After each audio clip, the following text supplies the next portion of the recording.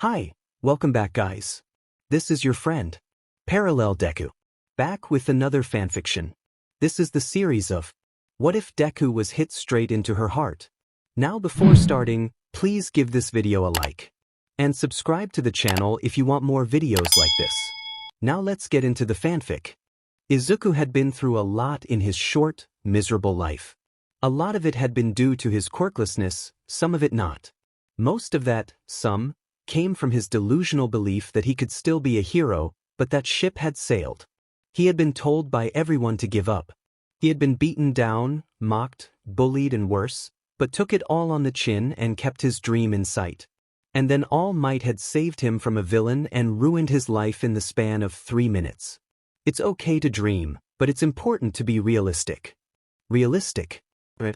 Realistic for Izuku was hurling himself off the nearest 10-story building sometime between now and the next 5 years, but what would All Might know about that?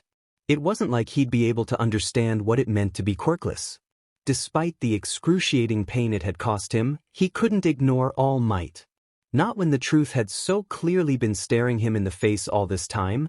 He just couldn't bury his head in the sand and ignore reality anymore. So he gave up. Considering the fact that he hadn't considered trying out for the general studies course, and that Bakugo had threatened to kill him if he showed his face at UA, it was no surprise that he wound up going to the same crummy high school that most of his classmates at Aldera washed up at. It wasn't all that great. Sure, Bakugo wasn't there anymore to torment him, but that just meant that his old classmates had a strong sense of duty in picking up the slack Bakugo left them, which meant he got beat up a lot. And even if it wasn't as bad as Aldera anymore, it wasn't like people were going out of their way to make friends with Izuku. What if they caught his quirklessness, like a disease? At least the teachers were a little nicer, but he had a funny feeling that was just because he knew his place now. Also, he had no plans for the future post-graduation. It wasn't as if businesses didn't check for quirks before hiring. In most cases it made sense, what with wanting to hire someone with the right quirk for the right job, but in his case it just meant his applications would go straight into the bin. All in all, but it would have been survivable if not for one little detail. Thanks to some sick twist of fate, he had to walk past UA's main gate on his walk between the train station and school. Every day. Twice. It was like the universe was mocking him for his failures. Izuku didn't really appreciate it, to put it mildly. He was pretty paranoid about walking by the former school of his dreams. There was no chance he was going to risk being found lurking around by Bakugo. He'd probably accuse Izuku of stalking him or something and then beat him senseless, and that wouldn't be fun for anyone. At least when he got held up by people like Tsubasa after class, it meant that he didn't have to do much waiting once they were finished using him as a punching bag. By the time he made himself a little more presentable and limped around the corner to UA, it was usually well past the time any students from either school would still be hanging around. There's a silver lining for everything, right? Well, not really. There wasn't much silver lining to him having no opportunity to do, well, anything with his life, but who's keeping track of that? No one. No one besides him, at any rate. Izuku sighed quietly, hoisting his backpack a little higher up onto his shoulders. Why did he even bother? His eyes were trained firmly on the pavement in front of him, doing his best to avoid looking at the large, black gate that lined UA's property directly to his left. Izuku knew from experience that if he looked, he'd just get depressed. Well, more depressed than he already was. Was he depressed? Personally, he'd simply call it an acceptance of reality to act the way he was. It wasn't like Izuku didn't know what had happened, but the next thing he knew he was airborne. He had been shoved violently backwards, the air fleeting from his lungs as he let out a strangled gasp. He was sent flying. Literally. Izuku went from 0 to 90 in no time flat. There was a little bit of resistance as he continued his backwards trajectory, but it was only for a moment, until he hit a lamppost. At first, yeah, that one hurt. Someone screamed and it might have been him. Izuku gasped in pain as a bolt of white-hot pain shot through his body, unable to do so much as groan as his body locked up. His vision swam as he went limp and fell forward, fully expecting to kiss the pavement, but was caught at the last moment. His head was swimming, but he was still able to barely make out a pair of big, blue eyes looking down on him in concern, right up until his eyes rolled back and he passed out. Nijire, was in a bit of a pickle. She was running a bit late thanks to Snipe-sensei getting on her case again about taking spars a bit more seriously, but could he really blame her? When she wasn't fighting Mirio or Tamaki, it was a cakewalk. But Snipe didn't want to hear it.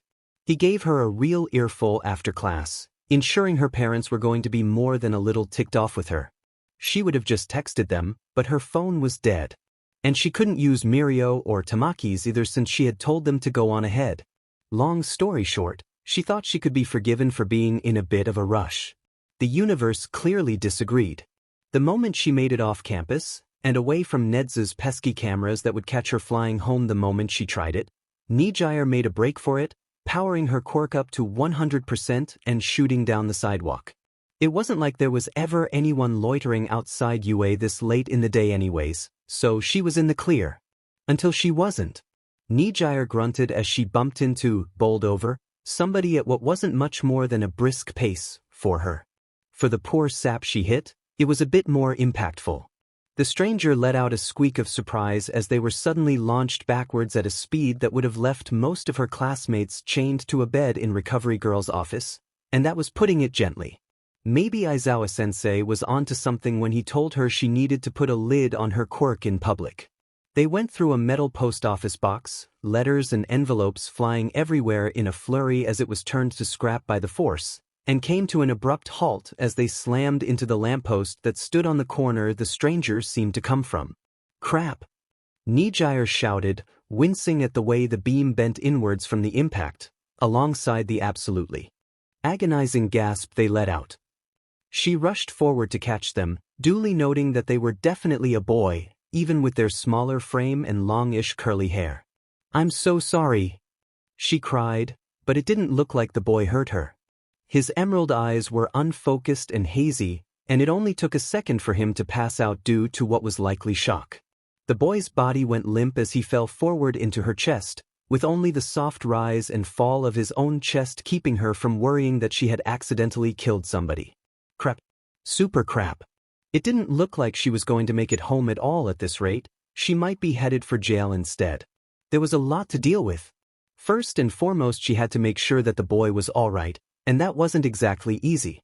By some miracle the back of his head wasn't a bloody mess, and the same went for his back. While it went unscathed, his poor backpack wasn't so lucky, but she knew that there was plenty of opportunity for him to have a concussion or worse. He also had a handful of bruises on his face that made Nijire hesitate, but it wouldn't make sense if he had just received them. She hoped Recovery Girl hadn't packed up for the night yet. There was also the little issue of, postal crime she had just committed. Several dozen papers flew around her in the gentle spring breeze, as well as a handful of papers that were leaking out from the green-haired boy's backpack. Nijire quickly took off her uniform jacket and laid it on the ground, quickly depositing the boy on it as she flew around to gather up all the papers she'd released into the wind. Lucky for her, none of them had gone far, and it only took a few minutes to sort out what was his and what was a postal product. She didn't have a great solution for fixing the mailbox, but that could come later. For now, duct tape would have to do. He's surprisingly light, she thought to herself as she hefted him into her arms, already turning back towards UA and speeding away. She really hoped Recovery Girl was still there. Izuku's eyes fluttered open slowly, but as soon as they were wide enough he hissed in pain at the glare of fluorescent lights. He brought a hand up to shield his eyes, only to hesitate as he realized that he had zero clue where he was, and that wherever he may be, the bed he was resting on was softer than usual. "Hello there, dearie," a soft voice called, making Izuku crane his neck to the side to get a good look. "How are you feeling?" He squinted his eyes as he tried to make out the speaker. For some reason he felt like he'd heard their voice before. "Recovery Girl?" Izuku gasped, completely bewildered. "Wait, where am I?" The woman smiled. "Yes, that's my name. I'm surprised I still have fans these days." She chuckled quickly. "And you're at UA. You took quite a hit out front and one of our students brought you inside, but you still need to answer my question." He felt like pinching himself. Was this real life? Was he dreaming? Izuku moved to sit up, but a lance of pain spiked through the back of his pain and ensured him that he wasn't asleep. "My head hurts," he mumbled, quickly laying back down. "Did anybody get the license plate of the truck that hit me?" At his words, Recovery Girl scowled, sending a look over towards the other side of the room that made Izuku realize that there was a third person in the youthful heroine's office. The girl that sat quietly in the corner of the room winced guiltily. You didn't get hit by a car," she mumbled, wringing her hands together awkwardly. "It was me." Izuku blinked. That was not what he expected to hear. The girl was clearly a student here, the uniform gave that much away, and seemed to be familiar with Recovery Girl if the way the heroine sighed in exasperation meant anything. She had long, straight periwinkle hair, as well as a pair of big blue eyes that sat on a very pretty face. Of course, she also had other features. The sort that made Izuku blush like an idiot and had him quickly look away before he started staring. "This is Hadou Nijire," Recovery Girl began, third-year hero course student at UA. Apparently she saw fit to use her quirk to help get her home quicker, which led to both your injuries as well as destruction of public property. With each word, Hadou's head dipped further and further down. "I'm really sorry," she insisted. Recovery Girl scoffed. "Sorry doesn't cut it. You should know better, young lady." Hadou just nodded at her words, harsh as they were. Izuku felt really awkward. He had a lot of questions floating around in his head right now, not the least of which being what kind of quirk she had to allow her to run into him with the strength of a freight train, but that wasn't really appropriate to ask given the setting. But when was the last time someone had apologized to him, much less meant it? Maybe it was All Might when Izuku had asked about being a hero. Maybe it was his mother when he asked her the same question. Maybe she didn't even mean it and was only saying it because she was in trouble. It's all right," he muttered. "Accidents happen." Hadou's eyes snapped up to meet his, surprise clearly marred across her features. "Really?" He shrugged awkwardly, slightly uncomfortable with the awe in her gaze. "Why yeah." The girl beamed at him, but Recovery Girl was quick to put a damper on her mood. "Just because the boy has forgiven you doesn't mean I have," she snapped, pointing her cane accusingly at Hadou. "You should know better. And you destroyed our mailbox. And that lamppost. And his backpack." "Wait, what?" "Huh." Izuku breathed out. Hadou looked especially guilty as she revealed the sad remains of his backpack. It had a giant hole torn open on the side, and looked like it had been by an industrial-grade presser, and that likely meant his notebooks were in a similar state. He deflated like a balloon leaking air. "Oh," Izuku mumbled, "I see. At least it wasn't his spine." Recovery Girl cleared her throat awkwardly to grab his attention. "UA is willing to provide you a compensatory backpack as well as medical services for your injuries as a sign of our goodwill and an apology for our students' reckless behavior," she stated, "but we would appreciate it if you agreed not to press any charges, young Midoriya." "Midoriya Izuku," he said quietly. "Young Midoriya." Recovery Girl finished with a smile, but her words made him feel even more awkward. I won't press charges or anything," he said quickly. Not only had he moved on, although he was more than a little sad about the state of his backpack and notebooks, but he didn't think he could afford nor win a lawsuit against UA. Plus it would have felt a little wrong to try and sue a hero school. That would be like trying to sue an orphanage or maybe a church. Hadou let out a sigh of relief as Recovery Girl clapped her hands together. "Wonderful," she said gratefully. "Hadou-san, why don't you go and grab Midoriya-kun one of the backpacks we have in the school store? If anyone asks, tell them to bring it up with Principal Nedu." The girl nodded and flashed Izuku a bright smile, but was quick to accept the dismissal as it was before she was shooed out of the room. Recovery Girl walked over to him and gave him a kiss on the cheek that made Izuku grimace, but it did its job. His pain evaporated in an instant, only to be replaced by the sudden urge to take a nap as his eyelids began to dip.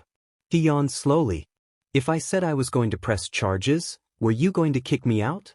The heroine looked personally affronted by his words. "Of course not," she groused. "I'm a doctor. And hero. It's my job to help people." Izuku's cheeks flushed in embarrassment. Sorry." Recovery Girl opened her mouth to respond, but was cut off by the door flying open as Hadou rushed in, breathing heavily and with a UA brand backpack in hand. "I got it," she announced proudly. "If you think about it, this is actually kind of an upgrade. Your old backpack was kind of old, you know? And this one is bigger and UA quality. No way it gets taken out by some measly mailbox. Recovery girl scowled. Thanks for reminding me that you committed a federal crime, Hadou-san. After you escort Midoriya-kun here home, we're going to have a long chat with Nedu on proper quirk usage and spatial awareness. Izuku and Hadou both paled, albeit for different reasons. Hadou was freaking out over the fact that her teachers were likely going to skin her alive, and as for Izuku, escort me home? He blurted out, he doesn't have to do that. The doctor shook her head. Yes, she does, she said vehemently. My quirk drains your energy reserves to quicken the healing process, and I'm not going to allow you to walk out of here unsupervised while you're at risk of passing out. Speaking of which, here. Recovery girl retrieved a small gummy bear from a jar on her desk before offering it to Izuku. Eat this. It'll help revitalize you. Izuku hesitantly took the candy, but it was rather tasty. Thanks, he replied, after swallowing the food in his mouth of course. But I think I'll be okay really. I don't want to trouble any of you more than I already have. She gave him an unimpressed stare. She sent you through a mailbox and into a pole. You're not the one causing trouble here. All right. Izuku chuckled awkwardly, pulling at his uniform collar. But still. It's okay. Hadou interrupted. I don't mind. I'm a hero, it's kind of in the job description. She giggled slightly, but her laughter quickly died out as Recovery Girl gave her yet another sharp look. Besides, Hadou chuckled, forcing out a laugh, maybe we should give Recovery Girl some time to cool down. Yep. Nijire was quick to grab his backpacks, both the new one and the old one, and run for the door before Recovery Girl could reprimand her once more. I'll be waiting outside for you. Izuku blinked as the girl made herself scarce, completely lost for words by her actions. Recovery Girl sighed. That girl doesn't know when to quit, she muttered fondly, giving Izuku a sideways glance. Try not to end up here again, okay kiddo? He gulped. Wasn't planning on it. The youthful heroine chuckled at his words, a wry smile on her weathered face. Dearie, things rarely work out the way we planned. She gave him a pat on the back. Now, I'm sure you don't want to keep that young lady waiting for you, she might just throw you through another mailbox. After a moment Izuku nodded slowly, pushing himself off the cot and making his way towards the door. Thanks, Recovery Girl. The doctor smiled and waved off his thanks, shaking her head softly at him as he exited her office. But as soon as the door closed, Izuku froze. How was he supposed to get out of here? Wow, Hadou giggled once she finally saw him show up at the gate. You sure took your time there. Izuku rubbed his arm awkwardly. Sorry. I got lost. She nodded in understanding. No worries. I totally get that. UA is kind of a maze. Even I get lost inside sometimes. Hadou started walking, but quickly stopped herself as she turned back towards Izuku. Where do you live, by the way? Also, why were you walking outside UA so late?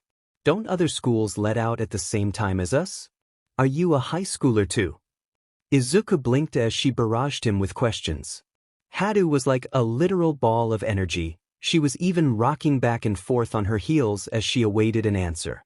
When was the last time he'd seen someone so bouncy? It reminded him of himself, if he was 4 again. Realizing she was still waiting for an answer, he quickly shook his head. I live in Mizudafu. I take the train to get home. Why yes, my school lets out at a normal time, I just stayed late. And yes, I'm a first-year high school student. Hadou's eyes sparkled as she watched him answer her list of questions, making him feel more than a little overwhelmed as he stared down bashfully at his shoes, scuffing one against the pavement. Wow! Hadou gasped. I can't believe you can keep up with me. Most people get lost by the second question. But since you live in Mizudafu already, why didn't you just go to UA? Are you a delinquent? Do you have horrible grades? Do you not like heroes? Izuku fought down the urge to wince, and boy oh boy was it close, as Hadou continued wondering why he didn't end up at UA. As it was, he settled for a weak shrug and to start walking to the train station. I don't know, he mumbled. I guess it just never seemed realistic. Hadou raised an eyebrow at his tense form, following along beside him. Realistic. She repeated slowly, almost as though in disbelief. UA has the highest application rates of any high school in the country. It's not realistic for most people to get in, but they still try. Did you not want to go? Is your school better than UA? What school do you go to? Man, she asked a lot of questions. Was this what people thought he was like? He shook his head quickly at that thought. Of course not.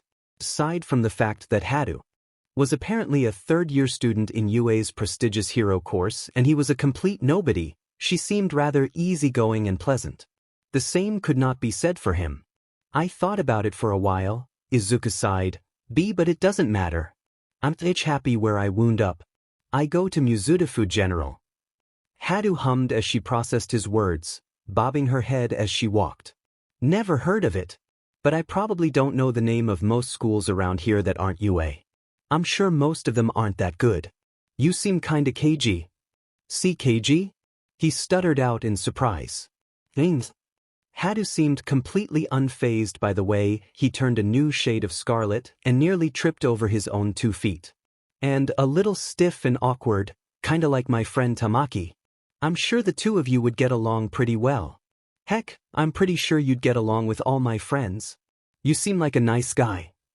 Izuku had no idea how to respond to what Hadou was saying anymore.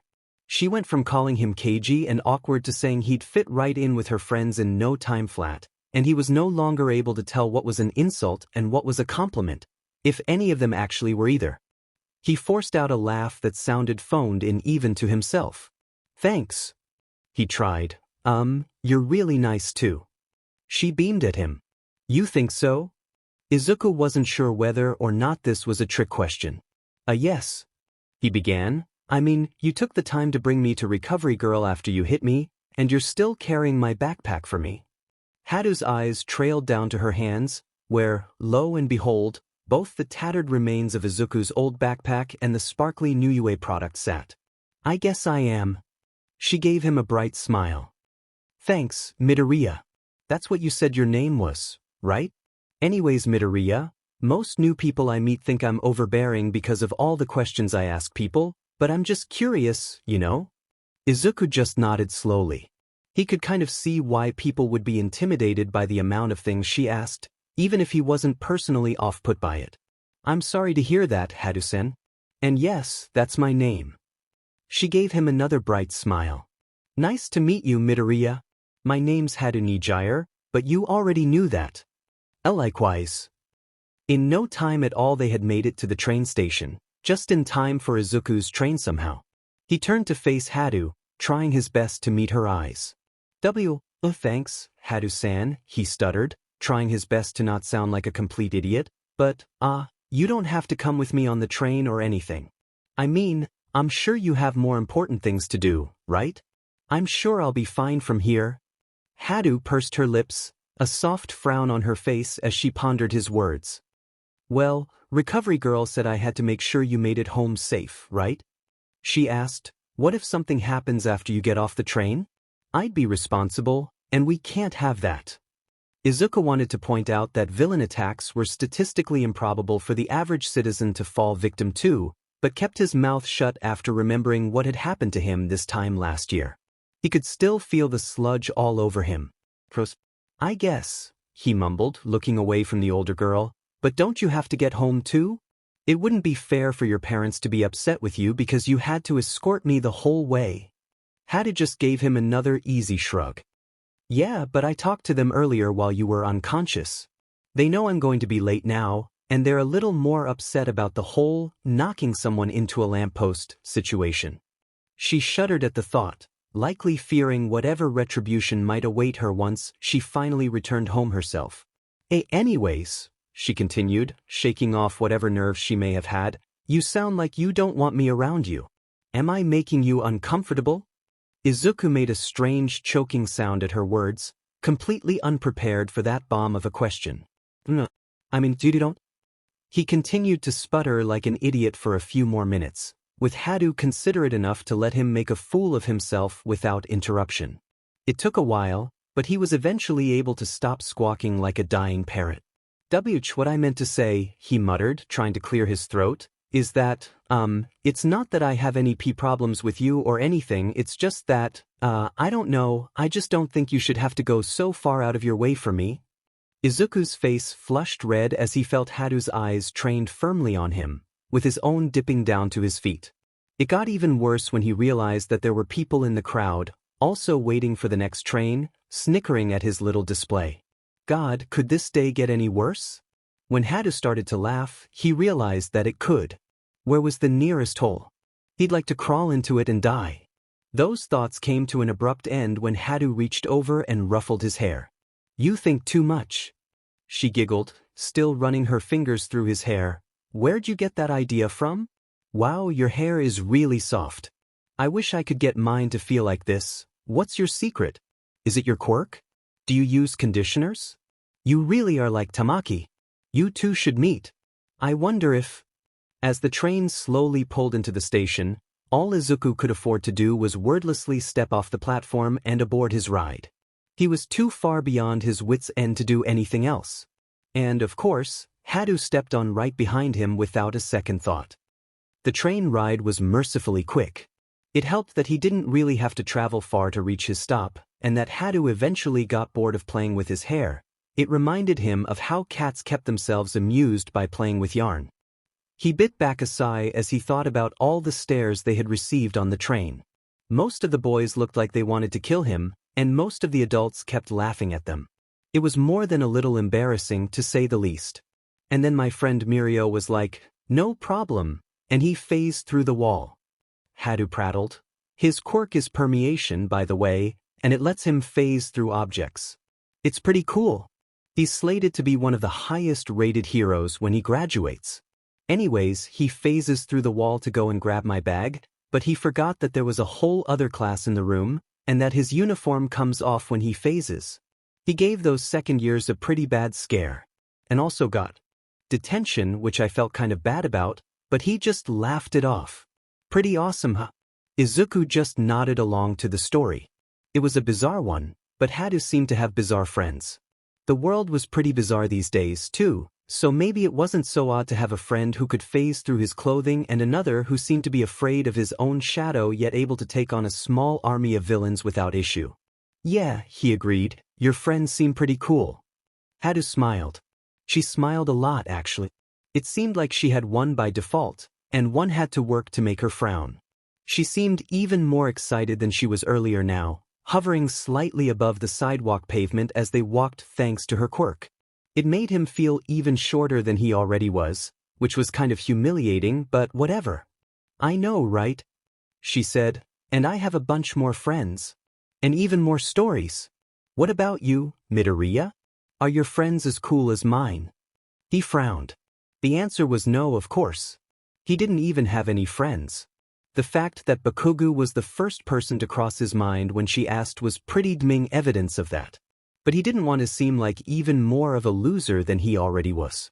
But not really, he said quietly, already figuring out just how he was going to spin this lie. They're cool, but none of them have done anything like that. She hummed. That's fair. Hadou nodded. But you must have some fun stories, right? Izuku gulped. That was a little harder to lie about. I don't go out that much. He tried. It sounded like a lame excuse. He knew it was a lame excuse. Well, that's lame, Hadou commented, confirming his suspicions. I mean, I don't get that much free time anymore either, being a third year and all, but I still make time to hang out with my friends. Trust me, Izuku sighed, I know. Hadou continued on a tirade about the importance of hanging out with friends, which then spilt over into a discussion on how she met Mirio and Tamaki, which turned into another story about Mirio. Seriously, he was starting to learn more about her classmates than his own, which turned into, sorry to interrupt, he said quickly, cutting Hadou off from her latest tangent about Tamaki's eating habits, but this is my apartment. His companion blinked before looking to the side and realizing that there was, in fact, a small apartment complex to their left. Oh. She hummed, nice place. Thanks. See, can I have my backpacks now, please? Hadou's eyes turned down towards her arms, which still held both his ruined and new backpacks. You sure? I can walk you to your apartment if you... Ditch that won't be necessary, he blurted out. I mean, you've already done so much, and it's not like any of my neighbors are dangerous or anything. I'll be fine. Hadou eyed the building, and Izuku had no idea what she was looking for. It wasn't like he lived in a bad neighborhood or anything, and the complex was about as cookie-cutter basic as it came. Alrighty then, if you say so. She offered him the backpacks, and Izuku was acutely aware of the fact that he was probably going to get some stares when he brought a UA backpack into class tomorrow. Heck, it might just get stolen from him. That wouldn't shock him in the slightest. Thanks, he grunted, trying his best to not show that the items weren't too heavy for him to carry. That would have been humiliating. For carrying them and coming with me. You really didn't have to. Hadou shrugged, her smile not waning in the slightest. I already told you it's no problem. It's the least I could do for launching you through that mailbox, remember? Right. She had nearly killed him an hour ago. It already felt like forever ago. To his surprise, and her delight, even if Izuku didn't know it, he started to laugh. Yeah, he snorted, I guess so. Still, I appreciate it. Hadou beamed at him for a moment before a brief look of remembrance flashed across her face. Before you go, she added quickly, do you have a phone on you? Izuku blinked, before pulling out his phone. Yeah, do you need to make a call? She smiled at him as she took it from his outstretched hand. Nope, she giggled, causing his brow to furrow. Then why did you need mine? He pet his head to the side in confusion. Did you need the time or something? Done. Hadou proclaimed proudly, before handing him his phone back. Check your contacts. Her words make Izuku pause. Huh. He did as instructed, however, and he couldn't hide his shock as he opened the app. Nejire Hadou. There was. He was pretty sure his jaw was somewhere on the ground beneath them. Hadou giggled as she looked at his shocked expression. What? He had a lot of questions at the moment. Why did she give him his number? Was this a prank? Did she see that he had, no other people in his contact list? Izuku didn't voice all of them, but he did ask the first one. Hadou just laughed again. Why not? She asked, you seem like a nice guy, and I like meeting new people, so you should text me sometime. We can hang out without needing to take you to Recovery Girl. Plus, you still need to tell me about how you got your hair to be so soft. Apparently, she didn't really learn her lesson from earlier, because she fired up her quirk and started to fly up into the sky, and Izuku continued to stare at her like a dumbass. Bye, Izuku. She waved at him as she slowly disappeared from his view. Don't forget. The fact that she called him by his first name didn't even register in his head until hours after they parted ways. As for Nijire, she was pretty happy with how things went, aside from how they met in the first place, of course. But if that hadn't happened, maybe they wouldn't have met at all. So it was worth it to her. Maybe not to Midoriya, yet, but she'd just have to show him it was. Besides, Nijire liked his eyes. She definitely wanted to see him again. Hopefully he remembered to text her. Based on the look on his face, there was no way he could forget. Izuku did not forget to text Hadou. No, his decision to not send her a message was, in fact, very deliberate. At first glance, this may seem like a dumb move. On closer inspection, it may seem downright idiotic for him to be graced with a beautiful girl's number and then choose to not message her. Some people might even think it would be the biggest mistake of his life to do such a thing. To all of those people, Izuku would simply tell them to face the facts. For one, Hadou clearly felt bad for him. She threw him into a lamppost for crying out loud, and there was likely a certain amount of pity at work in her giving him her number. She was probably just doing it to be nice. Also, there was a pretty good chance that she didn't actually give him her phone number. He'd been on the receiving end of that more times than he could count. Someone starts acting nicely towards him for a day or two and gives him their number to hang out, and then when he goes to use it, it's fake, or he's already blocked. He'd rather save himself the humiliation if that was the case. Finally, if she didn't do it out of pity, and if she really did give him her number, then it was only a matter of time before she realized how much of a loser he was.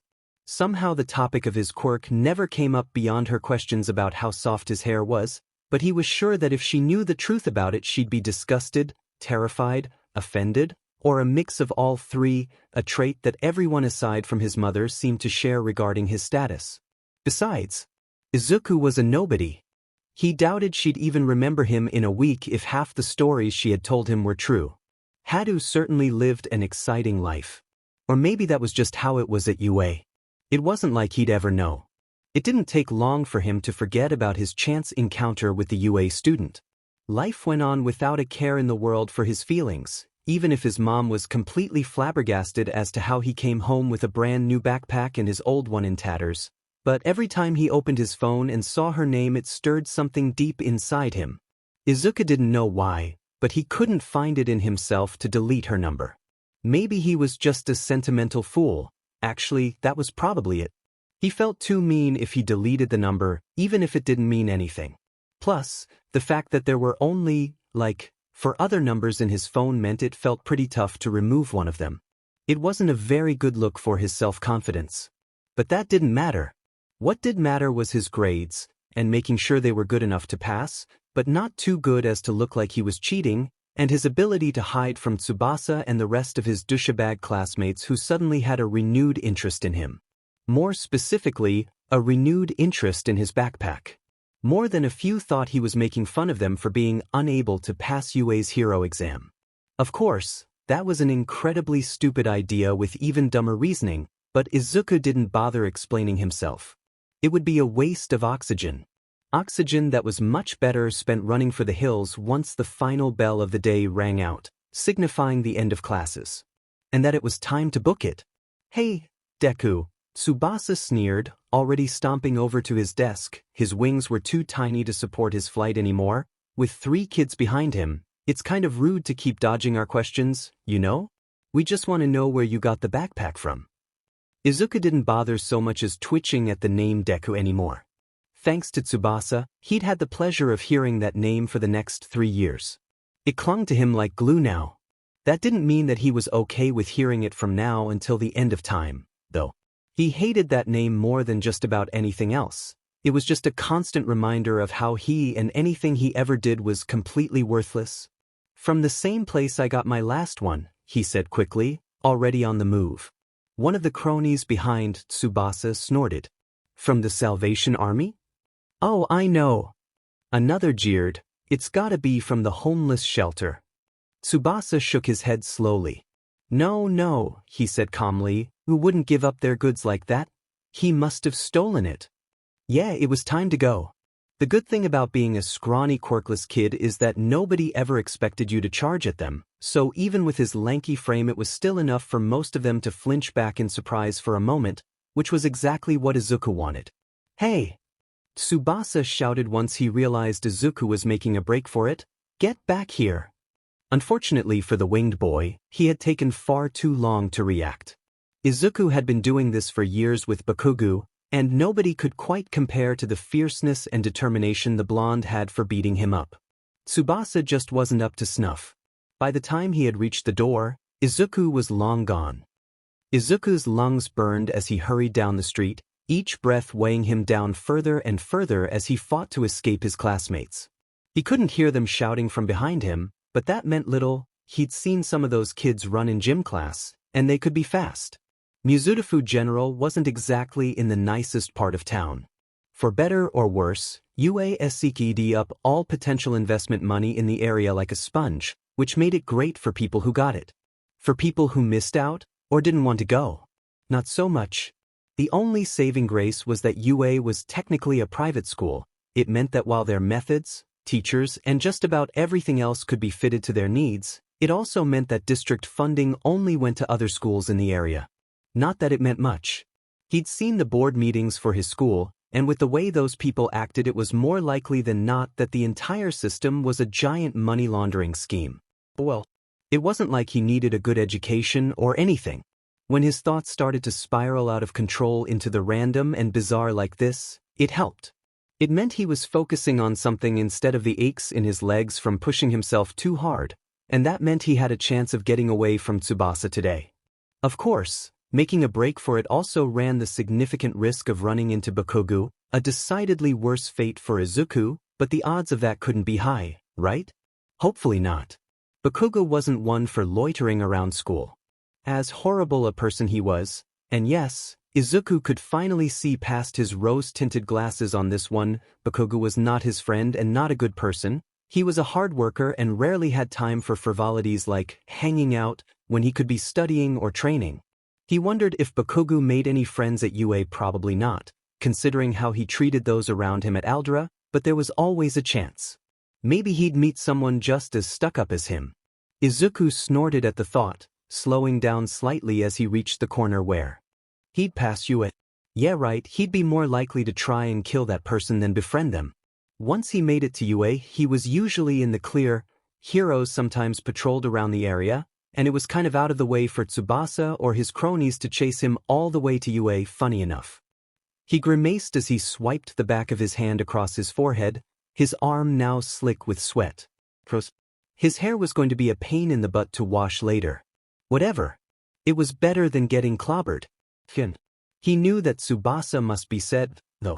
Izuku still remembered the day after the UA entrance exam, with him sniffling and sobbing about how unfair it had been.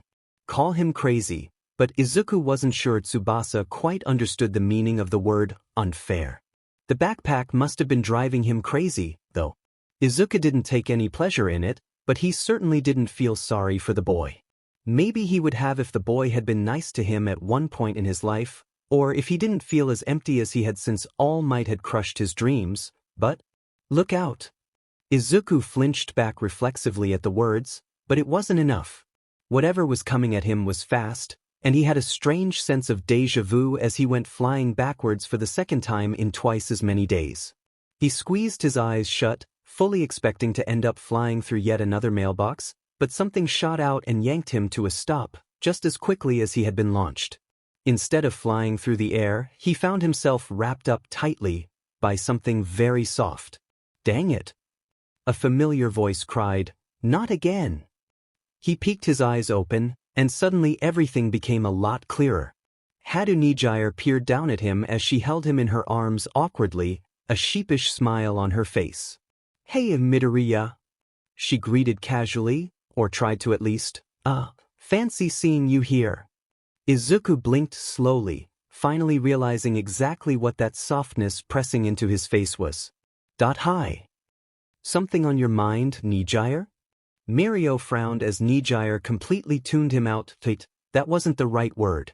It was more like she didn't hear him in the first place. It had been like this for a while now. 2 days ago she had been in higher spirits than usual, although she wouldn't say why, to Mirio's exasperation and Tamaki's slight amusement. But that mood had dampened quickly between yesterday and today. Even on her bad days Nijire had never really been, well, in a bad mood, but they were starting to approach that territory. Nijire? He tried again, to no avail. Hello, Earth to Nijire?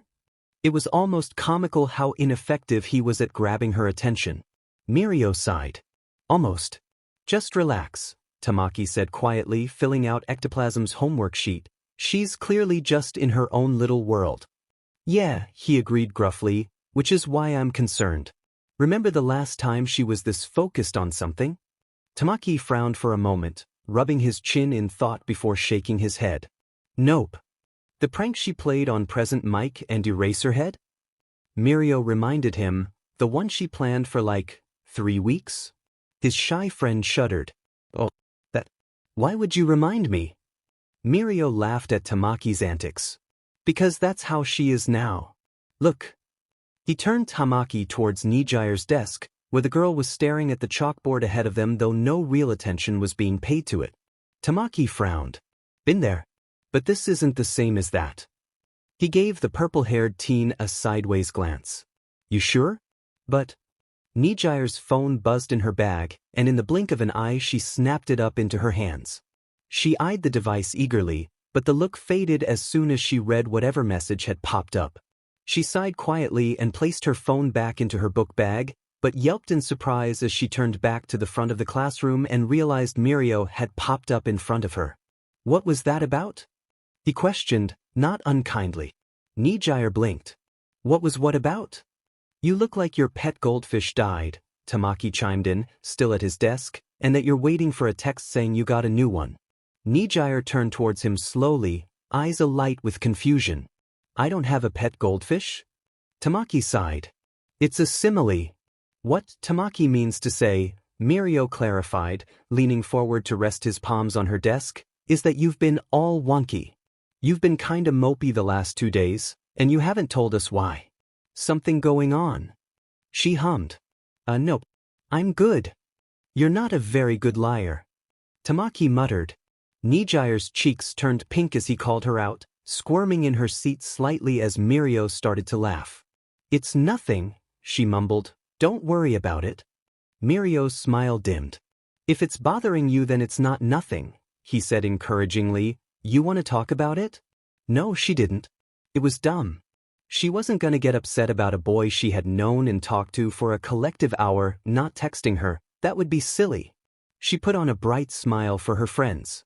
Really, she insisted, don't worry about it. Mirio and Tamaki shared a look. If you say so, Mirio shrugged. But you know we're here if you need us. Nijire nodded happily at them and began to half pay attention to Mirio's discussion of the upcoming sports festival. So what if she really enjoyed Midoriya's company? Or liked how he answered just about every question she threw at him, without her needing to repeat herself? Nijire slapped her cheeks, earning another weird look from her friends before she waved them off. She needed to get a grip. Not everyone wanted to be her friend. She knew that. It made her sad that it looked like Midoriya didn't either.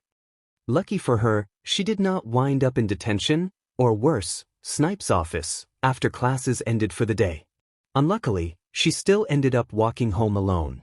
Mirio apparently had some sort of secret meeting with Principal Nedu and All Might that was going to take some getting used to, having All Might be a teacher of all things, and Tamaki had to leave early for a dentist appointment. That didn't surprise Nijire. With the stuff she had seen him eat for his quirk, it was a miracle he still had teeth in the first place. She wondered why his quirk didn't help him with that. What if he ate crocodile or shark? Could he replenish his lost teeth? Or was that the reason he was going in the first place? She shook her head. Now wasn't the time for that, she had to get home. Her mom was making omuris for dinner, and she couldn't afford to miss that. So she may have decided to use her quirk again. Sue her. Actually don't do that, she lucked out with Midoriya not pressing charges, but there were definitely people out there who would. But hey, she had done it before loads of times, and she had only hit someone once. That was a pretty good track record, all things considered. At least until she hit a pedestrian again. Look out! She cried, barely seeing the blurry outline of a person right before impact. They flinched backwards, but it wasn't enough. Sure enough, she launched them backwards, again, but she was determined to not take out yet another innocent bystander. She lunged forward, arms wide open as she prepared to try and catch them instead of letting them kiss the pavement. And it worked. Barely. It was a pretty close call, but any outcome was better than the one 4 days ago. Dang it! She cried, not again. She looked down at the poor sap she had hit, and was immediately hit with a sense of déjà vu as she realized exactly who she had hit. Hey Midoriya.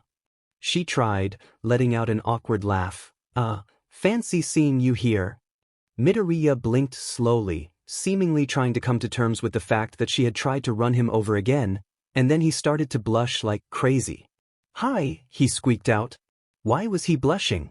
Was it because her melons were in his face? Probably. This was a little embarrassing to have happened again. Maybe she should put him down. But first, what a coincidence, huh? She tried to joke. I mean, what are the odds? Midoriya looked like he was blue screening. Pretty low? He eventually tried. Yeah, probably. She giggled at his reactions. He was kind of funny when he was flustered. Or maybe it's destiny. Destiny? He choked out. Things. Nijire nodded. Every time I try using my quirk to get home early, I run into you. Midoriya gulped. You, didn't Recovery Girl T tell you not to do that? Nijire sighed. Yeah, she groaned, but where's the fun in that? And not running me over? She froze like a deer in headlights at his words. Midoriya immediately, almost reflexively, shrunk back, but there wasn't exactly a lot of space for him to do that considering his position. Crap. she whispered, her head immediately darting over towards where she knew Ned's cameras were hidden. Please don't tell any of my teachers that I hit you again. Izuku gave her a strange look, whatever reaction he'd been expecting. That wasn't it. He wasn't sure how that was the first thing she thought of. Won't. It came out as a question because he didn't know how he would even do that. What? Did she expect him to bang on Yue's front gate and demand to speak to the manager? Whatever the reason, his response made Hadou breathe a sigh of relief. Thanks, Midoriya, she breathed out. You're a lifesaver. Izuku blinked. And no problem, he muttered, her bright smile making him slightly more embarrassed. You can put me down? Hadou froze in return, slowly remembering that she was still holding onto him like a big teddy bear with very fluffy hair. Oh right, she exclaimed, slowly setting him down and returning to the pavement herself. Sorry about that. It's okay. Things got quiet for a moment between them, but Izuku wasn't sure why. Hadou hummed as she stared at him for some reason, until a light bulb seemingly went off in her head as she snapped her fingers and pointed at him. Why didn't you text me? She asked. I told you not to forget, didn't I? Izuku winced. This wasn't going to be fun to answer. He rubbed his arms slowly, eyes on anything but the taller girl in front of him. He mumbled slowly, racking his brain to remember his excuses to himself. Kind of figured you were just being nice. Hadou pet her head to the side like a confused puppy. I was, she replied curiously, but I still wanted you to text me. Izuku gulped.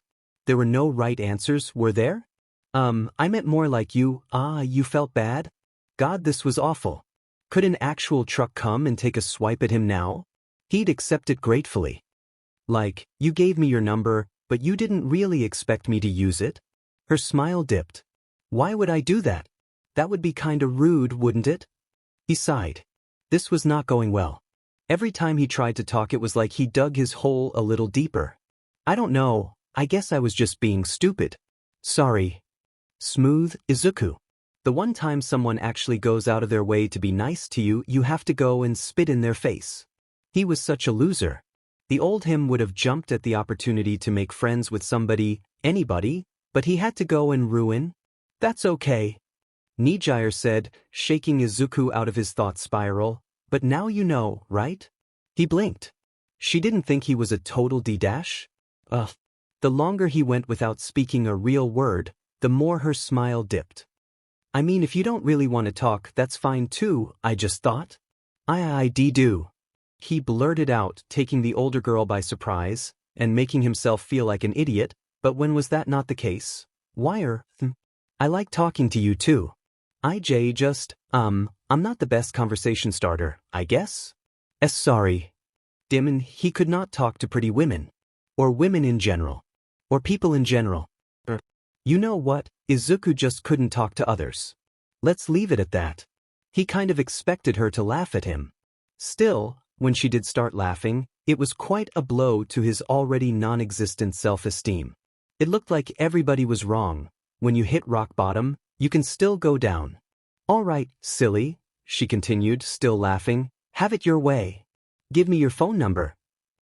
Hadou offered him another beaming smile, so bright it made him avert his eyes. You heard me. If you aren't good at starting conversations, then I'll start them. She pulled out her phone and looked at him expectantly, which made him immediately belt out the same string of 7 numbers he'd memorized since he first got his phone. Hadou stuck her tongue out as she created a new contact in her phone, jabbing at the buttons as quickly as she could. All right. She nodded at her phone, and then looked at him. One last thing, say cheese. What? Izuku winced as the flash on Hadou's phone went off, briefly making him blink stars out of his eyes. What was that for? I needed a picture for your contact. She exclaimed proudly. It came out good, take a look. He leaned back in surprise as a phone was moved. In front of his face, coming face to face with himself from a few moments ago, his eyes were wide as he stared at the camera and it looked like he was trying not to have a slide. You think that came out good? Izuku breathed out. Hadou nodded.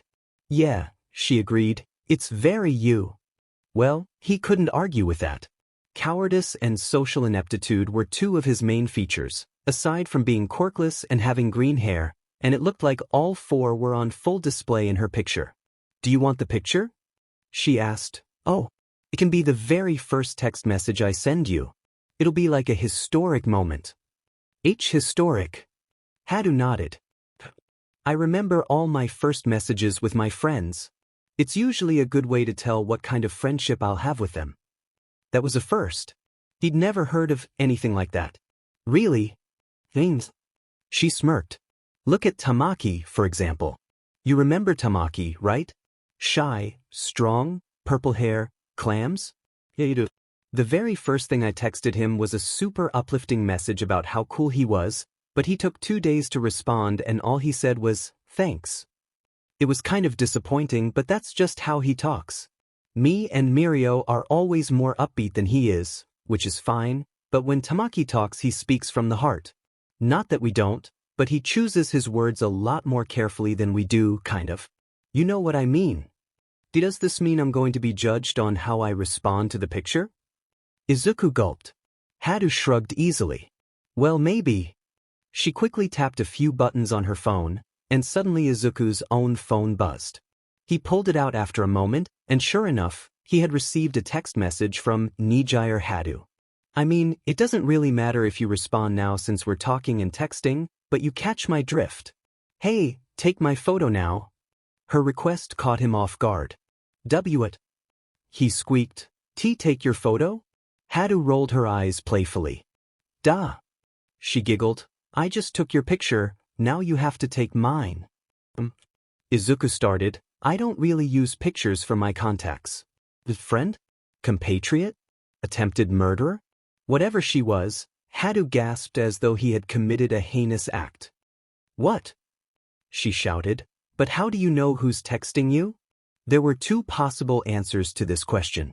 One was the objectively true claim that nobody ever texted him aside from his mother, so he wouldn't need to check beforehand, but that was lame, so he chose not to say that. Just read the name?" Izuku said slowly. "I don't know, it's just something I've never done."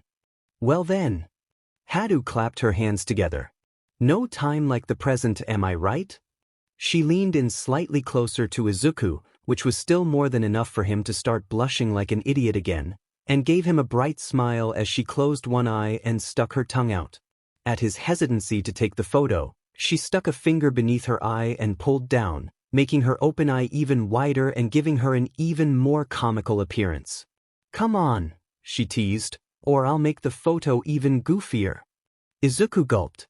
Wouldn't you rather have me take a, normal photo?" Hadou shook her head happily. "Nope.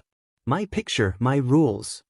It came out kind of sloppily, considering she was speaking with her tongue sticking out. Either way, Izuku recognized a losing battle when he saw one.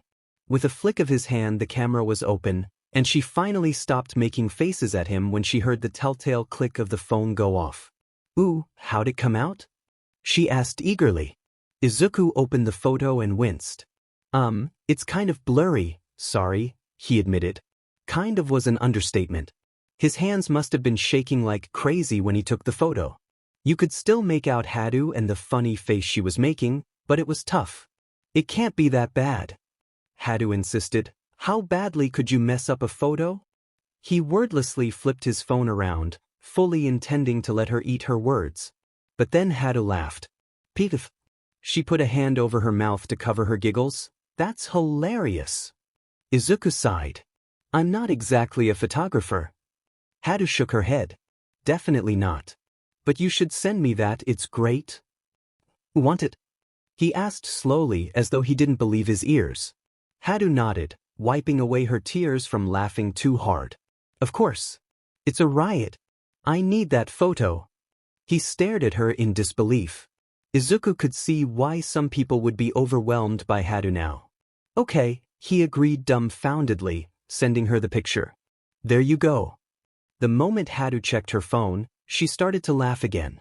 It really wasn't that funny, was it? Who was he kidding? He had a horrible sense of humor. He probably only disliked it because it was him who took the photo. Another stellar example of his skills. Anyways, Hadou took a deep breath, finally muffling the stream of giggles that had been flowing from the moment she had seen his picture. What are you doing out here? Didn't you say you had, extracurriculars or something? Izuku hummed. How could he lie here without revealing the fact that he had already lied about that last time and could continue to lie about why he would sometimes come home late from school? It's a pretty casual thing, he tried. Sometimes I have stuff to do, sometimes I don't. That seemed to work. Vague enough to not raise suspicion but also somewhat true. Sometimes he got held up, sometimes he didn't. It was really a 50-50 bet most of the time. I see, Hadou replied. Does that mean you don't have any plans for the rest of the day? He blinked. Where was she going with this? And not really. Sweet. Hadou hooped. Want to go get something to eat? I'm kind of hungry. Nope. He definitely couldn't handle this. Nope. Izuku was out. Hadou blinked at him in confusion as he turned as red as a strawberry. Everything okay? Izuku was fairly sure he was shaking like a leaf at this point. And not that it sounds bad or anything, it doesn't. I think I have to go home and eat? Like dinner? Her eyes went wide at his words. Oh man. Hadou groaned. I knew I was forgetting something. How could I forget about the Omuris? She threw a panicked look down to her phone, presumably checking the time, and gasped. How is it already 4:15? Hadou gave Izuku a strained smile, already starting to run. I gotta go, she announced. Omuris is waiting for me. I'll see you around. Text you. We can hang out some other time, but only if you want. Don't leave me on read. Also, I still need to know about your hair. With a flash of yellow light, Hadou was gone, probably using her quirk to rush home again. Izuku wondered if hitting people was just something that she did as a pastime. There was no way he was the only one, right? Well, no use in thinking about that now. He needed to get home, wash up, and eat. And text Hadou, if the way his phone was starting to vibrate like crazy meant anything. Man, he was so out of his depth talking to her. Was he even going to survive the next time he saw her? Probably not.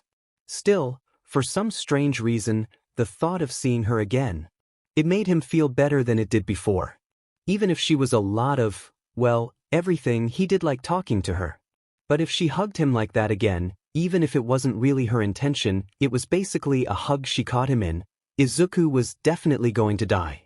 As it turned out, Hadou was as rapid a texter as she was a speaker. Case in point, Nijire. You doing anything later? Or are you one of the PPL who goes to school on the weekend? UA doesn't really enforce that, but what it's like for UR school. Does UR school even have weekend classes? Izuku stared at his phone in shock as the waterfall of texts poured in. It was only 7:30 and Hadou was clearly already operating at full capacity. He hurried to type out a response that satisfied her ever-burning curiosity. Izuku. Hi, Hadou. No, I don't have any plans for today. My school offers weekend classes, but I don't think I've ever seen a teacher actually show up for them, so I don't bother. Does UA really not enforce Saturday class? He placed his phone down after sending the second text, thinking it would buy him some time to at least start eating his breakfast, but it was buzzing before he could even pick up his fork. Izuku accepted the fact that he would have to multitask when the phone started vibrating so frequently it almost flew off the table. How was it even possible to type that quickly? Maybe it had something to do with her quirk, with how excitable she could be. That wouldn't surprise him in the slightest. Nijire. Oh, you even stutter when you type, that's great. How do you even do that?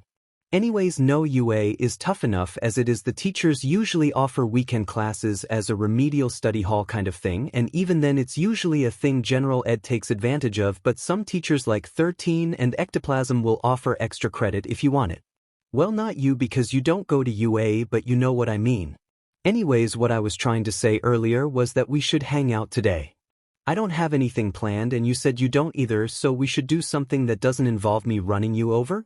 That probably wouldn't be very fun unless you're a SDST or something, but that's like really weird and you don't seem weird and it didn't look like you enjoyed getting thrown into a pole, but hey, I don't judge.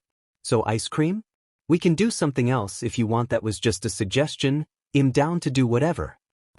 He was so not cut out for this. Nijire. You there? At her next text, Izuku scrambled to get back to typing. Izuku. Yes, I'm here. Oh, sorry. I was just reading your messages. It's not a stutter, they're just typos. It would be pretty bad if I couldn't text without stuttering. That's nice, I guess. Having the extra day off must be nice for you guys. And now came the hard part. Hadou wanted to hang out. With him. Was he dreaming? Maybe he should pinch himself. Nope, definitely not a dream. For what? What was her endgame? And why was she calling him SDST? Was this a date? No, of course not. Who would want to date him? The idea was about as laughable as him being a hero, and he knew full well how realistic that was. A friendly outing. With a very pretty girl. Who for some reason wanted to interact with him. Izuku. Ice cream sounds good if you want. Hey, if she was going to be nice to him, he might as well embrace it. It was only a matter of time before Hadou found out he was quirkless and immediately dropped whatever interest she had in befriending him, but it would be nice to have someone to talk to for a while. Also ice cream. Who didn't like ice cream? Nijire. Great. I know a place, I'll text you later with the location and the time. For it. It wasn't a date. It wasn't a date. It wasn't a date. Izuku had to keep repeating that same mantra to himself over and over, otherwise his head might have exploded from embarrassment. He had no real idea where he was, aside from somewhere in uptown Mizudafu. She had texted him the location of some ice cream parlor he'd never heard of before, and he was waiting patiently outside, standing beneath the large, multicolored ice cream cone sign that slowly spun around. To be honest, he was kind of surprised by the fact that he was the first one there. Considering how, energetic Hadou was, he expected her to be the first one here by a mile. A small, nasty part of his mind was already whispering to him that she was never going to show up, and that she had just been stringing him along to do this exact thing once he finally put his guard down. But for some reason, Izuku didn't think Hadou would do that. Of course, he could always be wrong, like he was about a great many things, but… Midoriya! A now familiar voice cheered, "Over here! Midoriya!" Izuku turned towards where he heard the voice, only to jump as he realized Hadou had arrived, and was already right next to him. Ah! He jumped in surprise at the girl's speed, with Hadou bursting into giggles as she witnessed his reaction. "Yua hi. Heya." Hadou gave him a brief once-over, slowing down as she read his shirt. "Why does your t-shirt say, pants?" Izuku sighed.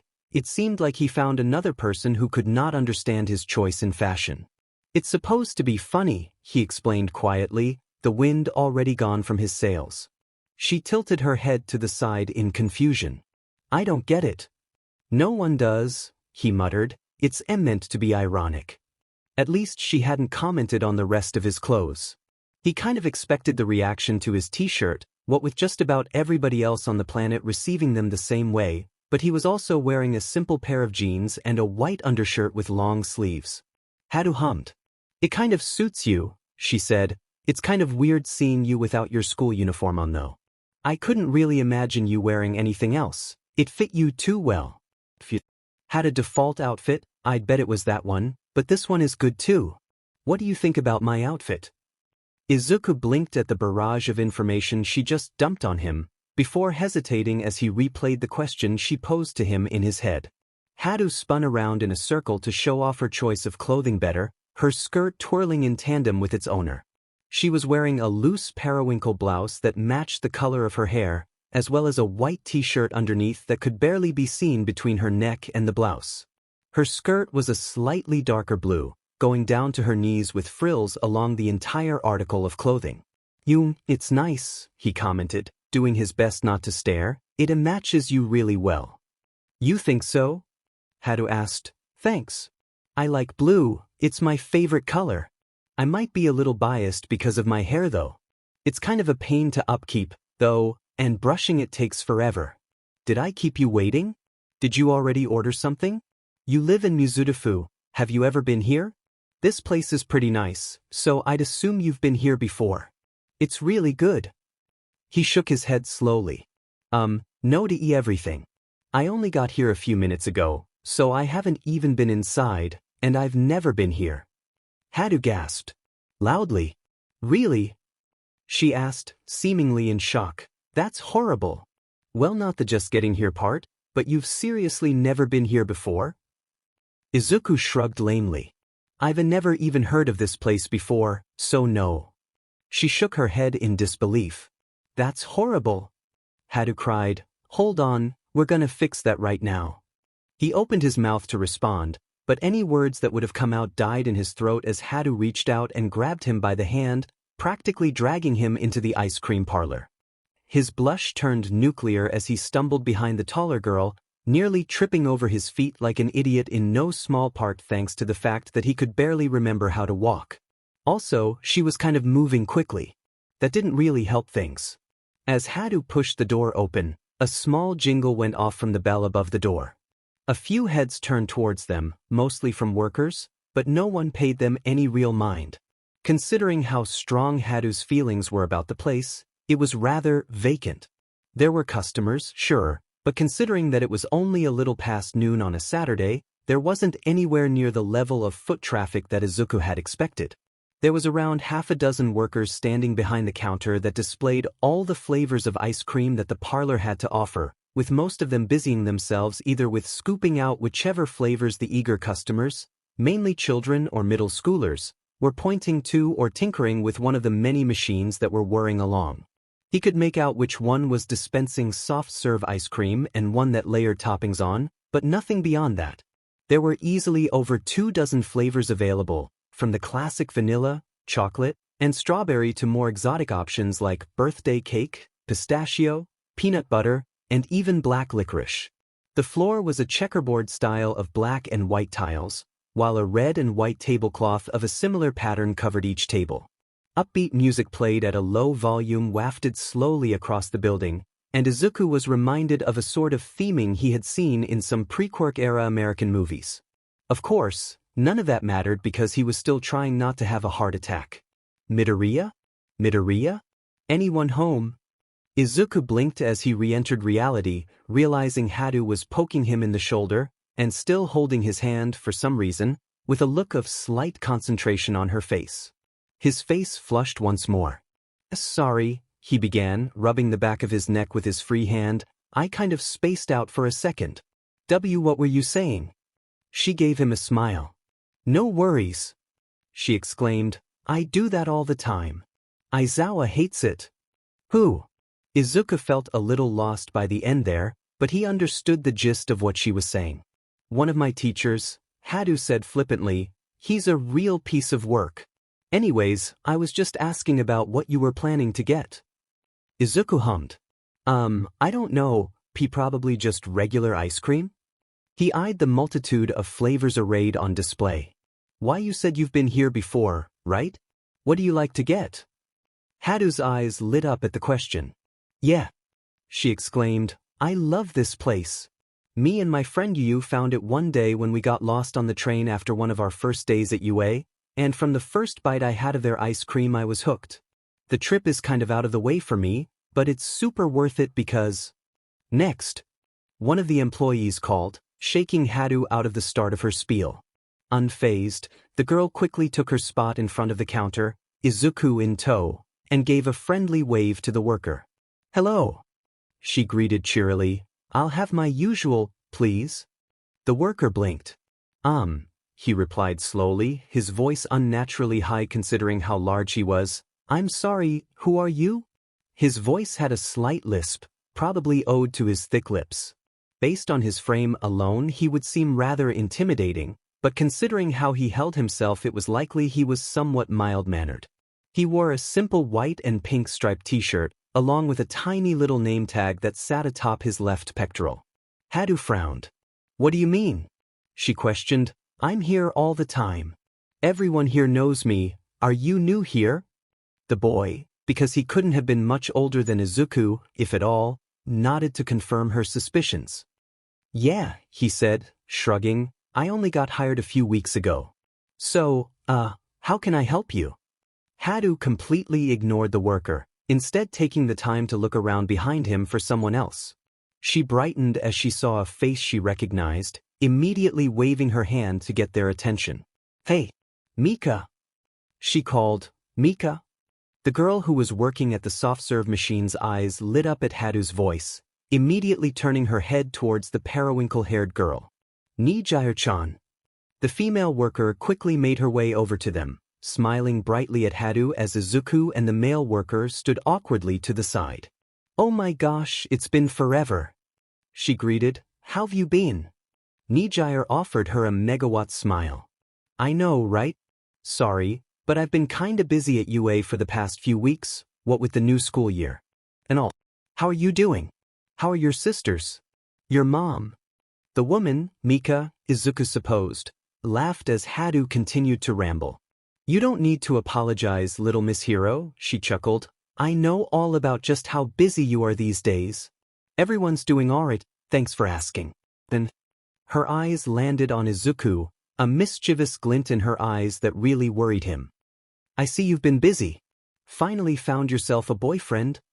If Izuku thought he was blushing like an idiot earlier, there were no words to describe how embarrassed he was at that moment. He finally freed his hand from Hadou's in a panic, choking on his spit and mumbling incoherently. Hadou just laughed. "Nah, this is just my friend Midoriya," she explained. "I met him a few days ago. He said he's never been here before, but he lives in Mizudafu. Can you believe that?" Mika shrugged. "It's a big world, you know," she reminded, "but we'll be sure to accommodate him." "Nice to meet you, Midoriya." "Likewise," he mumbled, eyes trained squarely on the large tub of root beer ice cream in front of him. If he focused on anything else, he might just die of embarrassment. "Hey, Tanaka-san," the other worker asked, regaining her attention, "do you still need me over here, or?" Mika waved him off. "You're good, Satu," she said calmly. "Go and see if Maya needs any help with the slushy machine. I'll take it from here." The boy nodded and was quick to disappear into the back of the parlor, with Tanaka turning back to Hadou and Izuku. "You know, Nijire," she hummed, "Satu here is going to. He's even in the hero course. Maybe you'll see him sometime." "Ooh, maybe." Hadou nodded. "He seems nice. But I'm here for one thing and one thing only today." Tanaka smirked. "I'm sure you are. The usual?" "Yep," she confirmed. "As for the flavors, how about one birthday cake, one cotton candy, one rocky road, and one strawberry?" "Wait, what?" The worker nodded, already moving between each tub of ice cream to fill out Hadou's order. The 4 scoops of ice cream were placed into a massive waffle cone, with the entire thing then being coated in sprinkles, hot fudge, chocolate chips, and a few marshmallows. Finally, Tanaka grabbed a single plastic spoon from a small dispenser behind her and stuck it into the sugary monstrosity she had created, offering the treat to Hadou with a smile. She looked ecstatic. "Thanks," Hadou said happily, eyeing the ice cream hungrily. "Oh, I've missed you." Tanaka then turned towards Izuku once more. "And how about you, kid?" To be honest, his appetite had kind of evaporated once he saw the cavity inducer disguised as ice cream that Hadou had ordered. But he knew saying nothing was just about the stupidest thing he could ever do, so he kept it simple. "Ah, 1 scoop of mint chocolate chip, please." She nodded at his request, a knowing look in her eyes. "Cone or cup?" "A cone is fine." "Gotcha." Tanaka handed him the cone with practiced ease. "That'll be 300 yen. Izuku nodded, quickly handing over the requested bills with his free hand. "Thanks," he said quietly, before sparing a look towards Hadou, who had already started to dig into her abomination of a meal. Is she?" "Nijire's got a tab with us," Tanaka quickly explained. "Makes things easier, she's our best customer. I'll just add it later." "Thanks." Hadou nodded quickly. "Come on, Midoriya. Let's go get a table." Yet again she grabbed him by the hand and led him away, causing him to repeat the same exact motions he's been going through over the past few minutes, with Hadou's friend behind the counter snickering silently to herself all the while. Hadou led them to a small booth in the corner of the parlor, quickly sliding onto the bright red cushions with her mountain of ice cream. Izuku took a little more time himself, mostly trying to get his heartbeat back to human levels, but eventually took a seat opposite Hadou. She hummed in delight as she went to town on her ice cream, with Izuku doing his best not to stare as she ate. They fell into a somewhat awkward silence, Well, awkward for him. Hadou seemed to be having a blast. He took a lick of his mint chocolate chip scoop. It was good, but for some reason tasted a little sweeter than he was used to. Not that that was an inherently bad thing or anything, but it was still a little unexpected. But why did Hadou like it so much? Well, only one way to find out. He started slowly, nearly losing his nerve once she turned her attention away from her ice cream and back to him. You are really like this place, huh? He ended with an awkward and forced laugh, already regretting opening his mouth, but Hadou just nodded enthusiastically. Yep. She agreed heartily, it's great. Aside from that new guy, I know everybody who works here and they know me. They know just how I like my ice cream, which is great, because if I asked any other ice cream parlor for this kind of order they'd probably refuse to serve me. He spared her cone a look, and realized he could barely even see the ice cream beneath all the toppings Tanaka had added. Did I see? It does seem very sugary. Which is why it's so awesome. At his somewhat perplexed look, she decided to elaborate. See, they use an old American recipe for their ice cream, which means it's got even more sugar than usual, which for most people probably isn't the healthiest, but it's awesome for me. I really need energy and stamina for my quirk, and this place is great for that because not only is this stuff great at raising my tolerance for energy, but the sugar highs that it gives me lead to massive crashes that work like stamina training. It's perfect. Izuku didn't know about the science behind that, but who was he to judge someone else's quirk, especially one that he knew just about nothing about? Besides, quirks were bullshit. Science and laws of physics didn't really apply to them. What is your quirk, Hadou-san? He asked before quickly backtracking. If you don't mind me asking, of C-course. She shook her head, already starting to take out spoonfuls from her ice cream again. She seemed to be targeting the birthday cake scoop with extreme prejudice. Not at all. She replied. My quirk is called wave motion. It's kind of like super complicated, but to keep it simple it lets me release my vitality in the form of shockwaves, like this. Hadou briefly left her spoon to sit atop her sprinkle-covered creation, and placed her hand out towards him with her palm facing upwards. A small yellow spiral, no taller than a pencil, suddenly appeared in the air above her hand, swirling around like a miniature tornado in slow motion before she dismissed it with a wave of her hand. I can do a lot of cool stuff with it, she elaborated, slowly returning to her ice cream, or, at least, I think I can. Coming up with new ideas for super moves is tough. But I have a lot I can do with it already. Remember how I flew around you when I walked you home that one time?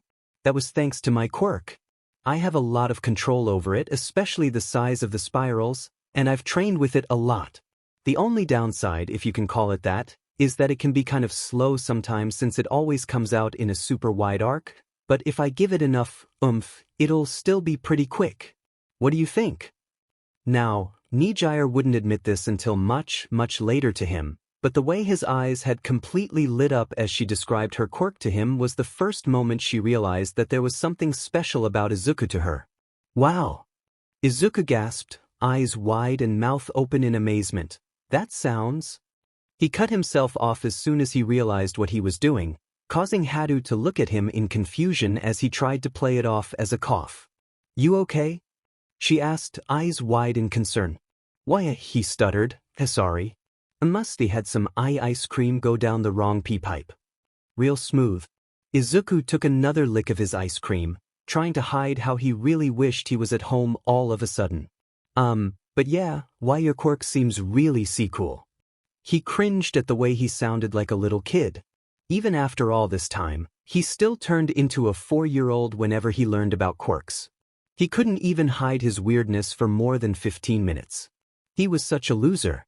Nijire didn't say anything about the minor scene he had caused, but her eyes certainly showed a level of concern. Midoriya didn't see it, of course, being far too preoccupied with doing anything but meeting her eyes. This would take some tact. You think so? Nijire asked, calmly ignoring the fact that he was curling in on himself. Thanks. A lot of people either think my quirk is kind of terrible because of the drawbacks, or think it's just fluky that I got such a powerful one. Izuku blinked. Was she still talking to him? He spared a glance up towards Hadou, And sure enough, her attention was focused on him. Was she waiting for him to respond? He started, awkward as ever. I'm sorry to hear that. Your quirk seems like a strong one, sure, but, I'm sure you had to put in a lot of effort to make it so. He took another tentative lick of his ice cream, unsure of how Hadou would respond. Or if she even would respond. Nijire hummed to herself slowly. She could tell Midoriya seemed interested in her quirk. Before he bottled himself up, he definitely seemed enthralled by her discussion of it. But she didn't know why he'd hide his interest so suddenly. It was the most passion she'd ever seen out of the boy, at least, aside from when she asked him if he didn't want to interact with her. I've had to do a lot of training to get to where I am today, she agreed, testing the waters. So what do you think? Izuku blinked. Think about what? My quirk, silly. Hadou giggled. You seemed like you had something to say about it earlier, right? I want to hear. His face became flushed again. Oh, them. Izuku trailed off slowly, before forcing a laugh and a fake smile. Why you don't want to hear me talk about any of that? I'm, sure I don't have anything interesting to say, huh? He looked back down quickly, grimacing slightly at his excuse, and that was when Nijire realized what the problem was. And it made her upset, though she had enough control of herself to not show it. Hadou hummed, twirling her spoon around in her hand as her ice cream began to slowly melt before slowly shaking her head. Sure I do. Izuku looked back up in alarm. She gave him a toothy smile. I love talking about quirks. Hadou explained, and I want to hear what you think about mine. I won't bite, promise. Izuku gulped. Hadou seemed pretty insistent on hearing his opinion, but no one wanted to hear him talk about quirks, and for good reason. It was creepy, stalkery, annoying. He could go on and on for hours about why he should just keep his mouth shut. So why was Hadou acting like that wasn't true? Realizing that she was still waiting on an answer from him, he cleared his throat and sat up a little straighter. He felt more tense than just about anything in the world. He started, trying to muster the nerve to speak honestly. It seems like, quirk with a low floor and a very high ceiling, if I'm being honest. Why, you said your quirk was the reason you could fly, right? How does that work? If you don't mind me asking. Hadou giggled at his mannerisms. Like I said earlier, no problem. To fly, all I have to do is emit some spirals from my feet and I can hover, and then to move I can either increase the output from those spirals or I can change their direction. It helps when I use my hands to help stabilize myself as well, but I've been flying for so long that I don't really need to use them if it comes down to it. Izuku nodded. That's very impressive, Hadou-san. I can't imagine how long it took you to perfect your flying. He took another lick of his ice cream. It seems like you've really pushed yourself with your quirk, which is something a lot of people sometimes either don't do well enough or take for granted entirely, and that's good, but, are those the only two applications you've found for wave motion? Hadou blinked, her easy smile faltering slightly at his words. What do you mean? He winced. Well, you trained your quirk very well, and it shows, and I'm not trying to take away from the amount of work you've put in. But, are flight and combat shockwaves the only things you use it for? She put her hand up to her chin, deep in thought. Yeah, Hadou replied, with the word coming out as more of a question. Is that bad? No. Izuku hesitantly responded. There's definitely nothing wrong with the way you have been using it, and you've definitely been training the right way. But, well, wave motion is literal energy, right? Hadou nodded, leaning forward slightly in anticipation. Feeling brave, he pressed on. A lot of this is speculation, but there are probably a lot of other ways you could apply that. Once you've created a spiral, can you use it to boost another person's output? Can you release it from all over your body? If you can probably use it as a force field. Could you use it to amplify your voice, like present mic? Can you alter how wide the cone of each spiral is, to make them more efficient? The moment he realized he had started to ramble, Izuku slammed his hand over his mouth, completely humiliated once again. And never mind, he whispered hurriedly, I'm sure you've already tried all that stuff. His eyes darted to his lap. ignoring the way that Hadou's eyes had continued to widen. No, I haven't. She'd been too busy training herself to be able to use her quirk all these years. After all, why would she bother with trying to change how wave motion functioned? They were each in their own separate world at that moment, with Izuku continuing to sink into his seat while Nijire slowly outstretched her hand to summon another spiral. Only this time, she tried something she'd never done before. She tried controlling exactly what she wanted the spiral to look like. Holy crap, she whispered, staring down at her hand in awe. Midoriya, look.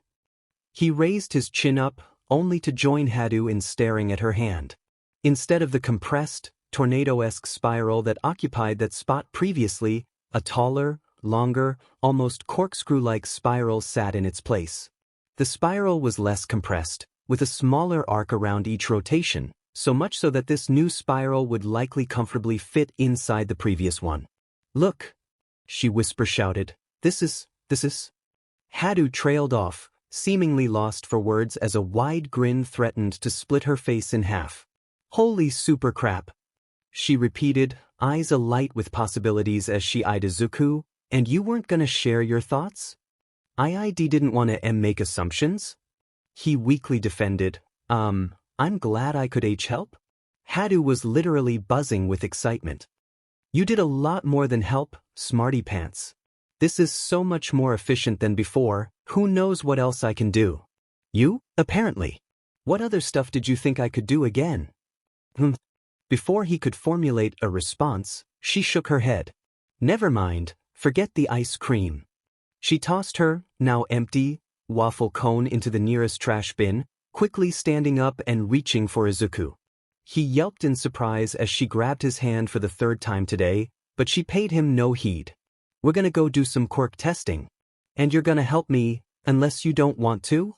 Even though she gave Izuku the option to decline, he could tell that Hadou was really hoping he'd go along with whatever she had planned. Okay. Great. Hadou hooped. There's no time to waste.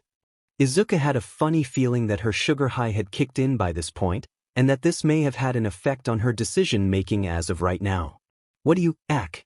He choked on his spit as Hadou beelined for the exit, practically being dragged behind her as he held onto her hand for dear life, with his other hand still clinging tightly to his single scoop of mint chocolate chip ice cream. Despite the terror that was coursing through his veins, Izuku couldn't help the small feeling of warmth that bubbled up in his chest at the way Hadou was so herself. The way she was so enthusiastic about everything, the way she encouraged him to speak his mind, the way she was so headstrong, all of it was a lot to take in, but it was what made Hadou, well, Hadou. It was nice to have a friend again. Izuku recoiled in pain as yet another fist smashed against his face, his head snapping backwards as his teeth rang out from the impact against his jaw. Laughter echoed around him as he was pushed around in a circle between Tsubasa and his friends, each one taking their turn getting a few hits in on his prone body. He tried not to yelp or cry out, since that just emboldened the group in their attack, but it was tough when Izuku was getting turned into a human punching bag. Did you really think you could keep running away, Deku? Tsubasa sneered, shoving him to the ground just to have one of the other boys yank him up by the back of his collar. You're pathetic. He socked him in the stomach, which would have made Izuku double over in pain if he were able to. As it was, he could only gasp in shock as the air left his lungs, shaking in his tormentor's grip.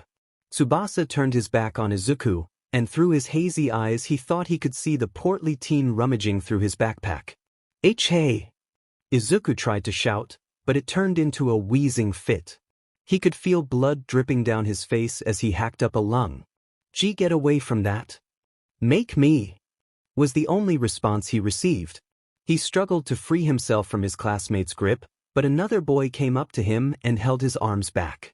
Tsubasa, ever impatient, didn't bother rifling through his bag. Instead, he simply turned it upside down and dumped all the contents out onto the grimy tile floor. Izuku kicked and cried in protest, but that just led to someone else coming over and hitting him square in his solar plexus.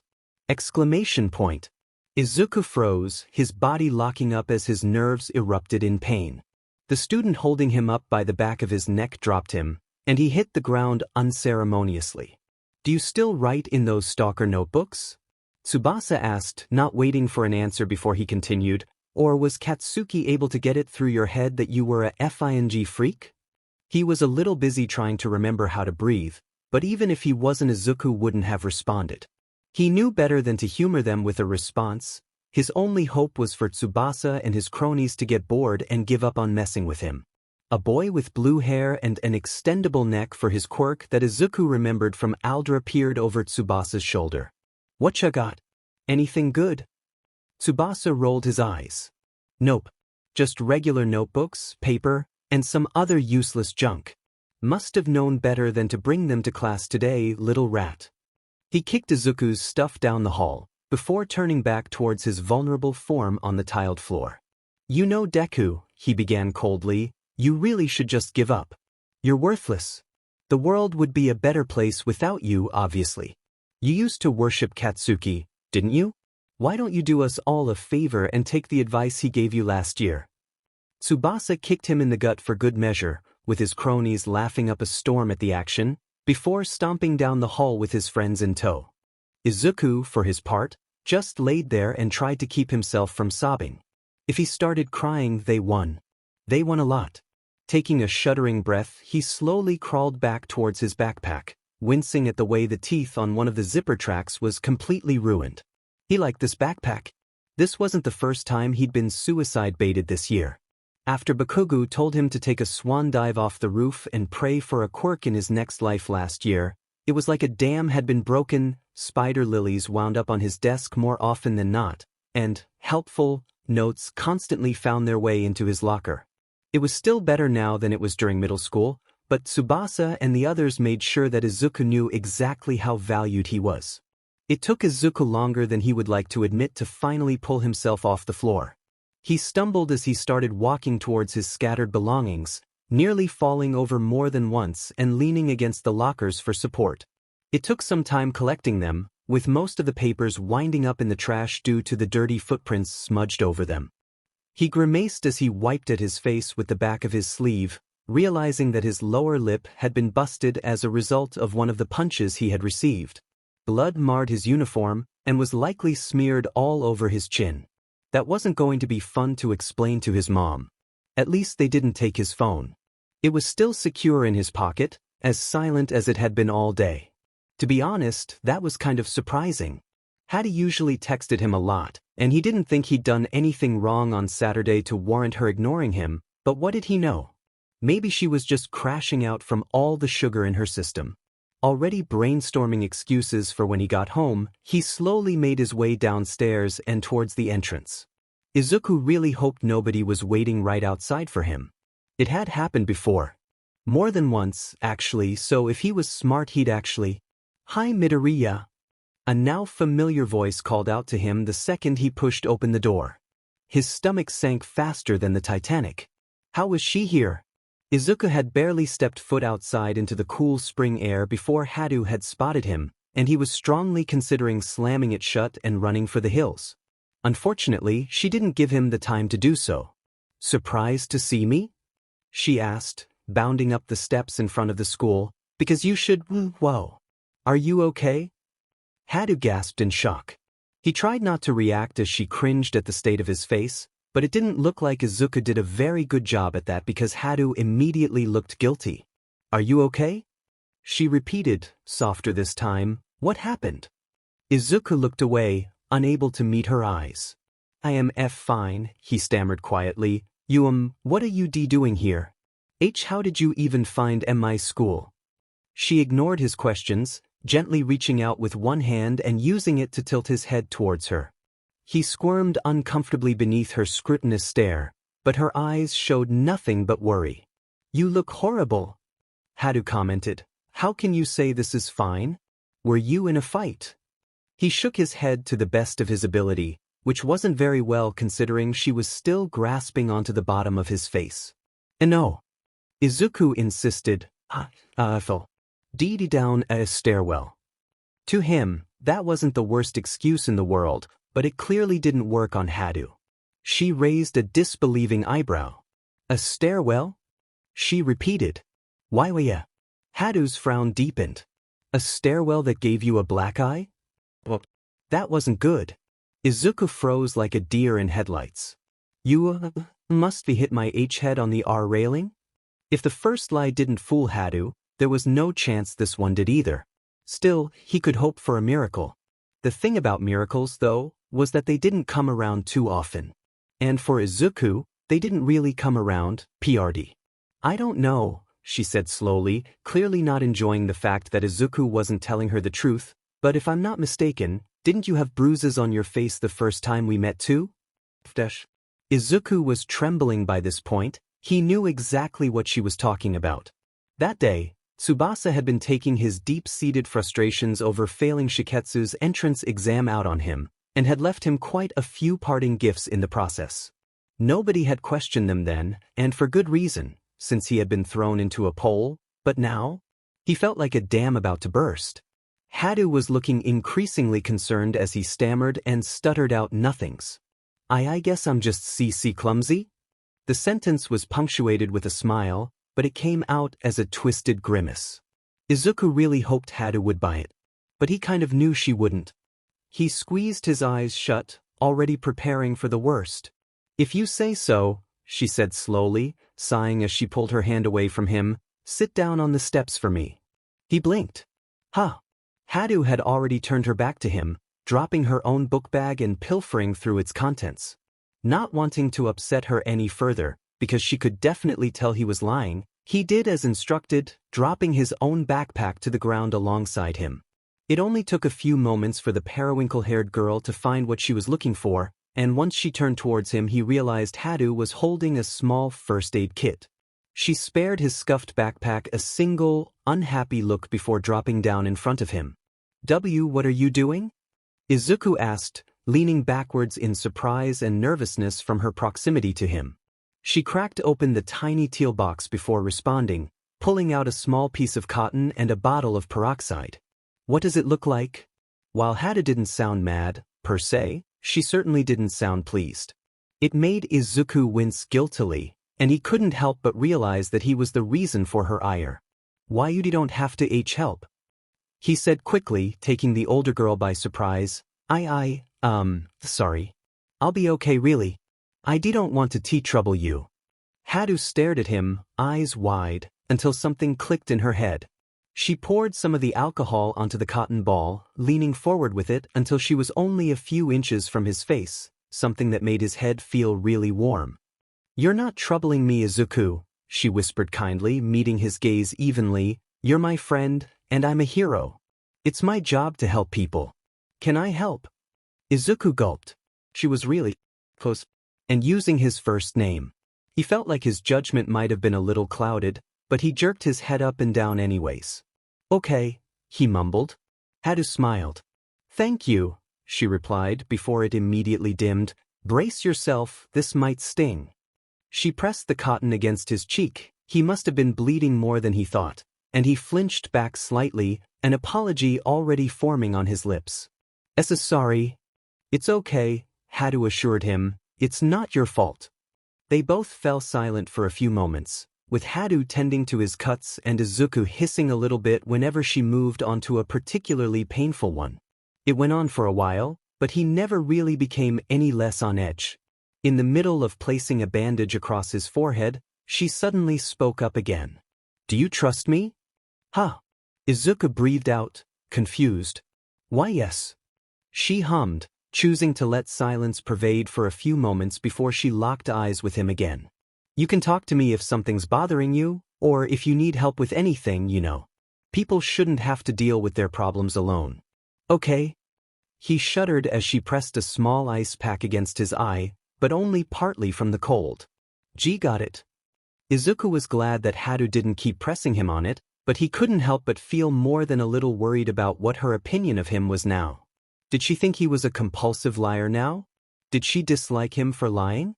Did she think he had lied to her about other stuff too? I don't think you're a liar, Izuku, Hadou replied.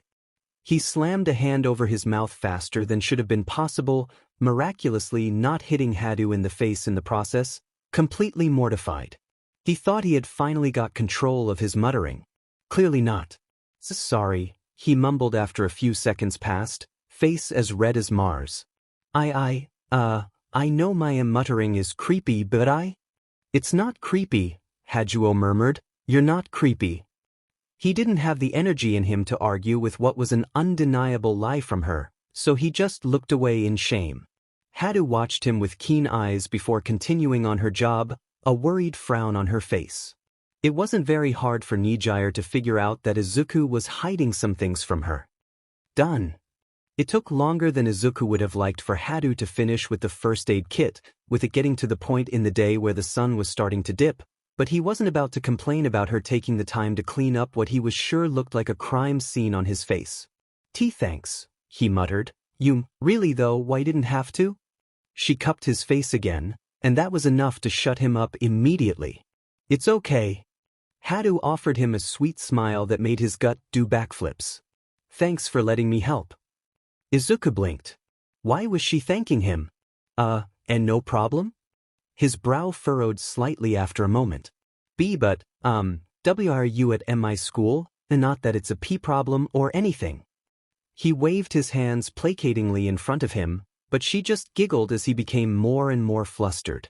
Thanks for reminding me, she replied, already turning back towards her book bag to deposit the first aid kit and retrieve something. I was gonna text you, but I wanted it to be a surprise.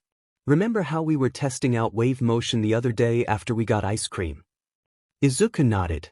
She had dragged him halfway across Mizudafu in a single bound, with the two of them winding up at an old, trash-filled beach, or so he thought.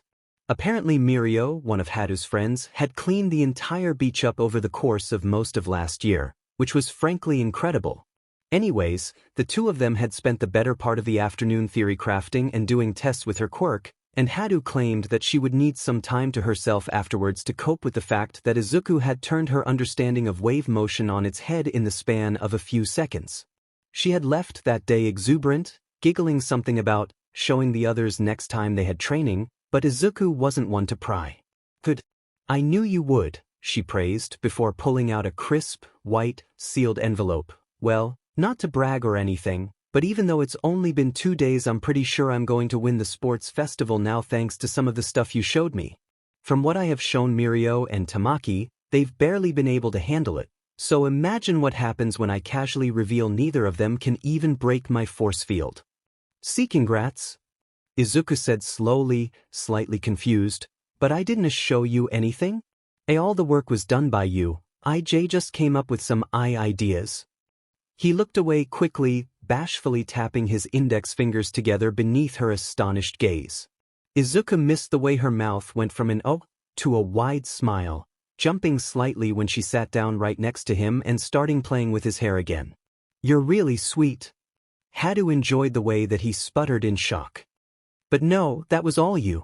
I've had my Quirk for 13 years, and I've never even thought about those ideas for it. You can take credit for this one.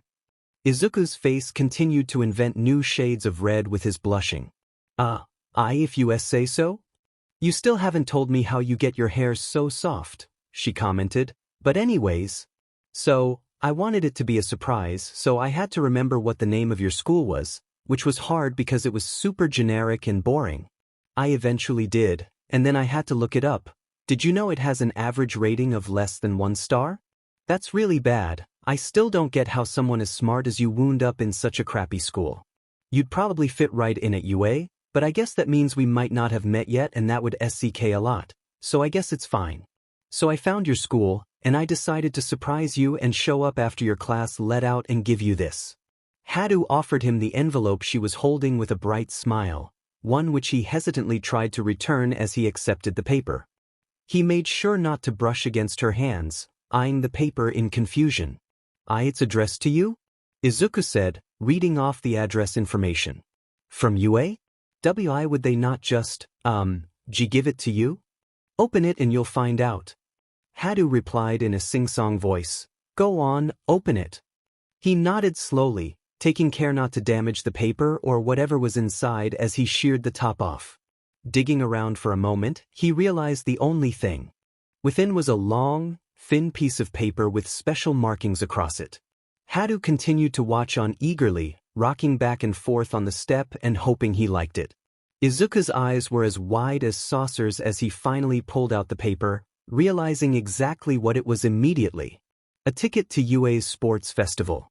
I could tell that you really liked Quirks based on the way we were talking about wave motion, Hadou rambled, so I thought you might like to go and see the festival in person. You can finally meet my other friends, and I really want to introduce you to them. I think you'd like them a lot, and I know they'd like you. Also, I want you to be there when I win. It'll be fun. He didn't say anything, instead continuing to stare at the small slip of paper in his hands. Sports festival tickets weren't exactly cheap. Aside from the fact that they never really had time, money was the main reason his mother had never taken him to see one in person. The third year's festival was especially exclusive, what with it being the last one most people saw before those students became full-fledged heroes. And he now had a front row seat. The ticket even had his name on it. He didn't realize he had started shaking until he nearly tore the ticket up with how tightly he was holding it. Izuku? Hadou asked quickly, are you okay? Do you not like it? I can take it back if you don't want it. Are you upset? He laughed at her. A wet, shuddering laugh that made it really hard not to cry right now. And no, he breathed out, choking up slightly, it's amazing. I just... Izuku paused, unable to meet her eyes. Deep breaths, deep breaths. It would be really embarrassing if he burst into tears. I don't get gifts a lot, he finally hiccuped, voice barely above a whisper, but this must have cost you a lot. Are you sure you want to give this to me? He barely felt the arm she reached around his shoulder, giving him a reassuring smile as she squeezed his arm. Of course I do, she said softly. I'm glad you like it. A wobbly smile formed on his lips, and he was sure he was quite a sore sight with his bruises and busted lip, but it was the happiest he'd felt in a long time. He could already feel the mistiness in his eyes. God, he was pathetic. He knew he and his mom were criers, but this was ridiculous. I do. Izuku agreed, pawing at his eyes as he sniffled. This means a lot to me. Thank you, Hadou-sen. If there's anything I can do to repay you, it's okay.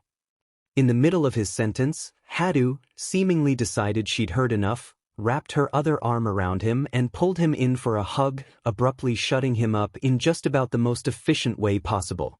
His blush turned nuclear, no, Chernobyl, as she practically placed him in her lap, wrapping her arms around Izuku's torso and pulling him close as she rested her head on his shoulder. He wasn't sure if he was as still as a statue or shaking like crazy, but Hadou didn't seem to care. You don't have to repay me, she whispered, her breath making him seize up as it tickled his ear. It's a gift.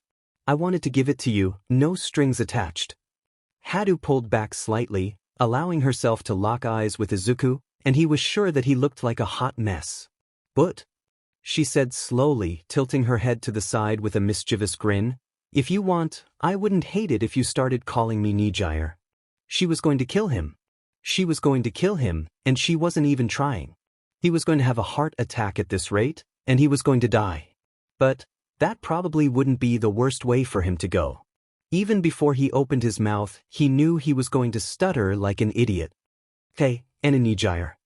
Izuku turned his head to the side quickly, unable to take the way she was beaming at him, but that just meant he had even less time to react as Nijire yanked him back in for another hug.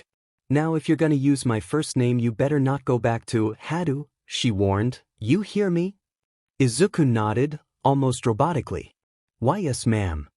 Nijire snorted. Ma'am? She gasped dramatically. How old do you think I am? Sorry. She poked his forehead. You don't have to apologize, silly. Sorry. Instead of poking him again, she playfully rolled her eyes and started playing with Izuku's hair again. For real this time, tell me what the secret to hair this fluffy is. He blinked. Conditioner? Nijire nodded slowly, taking in his sage advice. All right, more conditioner. I'll let you know how that works out.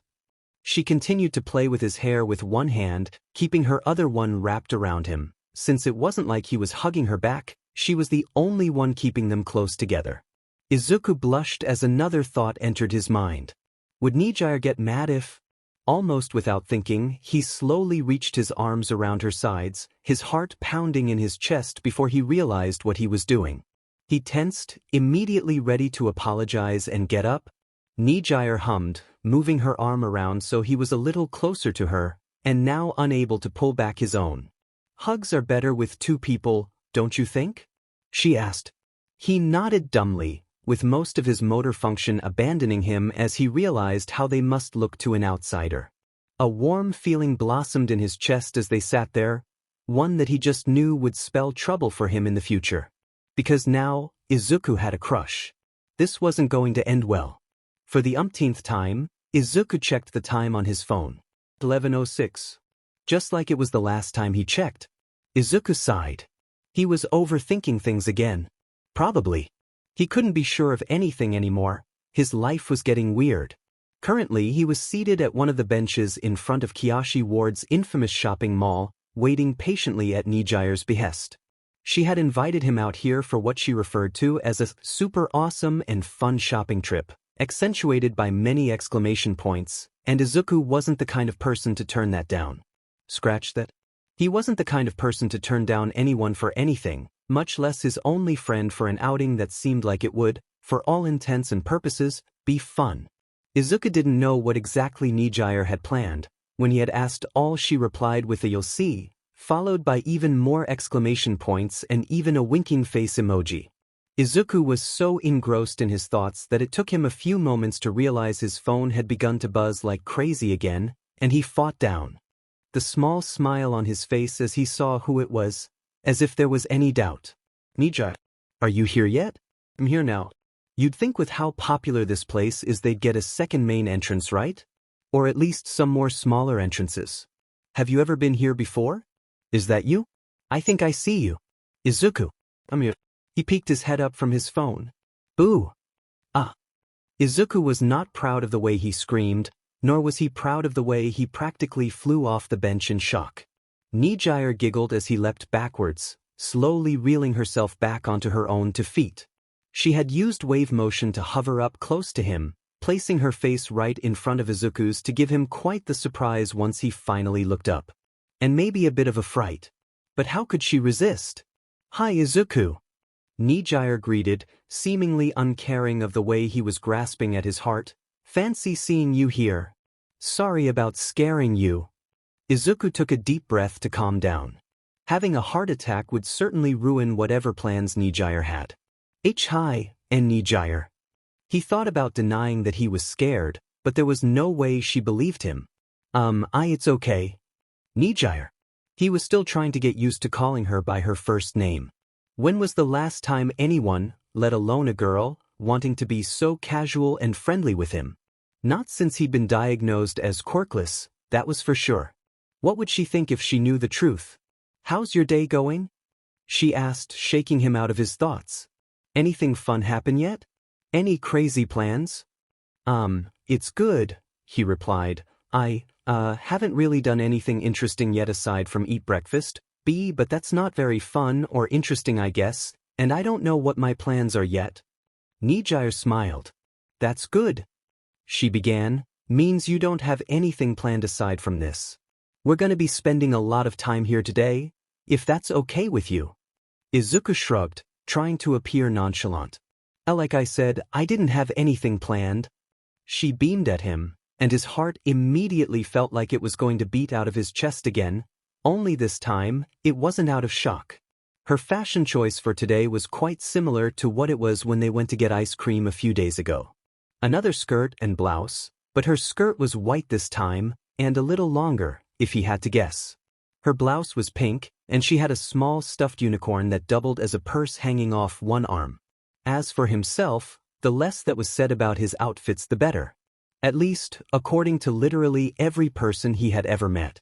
Shorts were fine, but not a shirt that said shorts as well. He'd show them. Once these shirts were finally popular, oh, who was he kidding? They'd never be popular. Great. Nijire clapped her hands together. Let's get a move on. There's a lot of stuff to do here, and I want to do as much as I can. Have you ever been here before? This place has everything. He shook his head. I usually don't go shopping that much, especially not this far from my house. That much was true at least. Izuku worked as many odd and part-time jobs as he could find, but that didn't exactly equate to a lot of spending money. Still, he'd built up a decent amount of change over the past year now that he wasn't spending it all on hero merchandise.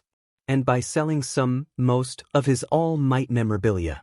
Trust me, Nijire giggled, we'll be doing a lot more than shopping. Izuku blinked. Huh. She grabbed his hand, predictably making him blush and sputter again, and easily hefted Izuku up onto his feet. Come on.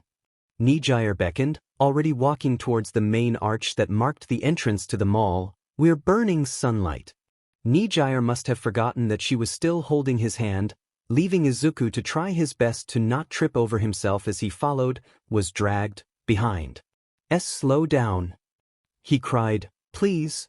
Alas, his pleas were unheard. At least, unheard by Nijire. A few older people who were observing the pair had a good laugh as the woman pulled her, presumably, boyfriend into the mall for a day of fun. Mini-golf? Nijire nodded eagerly. Thanks. She looked really excited. Mini-golf is great. There's a few good places around my home in Akita, but I've heard really good things about the one here. The employee working at the stand in front of the course nodded. Hero Golf is the most popular mini-golf chain in all of Japan. It is very highly rated at all locations. Despite the positive message the words conveyed, the girl looked completely and utterly bored as she spoke. Nijire was clearly unfazed, but it certainly made Izuku pause. So this one is good then? She asked, smiling as she received a slow nod. Awesome. Why is it so popular? Why is it called Hero Golf? What's the price to play? Do you guys have any of those fancy painted golf ball that we can use? The worker shrugged awkwardly, her short, black hair bobbing slightly from the action. Dunno. Prices are on the wall. She clearly was a little overwhelmed by Nijire's wall of questions, something the periwinkle-haired girl didn't seem to notice. Regardless, her eyes immediately shifted towards the wall of prices, and Izuku could already tell his wallet was going to be crying for mercy by the end of today. 2,000 yen? Nijire read aloud. It has to be good then. Come on Izuku, let's go. His friend, and boy, was that weird to think? Wasted no time in forking over a handful of crumpled bills, quickly moving on to the putts and, normally colored, ball. Izuku was a little slower, limited by the fact that his quirk, or lack thereof, did not mean he needed a bottomless pool of energy to function, as well as the fact that the price made him hesitate. Still, Nijire seemed to be dead set on playing, and had already forked her money over. The girl stared at him in confusion as he opened his wallet and began to count out 2,000 yen. She paid for both of you. Izuku froze in confusion, already halfway through handing the girl his money. It. The worker shrugged, splaying out the 4,000 yen Nijire had given her for Izuku to see. Why you don't have to pay for me? He squeaked out, embarrassed. Was it a bad thing that seemed to be his default emotion when he was around her? I can pay for myself. Nijire shook her head quickly, not even taking her eyes off the assortment of golf ball as she responded. Nope. She said, her tone leaving no room for argument. I invited you out here, so I pay. Izuku gulped. That was true, but wasn't the guy supposed to be the one who paid? Shouldn't he at least pay for himself? W can go 50-50 really. You don't have to be so generous. She pretended like she didn't hear him, turning back to the attendant. Are these all the colors you have? She nodded, and Nijire sighed. I'll take the blue one then. What color do you want, Izuku?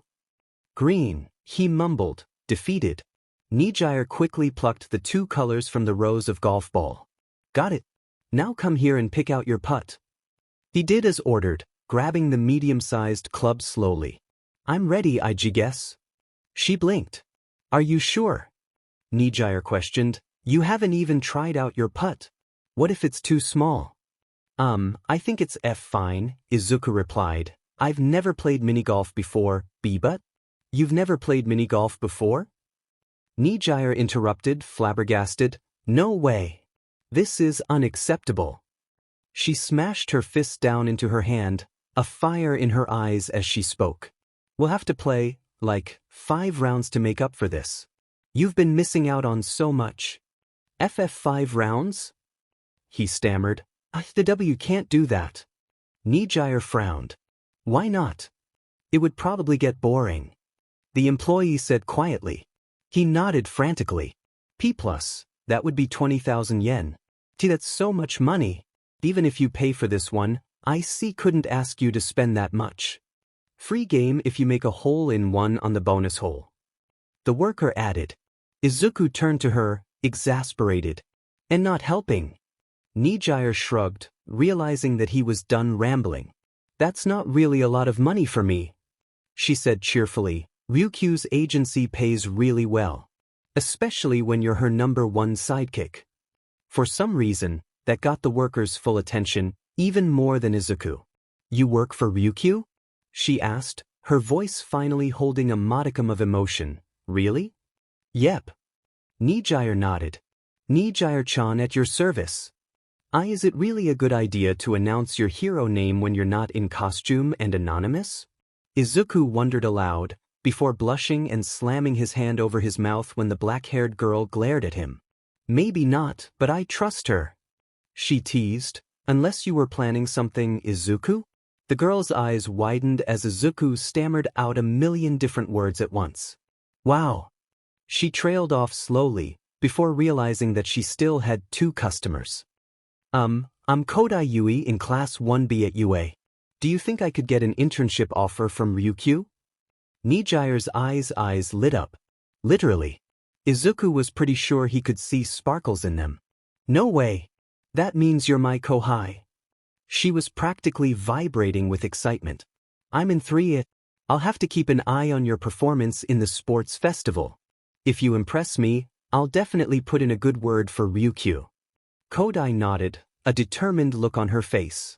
Izuku was starting to feel like a third wheel, which was especially bad because Kodai was an employee and couldn't even go along with them. I will. I like that enthusiasm. Nijire laughed. But we gotta go. I have to teach my friend how to love mini-golf. See you later, Kodai. She ran away towards the first hole, leaving Izuku to awkwardly trail behind like a lost puppy. A lost puppy who was probably about to get his teeth kicked in at mini-golf, if the way Nijire was talking meant anything. A lost puppy he may be, but not one who was losing at mini-golf. How are you so good? Nijire whined, flopping backwards dramatically as his ball rolled into the cup. There's no way this is your first time playing liar. She pointed accusingly at Izuku, who put his hands up in surrender. What? No, I didn't. He cried. Why would I lie about that? I don't know. But you did.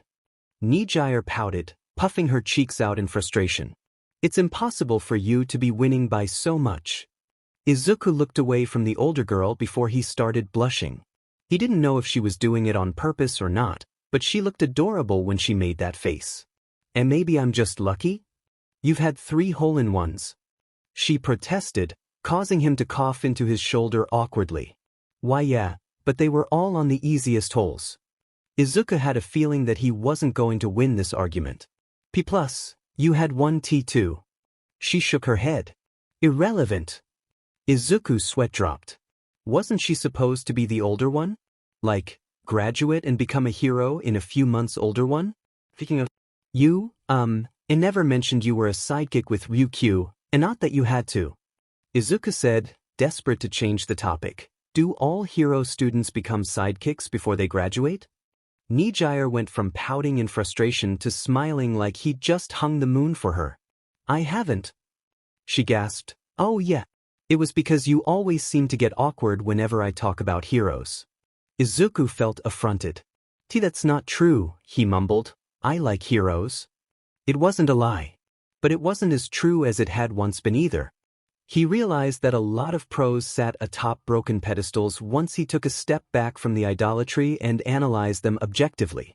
All Might was obvious, as was Endeavor, and he'd seen some shady rumors about hawks flying around, but even the lesser-renowned heroes like Death Arms and Mount Lady that patrolled Mizudafu had plenty of skeletons in their closet that likely could have sunk their careers. If anybody aside from Izuku had cared to look. Who'd believe him? And who would care? Oh. The sound of Nijire's voice pulled him out of his thoughts. My mistake. But yeah, I work under Ryukyu. She took me in as an intern last year after the sports festival, but I've moved on to a full-fledged sidekick. Or at least I will be once I graduate. I'm in a little bit of a gray area. I guess you could call me an apprentice? That sounds good. But no, not every Hero Corps student becomes a sidekick. Most do, or at the very least join a larger agency and take direction from a senior hero. Endeavor's a pretty good example of that. Tamaki's been with him once or twice, so he'd know more about that than I would. If you could get him to open up to you, that is, he's pretty shy. Anyways, a lot of people become sidekicks, but some, like Mirio probably, start out as straight-up heroes.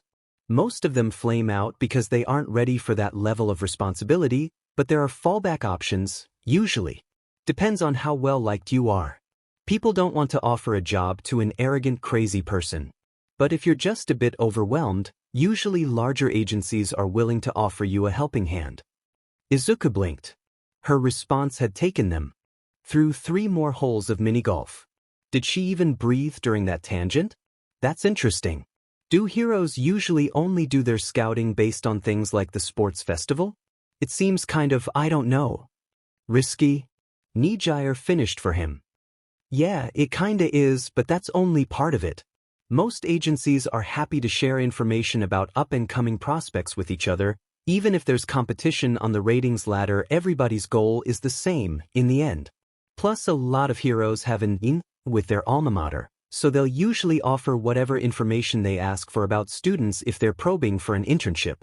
Again, everyone wants the same thing and there's plenty of money to go around, so it's a very uplifting community. He didn't know about all that. While the goal of a hero was certainly to stop or limit crime, everyone did things differently. Case in point, Mount Lady. She was clearly using her body for more attention, and her exploits since her debut had only increased since then. Izuku had a funny feeling that she didn't care too much about purse snatchers. No! Nijire cried as he hit his ball forward. This can't be. It was like magic. Izuku putted the golf ball forward. It rolled up the ramp at just the right angle and speed to fall into the Gang Orca blowhole, out the side of the hero's likeness, and straight into the cup. Another hole-in-one. Side note, this place didn't seem very impressive. It had hero theming, if you could even call it that, but that mostly just meant there were giant decals of a bunch of the top 10 sprawled across the walls. Most of them weren't even very accurate. One of the stickers of Mirko turned her into an actual rabbit. The mini-golf itself seemed fine, not that he could compare it to anything, but Nijire seemed to be having fun. He certainly wouldn't pay 2,000 yen for it at any rate, and technically he didn't, but that just made him feel even guiltier about Nijire paying for him. Gah! Nijire screamed, how can you be so good at something you just started?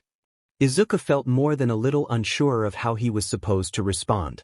I'm sure you're doing good, T2? She pulled out the scorecard, eyes narrowing even more as she read. You are at 33 strokes, she huffed. Par is 50. And how many are you at? He asked, knowing full well it was a trick question. 65. Her voice was so small. She sounded so defeated. Sorry. Nijire blinked, and all of a sudden she was back to normal. Why are you apologizing? She asked, head tilted to the side like a puppy. You're winning. Well, yeah, he agreed quickly, averting his eyes down to his feet. But you want to win more, right? Why you play a lot more than I do, and, seem to like mini-golf more? It's not really fair for me to just be better.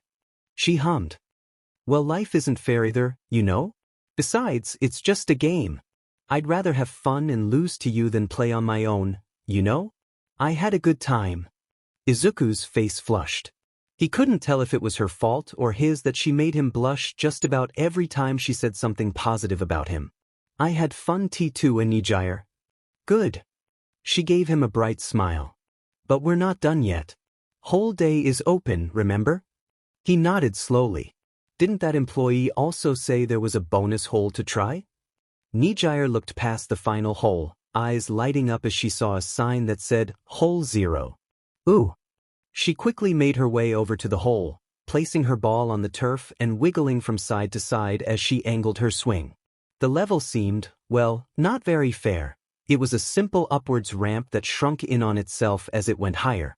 The hole itself was blocked off by a thick grate, meaning even if you did manage to launch the ball perfectly up the ramp, there were no guardrails, by the way, so if you missed you didn't get a second chance. There was still a 50-50 shot that it wound up hitting a piece of wood instead getting to the hole. Also, the entire ramp was moving side to side. You kind of had to time your shot perfectly to even have a snowball's chance in hell of making it. Nijire certainly didn't. The taller girl huffed in frustration as her blue golf ball was sent careening into the darkness at the bottom of the ramp, never to be seen again, at least by her. Izuku was pretty sure they had a collection system somewhere. Phooey. Good try. Izuku tried to offer her some comfort, but she just stepped back with a sigh and looked at him expectantly. I guess it's my turn? He placed his ball on the green, focusing more on the way the ramp moved than his shot. Nijire was behind him cheering, and it was kind of distracting considering it was the only noise around either of them. For some reason this entire golf course was empty, which was weird considering it was the weekend and the worker in the front said something about this place being very highly rated. Whatever. Izuku certainly wasn't going to complain about the lack of people around him. And all it meant for Nijire was that she could talk as loud and as much as she wanted. He hummed, swinging his putter once, twice, and finally hit his tiny green golf ball on the third try, sending it up the ramp, right past the grate, and straight into the hole. Izuku was not prepared for the way a siren started blaring the moment it went in, nor Nijire's whoops of victory. All right, Izuku. She cheered, great job. I'm a little grumpy that you hit another hole-in-one, but this one was worth it. Free game.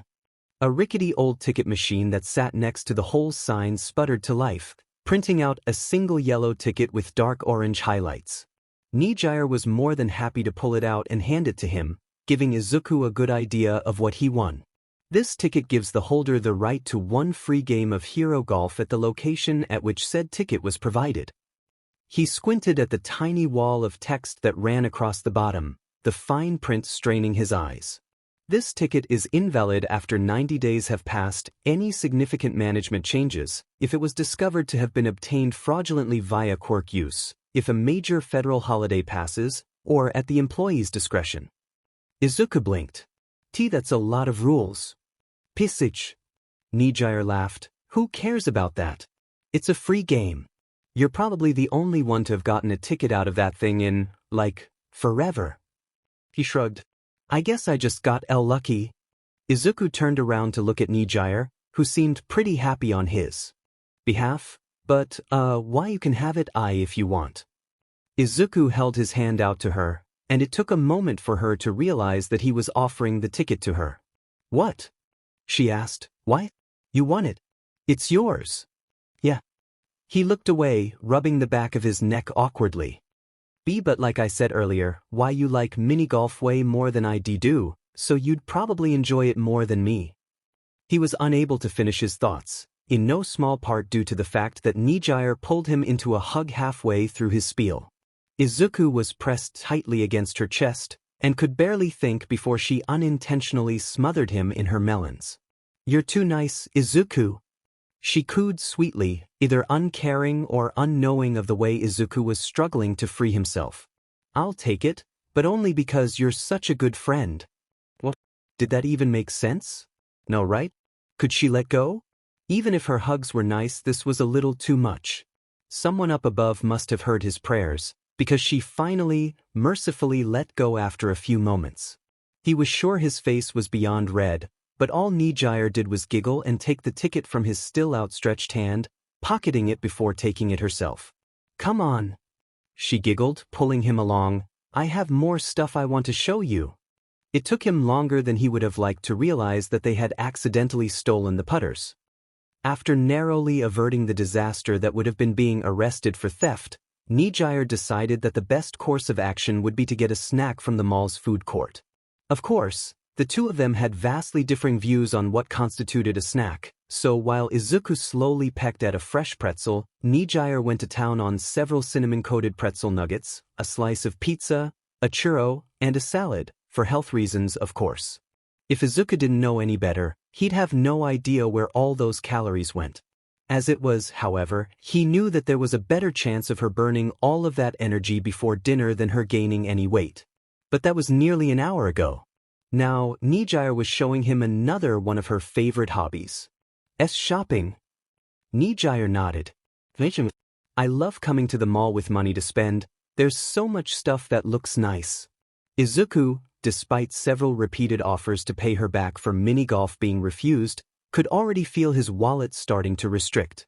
That I see, he muttered. What kind of shopping are we doing? She hummed.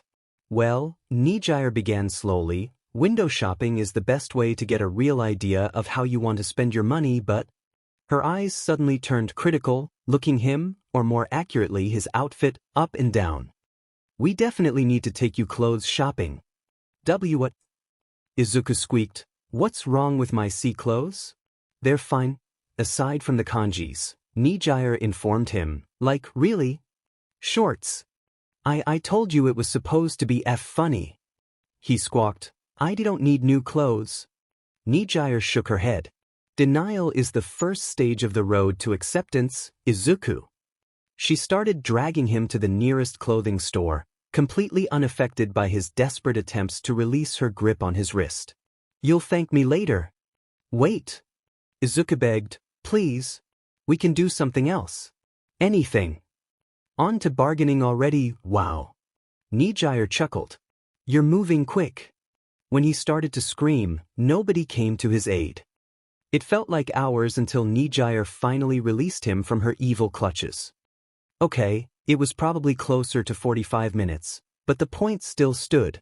His arms struggled to carry all the different bags of clothing. There were only 3 bags, and each didn't have more than 3 or 4 relatively cheap yet good shirts, but Nijire seemed to be content with that. She had served as the judge, jury, and executioner on his fashion choices for the future, which was fine. Nijire was probably the only person who would care about what he wore in the first place, aside from his mother, so he didn't mind that much. Still, being told all his favorite shirts were a disaster wasn't exactly the greatest boost to his already non-existent self-confidence. But hey, when you're at rock bottom you can't go any lower, right? Alrighty. Nijire said happily as they exited the latest store on their visit. We only have one more spot. She had stopped dragging him around by the hand. He couldn't take much more of it, but she didn't need to. It wasn't like he was going to run away or anything. Nijire pulled out the map she had picked up by the entrance, quickly scouring it for a second before pocketing it and marching away. Let's go. Do I really need more shirts? He questioned, hurrying to make sure she didn't leave him behind. I don't think my wallet can take any more abuse. Well, you could have let me pay for it then. She teased, not unkindly. It was true that she had offered to pay for his new clothes, what with Nijire being the sole reason he was buying anything, but he waved her off. For one, he couldn't ask her to pay for so much stuff, even if she was, in her own words, loaded.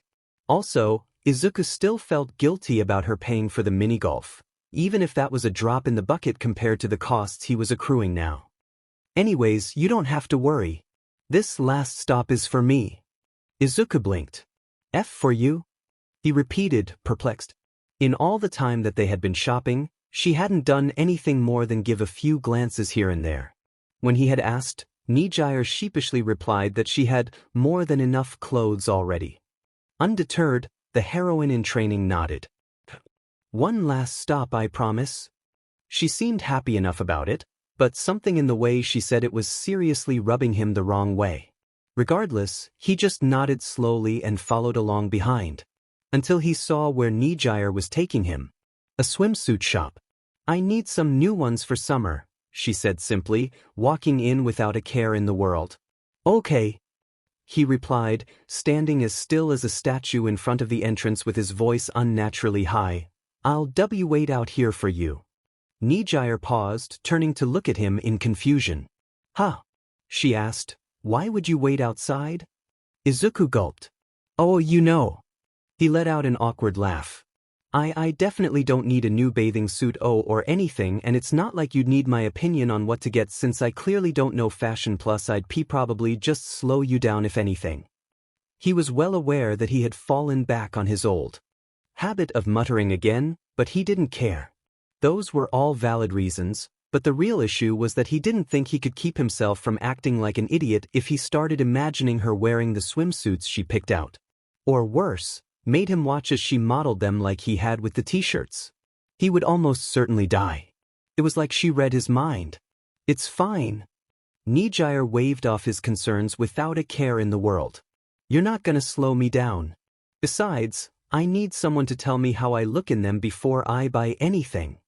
Izuku was fairly sure that she could, in fact, tell what he was thinking at that moment because it looked like she was hiding a smirk. Are you as sure? He stammered, almost comically. Wouldn't you rather get an opinion from someone else? A female friend? An employee? Literally anyone. Nijire put a finger to her lips as she looked up, clearly pretending to humor his idea, but shook her head immediately after. Nope, she exclaimed, but don't worry, it'll be fun. She reached out towards him again, likely to drag him inside by force if she had to, but hesitated at the last moment. Actually, she began, slower, what time is it? Izuku blinked, quickly searching for the nearest clock. 3:41? She looked pensive for a minute, frozen in place, before ultimately sighing as she dropped her hand back to her side. Dang it, she sighed, I think we spent too much time fixing your wardrobe. Swimsuit shopping will have to wait until next time. And next time? He repeated, slightly worried. Nijire nodded. Well yeah, I still need new bathing suits. I keep outgrowing my old ones, you lucked out today. Izuku wasn't sure whether to agree or disagree with her on that statement. On one hand, he'd get to see Nijire in a swimsuit. On the other hand, she'd probably call him a pervert, slap him, and launch him through the mall with her super powerful quirk. And then he'd be friendless again. That thought made Izuku sadder than he thought it would. He eventually stuttered out, is tea that it for today then? She shook her head. Of course not. Nijire said loudly, before realizing she may have gone a bit overboard. Unless you want to leave, of course. But I had something else planned too. Got it, Izuku replied, but, I'm okay to stay. What else did you want to do? Nijire gave him a bright smile in response to his words, practically blinding him. Great. She looked ready to hug him again. Let's go to the movies. What? Izuku had a few questions immediately flash through his mind as she spoke, not the least of which was how Nijire expected a movie to take up less time than buying bathing suits, but he wasn't going to push his luck. Instead, he went with the safe option. There's a movie theater in here? He asked, more than a little surprised. Nijire giggled at the awe in his voice. I told you this place has everything, didn't I? She led the way proudly, with Izuku falling in step behind her. Let's go, Nijire beckoned. It's not too far from here.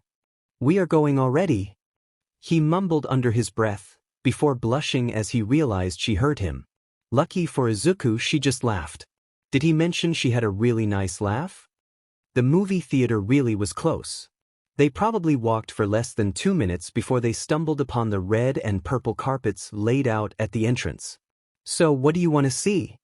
Nijire asked, bouncing up and down as they waited in the ticket line. Have you seen anything in commercials that looks interesting?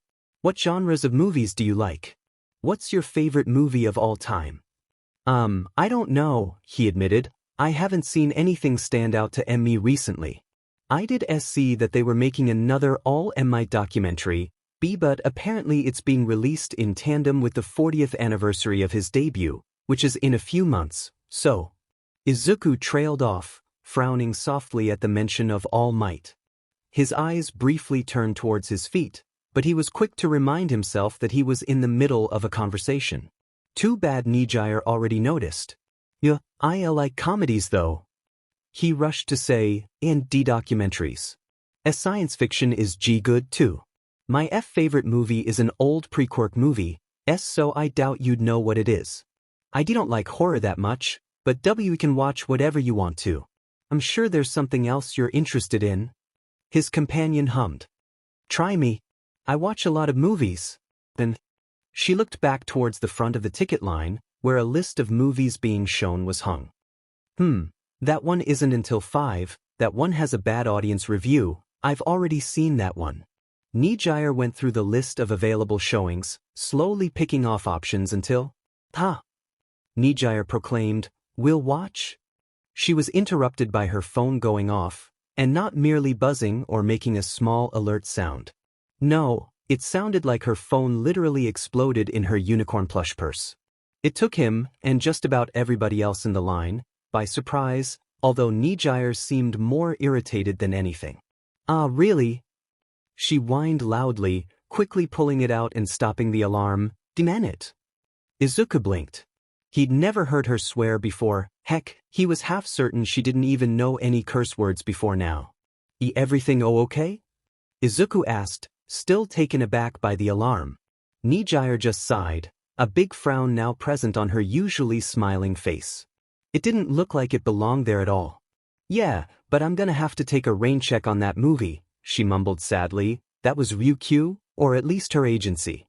"Today was supposed to be my day off, but I got called in for an emergency. I'm sorry."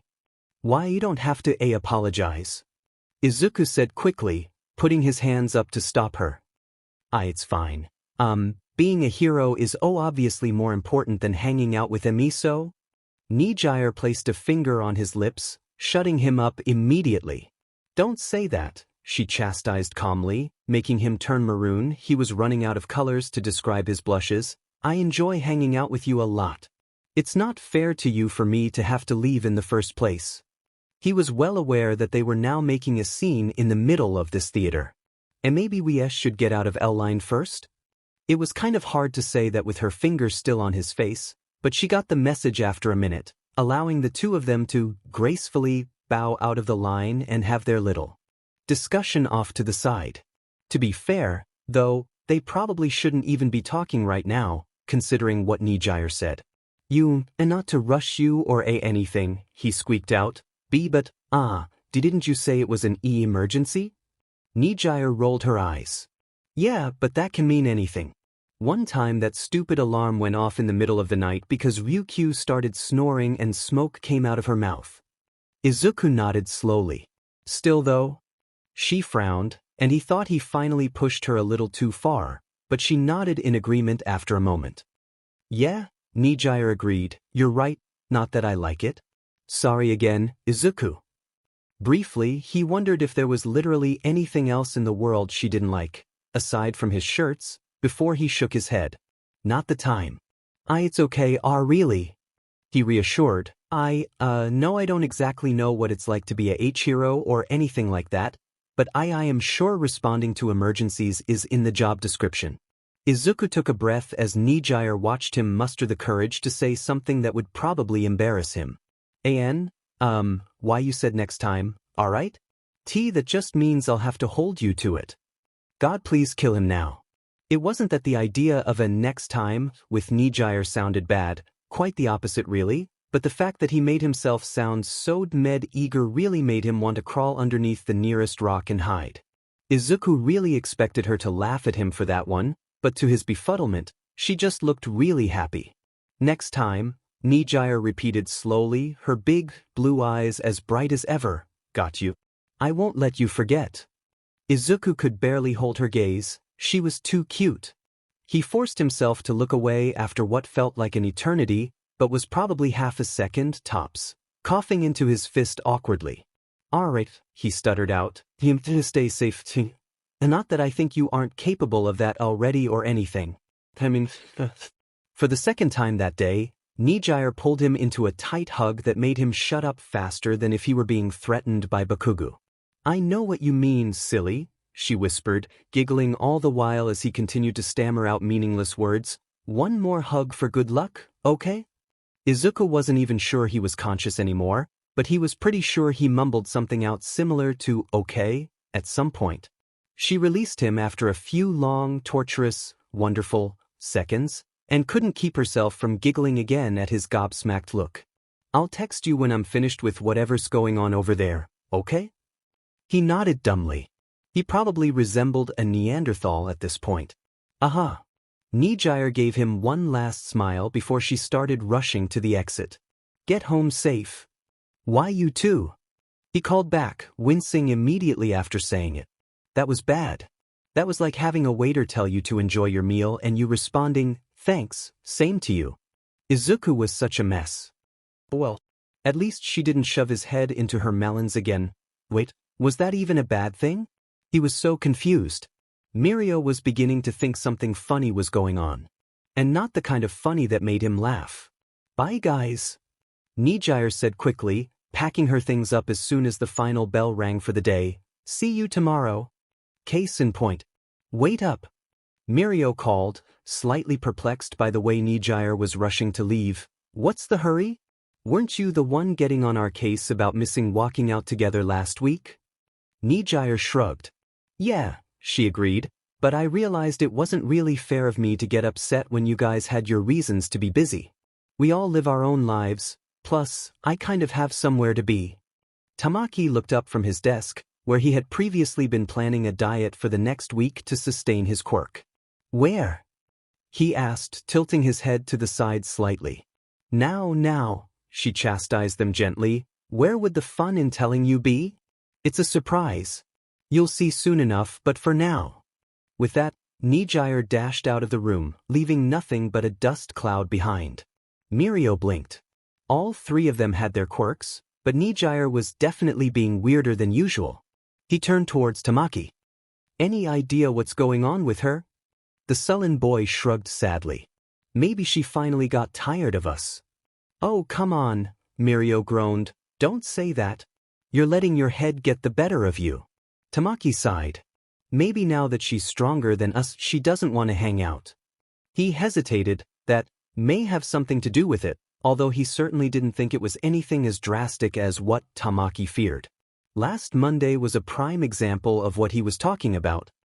Guys! Nijire shouted, practically teleporting over to where they were practicing at ground beta. Mirio. Let's fight. Mirio waved at the final member of their trio, excited to see how amped up she was for training today. Hey, Nijire, he greeted warmly, with Tamaki extending his own hello to the periwinkle-haired girl. Me and Tamaki were just warming up. How do you want to do this, free-for-all? Tag? Race? He was a little partial to tag if he was being honest. It was the one method of training they had where permeation had a distinct advantage over wave motion and manifest. Even in regular combat, his friends both had tools at their disposal to help negate permeation's near-invincible protection. Of course, things were a bit different now that One for All had finally been added to Mirio's repertoire. Super strength was hard to explain away as a quirk mutation, but the ability to become semi-permeable at will and control individual limbs was a pretty good power-up, if he did say so himself. Sir Night-Eye was certainly thrilled at any rate. In fact, he was almost happier about it than Mirio himself. Back in reality, Mirio nearly fell over in shock when Nijire shook her head. Nah. She laughed maniacally. Today, we're doing 2 versus 1. You and Tamaki against me. Tamaki looked apprehensive. Huh. That I'm with Tamaki, Mirio said after a moment, trying his best to shake off the surprise. None of us ever win 2 versus 1 unless Tamaki had a really good lunch, and we never even wind up sparring for that long. That wasn't entirely true. He'd scored a few victories in their bouts as of late due in no small part to One for All, but the point still stood that Nijire almost never wanted to fight both of them at the same time. Nijire didn't care for their protests, waving them off with a smile. Come on guys, she encouraged. I haven't gotten to spar against both of you in forever. Because you never want to, Tamaki replied drily. You always say you hate 2 versus 1. She rubbed the back of her neck guiltily, having enough decency to realize that she'd been called out. Okay, maybe that's true, Nijire relented, but that doesn't change the fact that I want to do it now. Geez. When was the last time Nijire was this motivated to train? Mirio usually had to do the heavy lifting convincing both of his friends to join them in the gym or for a spar. All right, we'll do it your way, Mirio agreed, putting his hands up in surrender before a smirk fell upon his face. But don't get too mad when me and Tamaki clobber you. Right, Tamaki? Tamaki just sighed. Whatever. Mirio cracked his knuckles as Nijire hopped up into the sky. Tamaki merely stood up, eyes narrowing as he prepared for what was likely to be a quick battle. Go! If Nijire was taken aback by Mirio's sudden shout, she didn't show it. Instead, she merely floated lazily in the air above the false city's skyline, waiting for the two of them to make their first move. Tamaki's arms quickly turned into octopus tentacles, with which he began climbing the nearest building with startling speed. See you at the top, he mumbled. She won't be able to take out both of us if we attack at different angles. Mirio nodded. Nijire's quirk was strong, but she had a hard time aiming her spirals when she had to use more than one, especially when permeation meant he could just avoid them and Tamaki could manifest clamshell shields. Scampering up a fire escape with assistance from One for All and using said boost to leap across the rooftops of Ground Beta, it took him no time at all to be face-to-face with Nijire. Well, not quite. Nijire was hovering a few dozen feet above them, spinning around as she lazily waited for Tamaki to arrive. Without him, there was just about zero chance Mirio could bring her down to the ground. He threw some experimental punches her way, using One for All strength to launch small air blasts that Nijire easily dodged. Come on, Mirio. She laughed. You gotta do better than that if you want to catch me. He smirked. We'll see about that when Tamaki gets up here. I've been here, Tamaki mumbled, standing on the building directly to the left of Mirio and catching him by surprise. You just didn't notice. Sorry, Mirio said quickly. You're just too quiet sometimes. He sighed. Whatever. Let's just do this, I guess. Nijire looked strangely confident. He didn't know why, but he had a funny feeling she knew something the two of them didn't. On three. Mirio shouted, powering up his legs for a leap. 1. In an instant, twin spirals of energy launched from Nijire's hands. Mirio couldn't even blink, much less begin to phase away, before he was slammed by the full force of wave motion's power. It had never been that quick before. Judging by the yelp of pain he heard coming from his side, it seemed that Tamaki fell victim to her attack as well. Nijire's echoing laugh was all that could be heard by the two as they were launched all the way down, through several dozen stories of pseudo-apartment buildings. All of their training sessions since had yielded similar results, with Nijire consistently using whatever new strategy she had discovered with wave motion to consistently dominate the other two members of the Big Three. Even with One for All, Mirio just couldn't match the sheer unpredictability of what Nijire could do. Tamaki was hanging on to his strongest student in the school moniker by a thread at this point, if at all. I don't know, Mirio said with a smile to ease his anxious comrade. Nijire wouldn't think she was better than us just because of a few spars. Maybe she just, I don't know, has a new training regimen? Tamaki stared morosely at his feet. She would tell us if that was the case. Maybe she doesn't trust us anymore. Man, Mirio loved Tamaki like a brother, but he was a real downer sometimes. Don't say that. Mirio threw his arm around Tamaki's shoulder for good measure. Maybe she's keeping it a surprise for the sports festival. She said she really wanted to win this one, remember? Tamaki sighed. Maybe, but she's been acting funny for a while. Now that was something Mirio could agree with. He still remembered how melancholy she had been a few weeks ago, only for her mood to do a complete 180 seemingly overnight. He trusted his friend with his life, but for the life of him he just could not decipher what was going on with Nijire these days. You know, Mirio began slowly, the gears in his head turning. She never said we couldn't just, walk with her? Maybe she just wants us to ask and find out what's up. Tamaki looked at him strangely.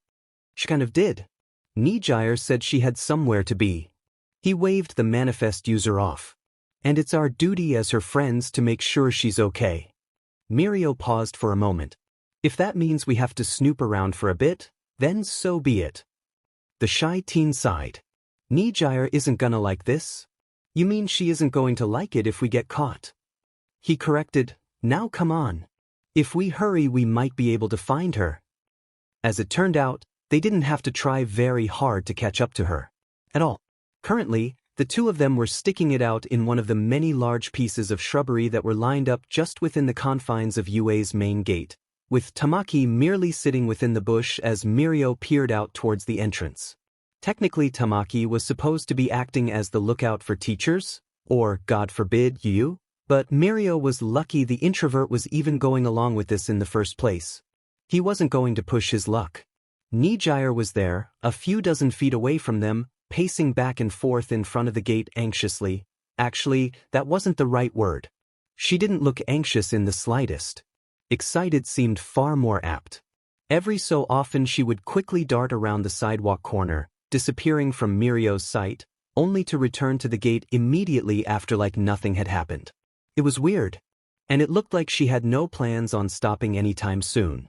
At least, not until a short, scrawny, green-haired kid strolled into view. Izuku! Nijire shouted, loud enough for Mirio, Tamaki, and the kid to hear. The boy, Izuku, Mirio guessed, admittedly didn't look like much. As previously mentioned, he was way shorter than even Tamaki, the smallest of their friend group, with a thin, wiry frame, if you could even call it that seemed to be cloaked by his school uniform. Said uniform was for some no-name high school that he'd never heard of, and was host to a smattering of small stains across the coat. His bright red shoes stood out like a sore thumb, and he looked like he just ran a marathon if the way he was hunched forward, leaning on his knees and breathing heavily meant anything. And Nijire looked ecstatic to see him.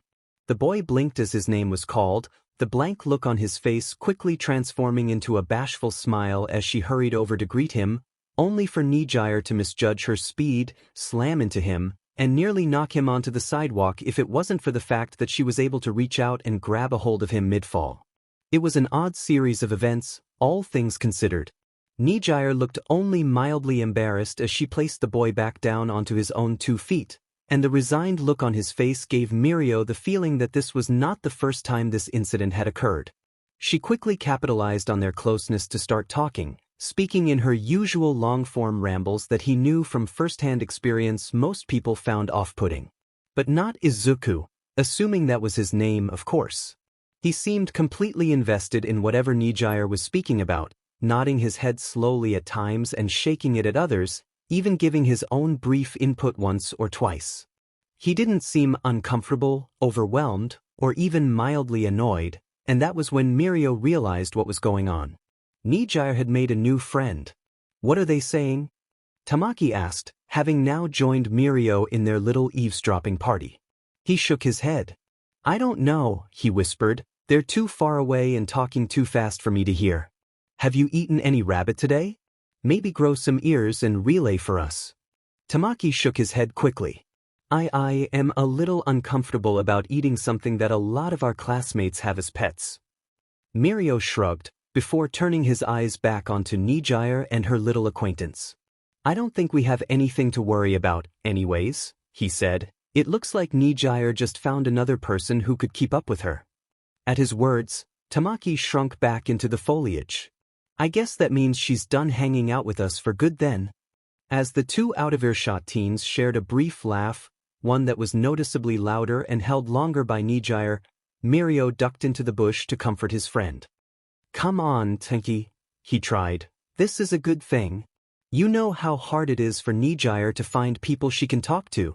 Half our class thinks she's too pretty to approach, and the other half are afraid she'll talk their ears off, literally. She won't stop being friends with us just because she made another one. What if he's cooler than us? Tamaki mumbled, wrapping his arms around his knees and curling up in a ball, or smarter, or stronger, or goes to a better school.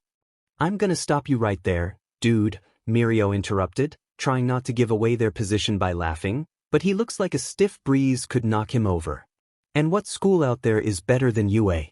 Besides, don't you remember what I always say when you worry about other people's status? Nobody's cooler than you, Tamaki, he quietly repeated. Mirio snapped his fingers.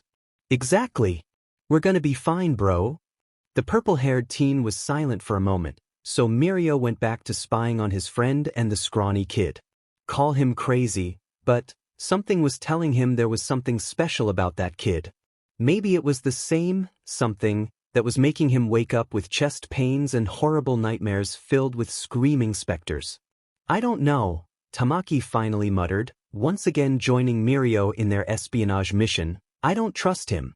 What if he tries to corrupt Nijire? Remember Aizawa's lesson on abusers and how they gain control of people? Mirio blinked. He focused his gaze on Izuku again, watching as he turned as red as a strawberry from Nijire running her hands through his curly hair. That I don't think we have to worry about that either, Tamaki. He groaned silently. Am I a bad friend for not trusting Nijire now? He pat Tamaki on the shoulder reassuringly. No, you were just looking out for her, like she would for us. Mirio fell silent for a second. But I might be more than a little guilty of snooping when I shouldn't. Out in front of the gate, their conversation seemed to come to an end. Nijire pulled the boy in for a brief, tight hug before quickly rushing away down the street, leaving Izuku standing in place, dumbfounded. We're gonna follow him home, though, Tamaki said, gobsmacked, right? Mirio nodded. Absolutely. Call him paranoid, but Izuku was starting to think he was being followed. It wouldn't be the first time he'd been stalked on the way home, even in middle school Bakugo and his lackeys had pulled this trick on him, but it was the first time he thought he might fall victim to a kidnapping. Running into Nijire was a nice surprise, even if they had been talking over text messages for most of the day prior. She told him exactly what happened for her agency to send out the order for her to report, a fire started by someone leaving a fork in their microwave that ended up engulfing an entire apartment complex. No one was hurt, thankfully, but she seemed especially keen to share how the newly discovered aspects of her quirk had helped her fight the flames and rescue a family cat. The amount of praise she heaped onto him during the conversation made him more than a little embarrassed, but in a good way.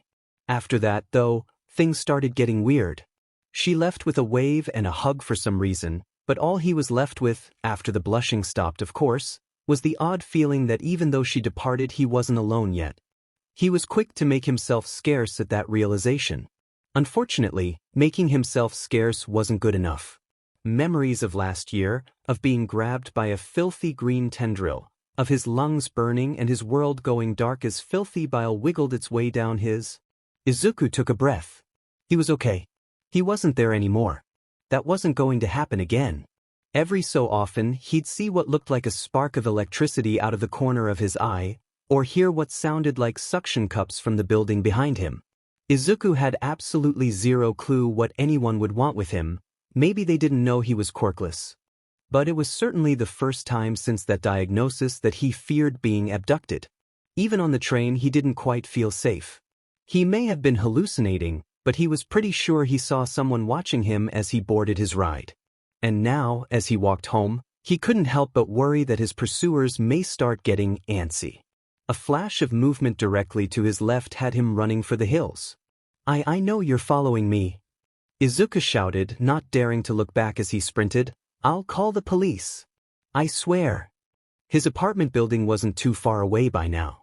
If he was lucky he'd. All of a sudden, there was someone in front of him. Izuku was running too fast to stop or move to the side, and so he found himself running straight into them. Bad idea. They were built like a brick house, and he wound up with his butt on the sidewalk faster than he could think. He prepared to scream, bite, kick, do anything to not wind up in the clutches of his would-be abductor. Whoa, you okay there? The figure asked, reaching down and offering a hand. Sorry, didn't mean to knock you over. Izuku froze. Did kidnappers usually try to offer their victims assistance? The sun kind of blocked out the person's face, but as his eyes slowly traced the figure's frame he realized that they were, in fact, as muscular as he thought they were. And that they were also in nothing but their underwear. That was what made Izuku start screaming. Hey, hey! They tried, putting their hands up placatingly, to no effect. Calm down, will you? Izuku scrambled backwards on his hands and feet, completely and utterly mortified as he fled. He didn't get very far. The man must have realized that this wasn't how an abduction was supposed to go, because he groaned as he looked down and remembered that he was in nothing but his boxers. Ack damn it. Pervert. Izuku cried out, hoping to grab literally anyone's attention. Flasher. I'm not any of those things. The man shot back quickly. Look, I know this looks, bad, but I can explain. Please. Izuku didn't really trust him. What if he was just waiting for his partner to make a move? He could see what looked like a purple-haired accomplice trying to hide behind a lamppost up ahead. Was he just waiting for a signal? Wait, was that guy wearing a UA uniform? The one in front of him, who had blonde hair, sharp eyebrows, and small blue eyes, patted the sides of his underpants, as though he were trying to check his pockets before realizing the state of his current attire. Damn it. He swore, I knew phasing here was a bad idea. He turned to his accomplice, who was still pretending to hide being a far too thin pole. Tamagi, I need your hero license real quick. As he called for the other boy, he shook his head fervently. No. He called back, I can't approach him. I can't imagine his head as a potato. It's not working. Izuku froze. Tamaki, phasing wasn't that? Are you too? He began cautiously, now marginally, more confused than scared. Nijire's friends? Both men, although he was more inclined to believe that they were teenagers instead of adults now that he had a good look at them, froze at the accusation, with the purple-haired one, presumably Tamaki, looking ready to bolt. The blonde Mirio smiled awkwardly. Nijire talks about us. Izuku nodded, albeit very slowly. Yes? And Mirio and Tamaki? He sighed, rubbing the back of his neck awkwardly. That's us, Mirio confirmed, a sheepish smile on his face. Sorry, this probably isn't the best first impression we could have had, huh?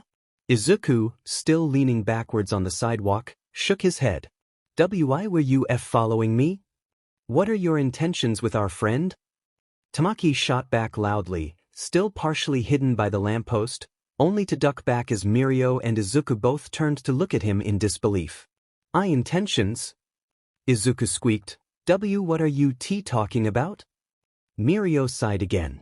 Sorry about him, The blonde looked at him expectantly, and Izuku gulped. Was he really going to give these strangers his name? A month ago, the answer would have been a resounding, absolutely not. But Nijire trusted them, didn't they? Midoriya Izuku, he finally said, eyeing Mirio with distrust. The taller boy nodded. Midoriya, got it. He placed a hand against his chest. I'm Togata Mirio, and that's Amajiki Tamaki. Please excuse him, he doesn't get out very often. Don't tell him that. Izuku stared at Togata in disbelief. Why did you follow me home?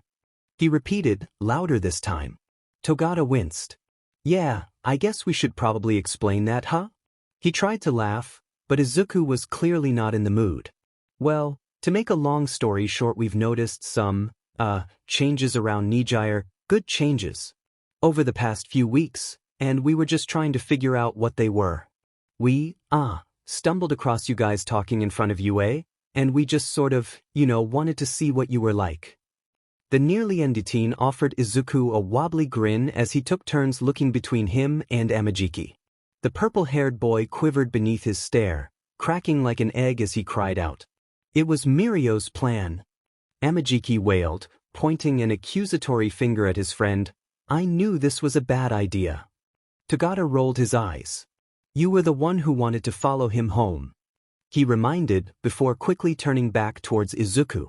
So, how did you meet Nijire? He gave the teen a blank look. Please do not follow me home again. Ever. Got it.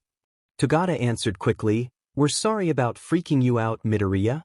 This is all just one big misunderstanding, We were just worried about our friend. Could it really be called a misunderstanding when he didn't do anything to warrant this response? Izuku frowned slightly. Maybe they just didn't trust him, or maybe they flat out just did not like him. That wouldn't shock him. Okay. He mumbled. What is your relationship with Nijire? Amajiki called again. Are you replacing us as her friends? Izuku gave him a strange look. Are replacing you? He repeated. I don't even go to the same school as you guys. I met her a few weeks ago when we, ran into each other in front of you. She's my friend, I guess. I don't have any intentions with her, whatever that means. Togata stared at him for a moment, briefly making him fidget in place before he remembered that he was staring down somebody in their boxers in the middle of the street. Either way, he smiled after a moment. All right. He announced, I believe you. Believe me? Izuku repeated, more than a little offended. Why would I lie about that? Why are you even interrogating me about this? Why are you in your underwear? Togata blinked, looking down and remembering once again that he was very close to being in his birthday suit. Touché, he replied, but, just hear me out for a minute please, Midoriya. Nijire's been different recently, again in a good way, and we just wanted to make sure she was doing alright. You didn't hear it from us, but making friends isn't exactly Nijire's strong suit, not that it's her fault or anything. So when out of nowhere our best friend is suddenly smiling even more than usual, glued to her phone in class, and kicking butt in training, can you blame us for being more than a little invested in figuring out what, or who, in this case, has been making her that much happier? A warm flush spread across his face at Togata's words, slowly creeping up from his neck. I'm sure that isn't all because of me, Izuku protested weakly, eyes darting to his feet. We're just friends. I dunno, Togata hummed. You might be selling yourself short, dude. She looked pretty happy to see you earlier, and you seem like a good guy. Izuku finally pulled himself to his feet. Thanks? How long were you watching us? Togata gave him a pat on the shoulder. Don't mention it. He grinned at Izuku. Say, you wouldn't happen to? Hey! A shout from across the street cut him off mid-sentence. An older woman stared down Togata, a disgusted look in her eyes. What do you think you're doing in public wearing that? Togata gulped. Sorry ma'am, he called back. I don't care what your excuse is. What are you doing to that poor boy? She screamed back. I'm calling the police. Crap. Togata groaned. Not again. Izuku blinked. Again? This had happened before? He spared Izuku a panicked glance. It was nice meeting you, Midoriya, he said quickly, running back towards the train station in a hurry, but I think I might have overstayed my welcome. I'll see you around. Amajiki gasped as Togata made a break for it. Mirio? He shouted, already chasing after his friend. Don't leave me behind. Izuku could only stare at their retreating forms, a million thoughts running through his head as he watched Togata and Amajiki disappear. One stood out above the others, and it was that Nijire had some weird friends. Next, the line shuffled forward slightly at the call, with people both in front of and behind Izuku inching forward at a snail's pace. Grumbles arose from various people as their entrance to the sports festival was delayed, but Izuku was a little more understanding than them. For one, he kind of expected it to take a while. Nijire had told him that there was a break-in recently, and that the principal had gone out of his way to make sure that nothing similar occurred anytime soon. He didn't expect it to be so bureaucratic, though. Next, as one, everybody took another small step forward. He had gotten here relatively early, heeding her warning and expecting a wait to enter, but so had the rest of Japan by the looks of things. Izuku had been here for well over an hour, and was still nowhere near the entrance. Next, at this rate he wasn't even going to make it to the closing ceremony. This wasn't even the only line they had, he could see at least two more stretching out beyond his field of view. At least he wasn't here to see the first-year students compete. Their festival was 2 days ago, with UA spreading out each year over the course of the long weekend. Thank God for that. If Izuku had to come here and run the risk of bumping into Bakugo, Nijire would have had a much tougher time convincing him to show up, if he didn't outright refuse immediately. It would have been painful, and he was positive he would have felt like a colossal prick, but his fear of ever seeing Bakugo again far outweighed his sole tentative friendship. Besides, this was all going to come crashing down on Izuku sooner or later. It was a miracle she hadn't asked about his quirk yet, aside from a fleeting question if it was the reason his hair was green when they met, but when she eventually did, he had a sinking feeling she wasn't exactly going to be happy with the answer. Next. Speak of the devil. His phone started buzzing the moment Nijire popped into his head. Izuku was quick to pull it out of his pocket, hiding a smile at the profile picture Nijire's contact now bore even though no one was looking at him. He had finally replaced the blank bubble with the picture Nijire had made him take of her back during their second meeting, and even though it wasn't a very good picture, which he was in no small part to blame for, it suited her very well. Nijire. Izuku. Are you here yet? We start in like 30 minutes. They haven't made an announcement yet, but I'm pretty sure it's soon. Izuku. I'm in the line to get in right now. Nijire. What? Don't tell me you just got here. Sad face. Izuku. No, I've been outside the stadium for about 2 hours now in line to get in. There is a big wait. Nijire. Oh no. I didn't realize that there was going to be that many people. I'm sorry. I would have told you to come earlier. It wasn't like this last year at all. Are you at least close? Izuku looked up at the absolutely gigantic stadium, now fully hidden in its massive shadow. They were nearing midday, so it was shrinking slightly as the sun rose higher and higher, but he was still pretty far along. There was still a large swath of people ahead of him though, so who knew when he'd actually arrive? Izuku. Think. I don't know how far into the stadium the line goes, so maybe? I'm close to the stadium itself, though. And I think the third-year festival is usually the most popular, right? Because it's the last one people will see before you become a full-on pro, and they usually have the best fights apparently. Nijire. Yeah, that sounds smart. Ryukyu was telling me something about that the other day, but it's in one ear and out the other with her sometimes. She's great, but she can talk a lot. Don't get her started on the ranking system. Izuku. I'll take your word for it. Ticket please.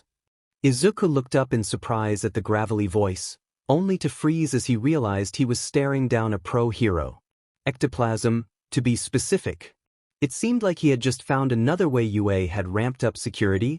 Pro heroes had quite a knack for keeping areas nice and peaceful, and who wasn't going to have second thoughts about committing crime when Ectoplasm's smiling visage was the first thing to greet them at the sports festival? Especially considering his reputation as one of the top heroes around, even with prosthetic. Well, Ectoplasm raised an eyebrow. I need to see your ticket, not listen to you spout off about my legs. Izuku tensed as he realized that he had started muttering. Fin. Sorry, yes sir. He was quick to fish around in his pockets for the ticket Nijire had given him, trying really hard to ignore the way his face was proudly displaying the shame he felt. The instant he had the ticket in his hands, he was offering it to Ectoplasm, not even bothering to try and meet the hero's eyes. Obviously, since his eyes were firmly trained on his feet, he couldn't see the way Ectoplasm's eyes widened at his ticket. Quickly shaking his head, he handed it off to yet another clone, whose sole purpose was to verify tickets for all entries. It only took a moment for him to scan it with a small reader, placing it into a shredder and returning to the original clone with a fresh lanyard. Ectoplasm offered it to Izuku, who quickly took it with a mumbled, "Thanks," as he was ushered inside.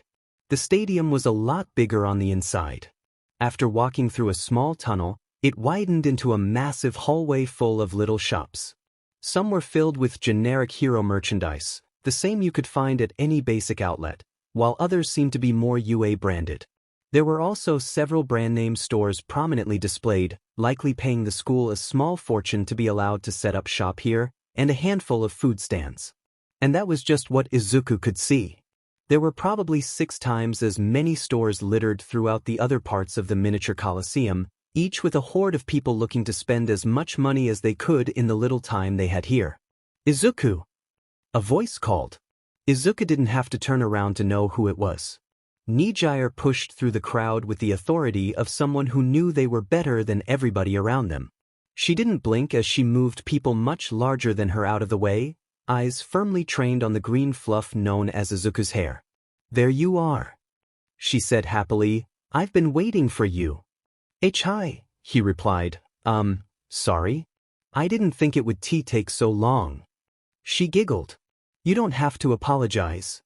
Nijire took a moment to give him a once-over, nodding appreciatively at his attire. "You look good." Izuku blushed so hard it looked like his face was allergic to compliments.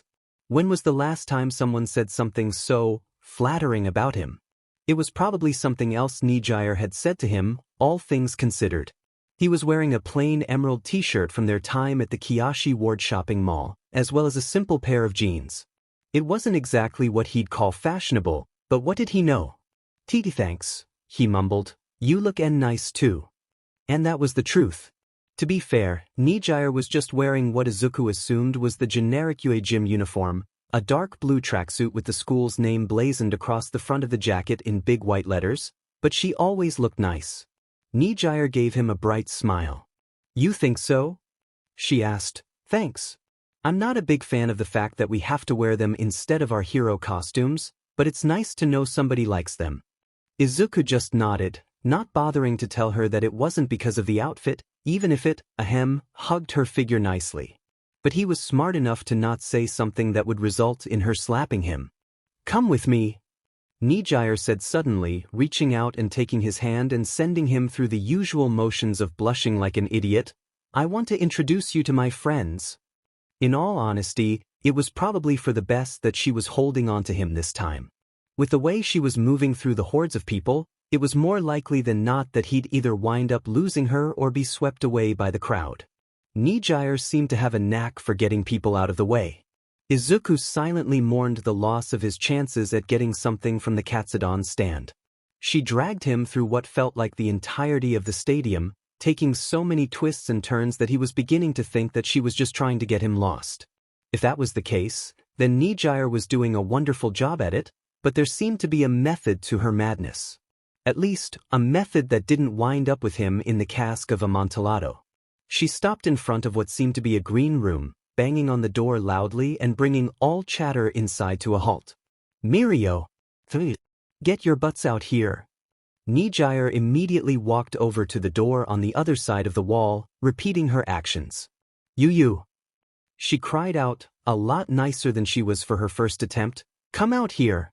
I want to show you something. Something? Izuku repeated to himself quietly, lost. Was he an object to Nijire? She was way too similar to a cat. The door on their right swung open. All right, Nijire, a masculine voice that Izuku knew all too well groaned. We've only got like 15 minutes before we're set to go, so what is it this Togata froze like a deer in headlights as his eyes locked on Izuku, and Amajiki wasn't very far behind, in both the literal and figurative sense. They were saved from having to formulate a response by the fact that the door Izuku and Nijire were standing in front of opened less than a second afterwards. A girl with short, spiky, peach-colored hair peeked out, an admonishment on her lips. And then her eyes fell on the short, green-haired boy at Nijire's side, and she promptly closed her mouth. And then opened it again.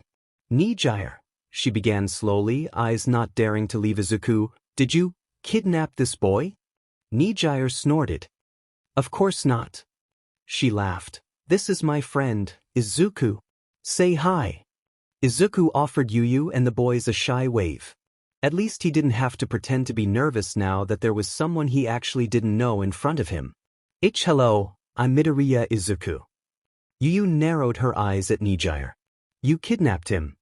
She huffed in protest at Yuyu's accusation, crossing her arms and sticking her tongue out at her female friend. Not true. Tell them, Izuku. She didn't kidnap me, he confirmed. She invited me here.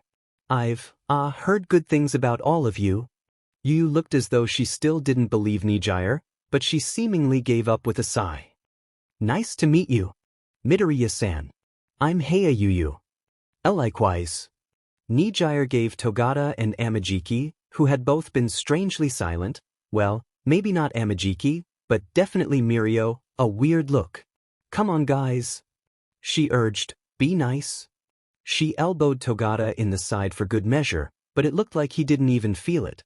He coughed awkwardly into his fist. Alright. Nice to meet ya, Midoriya-kun. I'm Togata Mirio.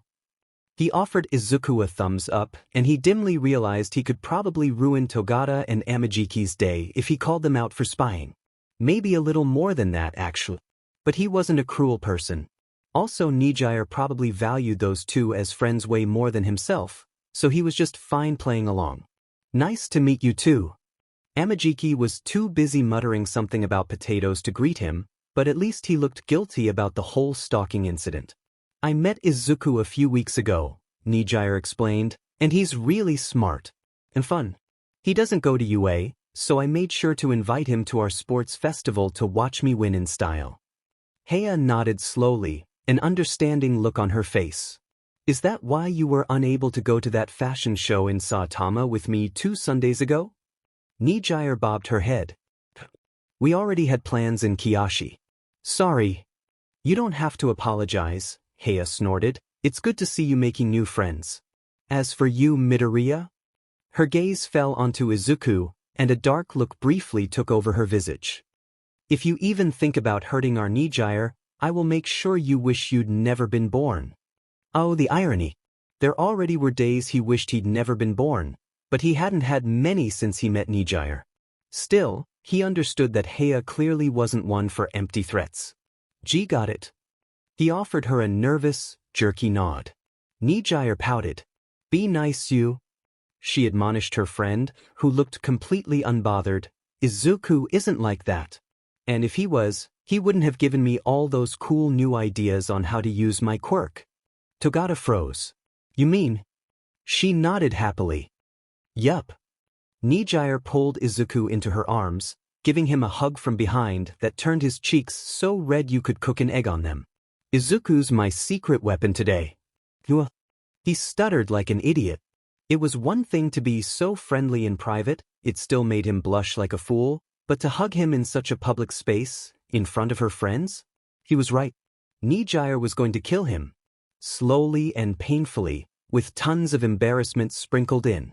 Togata's eyes widened slightly. Whoa, he breathed out. You must be crazy smart then. Amajiki looked even more out of his depth now, inching closer to Togata to be out of Izuku's line of sight. See crap, so he's the reason Nijire's gone crazy in training. Izuku blinked, blush rising even higher on his face. I'm sure it's not that impressive, and if it is it's because Nijire? Nope. Nijire interrupted, squeezing him even tighter and shaking him like a big teddy bear. It was all Izuku. He's like a genius. He came up with some ideas that I couldn't even dream of for wave motion. She suddenly gave Togata, Amajiki, and Heia a dark smirk, betraying the gentle way she hugged Izuku. You'll see exactly what I mean soon, Kay? The trio's sweat dropped as she immediately went back to playing with Izuku's hair, with him having no clue what sort of look Nijire had shot them, almost like nothing had ever happened. Sometimes they forgot how scary Nijire could be when she was determined. And she was really determined to win this year. Anyways, Togata tried, we're about to start. You might want to bring Midoriya-kun here to his seat before we walk out. Nijire gasped. Oh crap, I completely lost track of time. She looked down at him, a frantic look on her face. We gotta go. I'll be right back. Before Izuku could blink, let alone say goodbye, he was on the move, with Nijire once again pulling him through the twisting corridors of the stadium. In a fraction of the time that it had taken them to reach the locker rooms, or at least that's what Izuku assumed they were, Nijire had deposited him right at one of the tunnels that led out to the stands. Okay, thanks for coming, but I gotta go get ready really quickly because while I can't really keep track of time and I kind of got lost in the stadium, I hope your seat is close by, but I really need to go now. I'll see you after the second round, okay, bye. She zipped off before he even had a chance to process what she said. A few minutes later, after somehow finding his seat, the students marched out in 2x2 formation, determination clear on their faces. And would you look at that, folks? Present Mike shouted. He seemed to be the color commentator for each sports festival. Class 3A and 3B of the hero course are walking out with pride. Give them a round of applause, everyone. I'm sure they're here to make an impression on the many heroes in the audience. Quite right. Nedu added, also in the box. With this being their final festival, I expect many standout performances today. Izuku tried to ignore their voices to the best of his ability.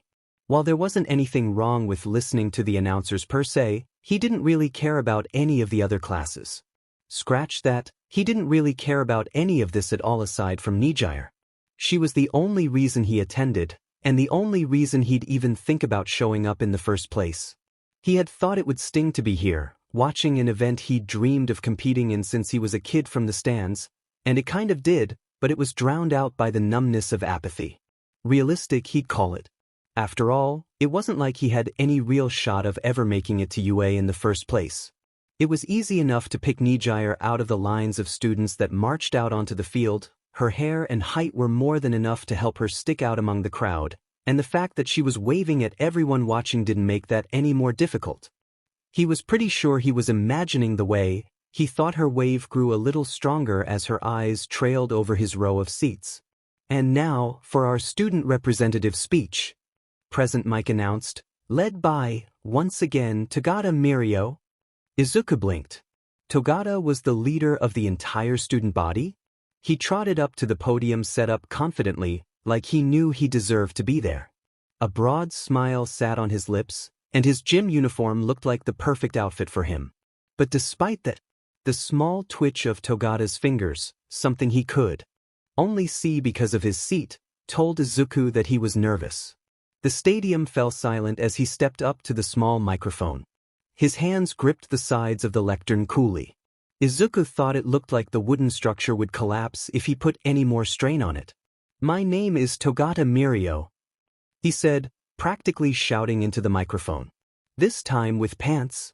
The crowd roared with laughter at what was surely a reference that went over Izuku's head. Togata offered them a bright smile, more than happy to wait for them to quiet down. I'm here to show everybody, heroes, villains, and civilians alike, that I am here. He roared. The new generation of heroes is here, and we're ready to show you what we got. And what we got is. He paused for a moment, the entire stadium on the edge of their seats. Power! The crowd exploded. Izuku didn't think he'd ever heard anything so loud. What an incredible introduction to our festival this year by Togata Mirio. Present Mike lauded, clapping alongside the crowd as Togata returned to his class. It seems like he and everybody else here is ready to make a statement to the world. What do you think, Snipe? Snipe, who was not only 3A's homeroom teacher according to Nijire but also the referee for the festival today, offered the booth a simple nod. Clearly he approved. And now for our first event. A favorite of American high schools. The stadium grew silent. And eager. The obstacle course. As one, the crowd seemed to groan in disappointment. Whatever the thousands of people present were hoping for, this wasn't it. Present Mike just laughed. Now, you haven't even let us explain the event. Principal Nedu, if you do the honors? Nedu hummed into the microphone. Of course. A small sound, almost like a child clapping, echoed through the stadium. As some of you may know, this year our first years competed in a simple, if not difficult, segmented foot race around the stadium. In homage to their juniors' epic clash, the third years will be doing something a little similar. The ground beneath the stadium began to shake, causing many in the stands to gasp, but the students looked completely unfazed. A large portion of the dusty field sunk into the earth, but it seemed to be by design. In no small part thanks to the wonderful efforts of our very own Cementos and Power Loader, with a very special thank you to Pixie Bob of the Wild Wild Pussycats. Nedu continued, narrating over the sound of the shifting field. We have come up with what we believe to be the greatest opportunity for each and every one of our gathered students to show off their skills. Where the ground previously sank, a new field arose. It was as if concrete was vulnerable to radiation mutating it, and a miniature Chernobyl had gone off below the dirt. Imagine a jungle gym with absolutely zero wasted space, completely interconnected with itself in one incredible test of endurance and dexterity. And went on for 3 miles. Based on the live footage they were showing of the area around the stadium, that was exactly what was going on. Also, it looked alive. Machinery whirred and hummed across every aspect of the course, creating something that looked far scarier than any villain Izuku had ever heard of. He hoped Power Loader got a good bonus for this. A true test. Nedu chuckled. We want our students to have some fun today, don't we? This 5-kilometer course has everything an athlete needs: rope climbs, log rolling, blind leaps of faith, and even more. Of course, a clever few among you may find the need to skip such difficult events and simply head for the finish, but where's the fun in that? As such, there are colored flags at the end of each segment, 20 in total, and you need to collect at least 15 to have your time count at the end of the course. The first 50 students to garner a valid time will advance to the next round. Wonderful, isn't it? It doesn't matter how you make it through, over, under, through. It's all fair game. Izuku had a funny feeling about what was going to come next. Nedu's speech seemed to bring life back to the crowd, maybe a little too well, actually. The cheers were now even louder than previously, and Izuku was struggling not to cover his ears as they were assaulted. When 100 massive TVs rose up from the nosebleeds of the stadium, offering constant coverage of each aspect of the course, he did cover them. Woohoo! Present Mike cheered, only exacerbating the problem. Any students our beloved fans should keep a close eye on for this one, Principal? He hummed. Well, the big three are as lively as ever, and Togata-kun's quirk makes him quite suited for dodging some of the more unfavorable parts of the course, but Sana-kun from 3D has quite a useful quirk to deal with concrete, and we can't forget about all the little tricks our support classes are sure to have in store. If he could see the principal, he was sure he would have been shrugging at that moment. I guess we'll have to wait and see. Izuku smirked, a real rarity these days. He could probably count on one finger the number of times he'd done so since he was 4, maybe less. They probably wouldn't be waiting very long. On my mark. Snipe barked, immediately silencing the crowd as he raised a pistol to the skies. 3. The entire third year tensed. Some got into running positions, some seemed to be firing up their quirks, and some did both at once. 2. Nijire did neither. Instead, she simply locked eyes with Izuku, smiled, and nodded. He smiled back. He didn't need to wish her good luck, he already knew she'd easily win. 1. And he knew exactly what technique they had crafted that she would use. Izuku did kind of hope she didn't get in trouble, though. The principal had said through, after all. A single gunshot rang out from the otherwise silent stadium. The pulse. The entire swarm of students surged forward as one, scrambling and fighting to be the first one into the course. Nijire comet. But they would all be disappointed. Flying was fun, and it was one of Nijire's plethora of strong suits. Not too many quirks were as versatile as hers, and even less offered the power to reach the skies with the relative ease wave motion did. Or the speed. Of course, speed was a moot point if and when you didn't have the reaction time to keep yourself from crashing into the first tree you passed, and even more so if you didn't have the ability to turn on a dime mid-flight. Nijire, on her own, was pretty mobile in the air. With the breakthrough Izuku had found of corkscrew spirals eliminating time and cutting waste, she could be pretty DMN fast too. But what if she used her quirk on herself? Better yet, what if she coded herself in wave motion as she did so? The answer was height, well, everything. Heightened reflexes, speeds, and a layer of the classic spiral Nijire was known for around her body to shield her from the worst effects of putting your body through the sound barrier several times over. And with the twin streams of corkscrews shooting out of her legs, there wasn't much that would stand in her way. Especially not a measly little obstacle course. A blazing streak of gold blasted through the ranks of students, leaving behind rustled clothes and ruffled hair, as well as a broken sound barrier as Nijire hitmark. She likely could have been quicker if she needed to, but there was no point in doing that when she'd be decelerating and making 90-degree turns so much through the course. Of course, there were points where that would be untenable, and certain structural damages would be accrued as Nijire went through the obstacle course's foundations, but that wasn't her problem. It was everyone else's, for all the people who had to make it through the course after her. What is this? Present Mike screamed as the glass around the stadium began to crack and shatter. Principal, were you expecting anything? Izuku tuned him out. There was no use for the color commentary at the moment. He had no chance to keep up. Nijire's little stunt had briefly frozen some of her fellow competitors, but by the time they had all started moving again, some, like Togata, hadn't stopped in the first place. It was far too late. 15 seconds later, Nijire was back at the start, slightly behind the lagging tail of the third years. 10 colored flags sat in each of her hands as a buzzer went off signifying her victory. The crowd went ballistic, but Nijire only had eyes for Izuku. It was an awkward 40 minutes as Nijire waited patiently for the rest of her classmates to finish the obstacle course. Or rather, for any of her classmates to finish. At least, Izuku hoped she thought it was awkward. By the 5-minute mark, she was all over HeroTube.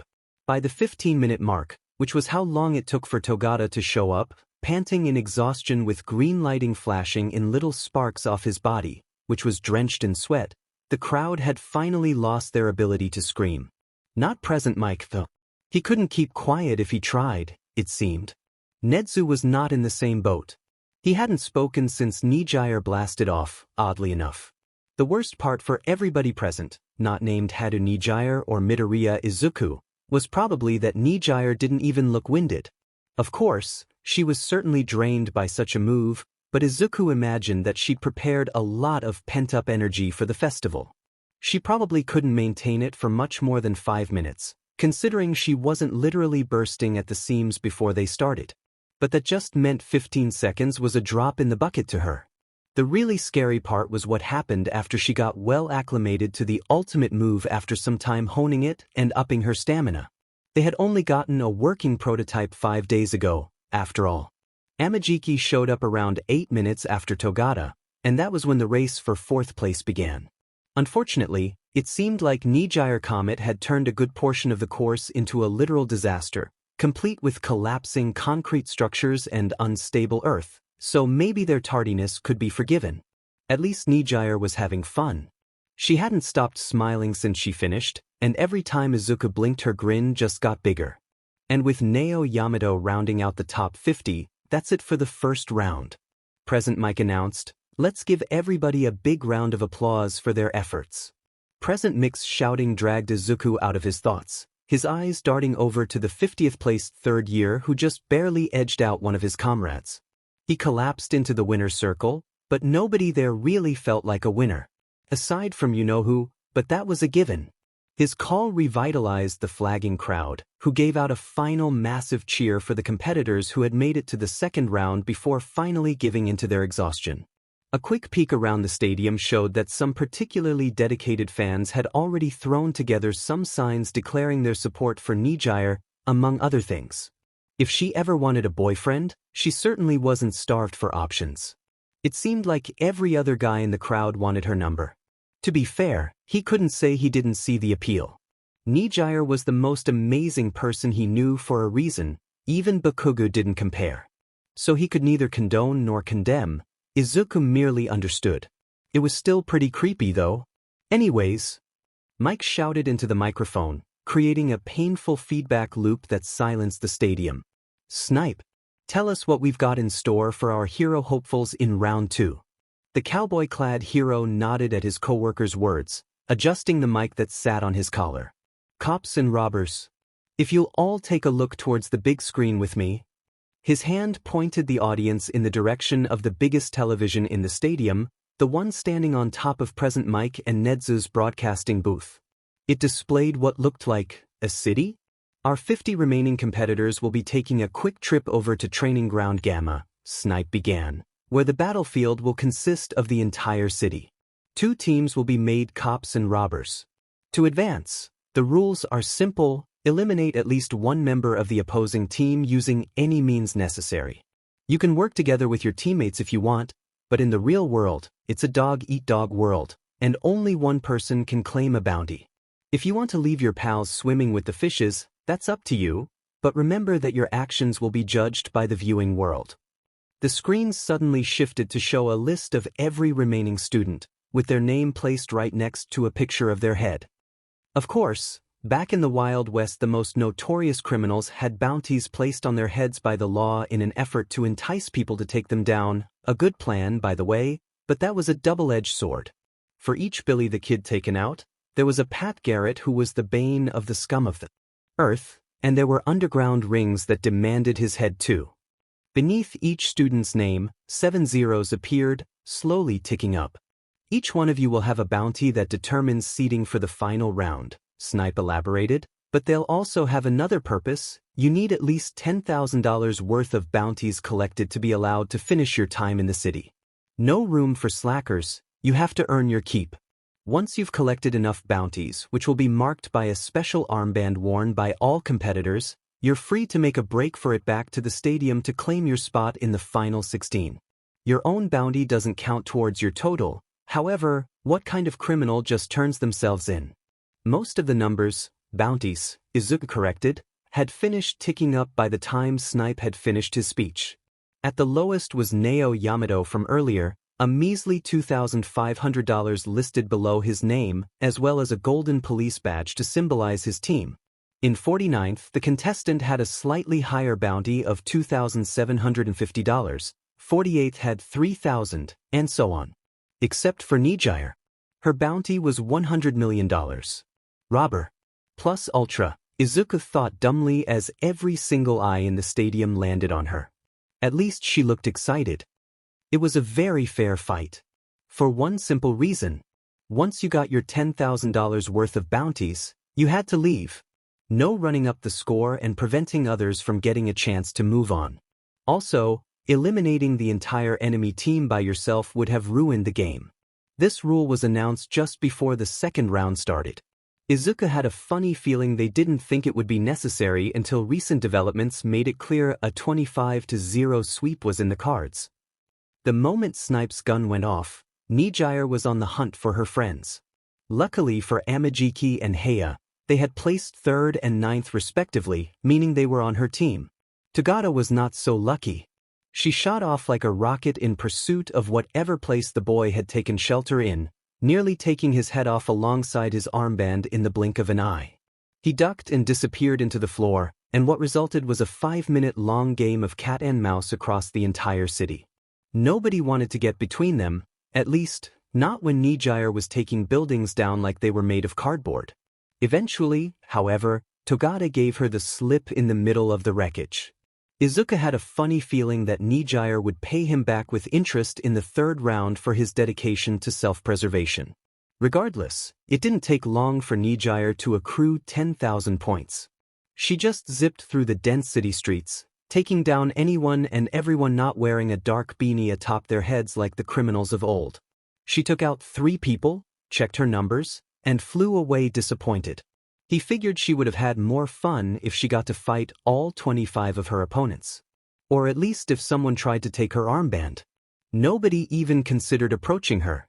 She was the first one back to the stadium as a result, once again greeted by thunderous applause and ecstatic cheers. Nijire was forced yet again to wait for the competition to go on without her, but considering the fact that she had completely and utterly decimated everyone in her year twice in a row by this point, Izuku figured she didn't mind. Since most of the other teens didn't have flight or super speed, they had to wait for the round to end to escape in their getaway cars and ride back to the stadium. To say they were surprised to see Nijire already waiting would have been a lie. But that had happened already. They were on break now. Intermission having started 5 minutes ago to allow the eliminated competitors a chance to show off for the crowd while the remaining 16 fighters warmed up for the one-on-one bouts.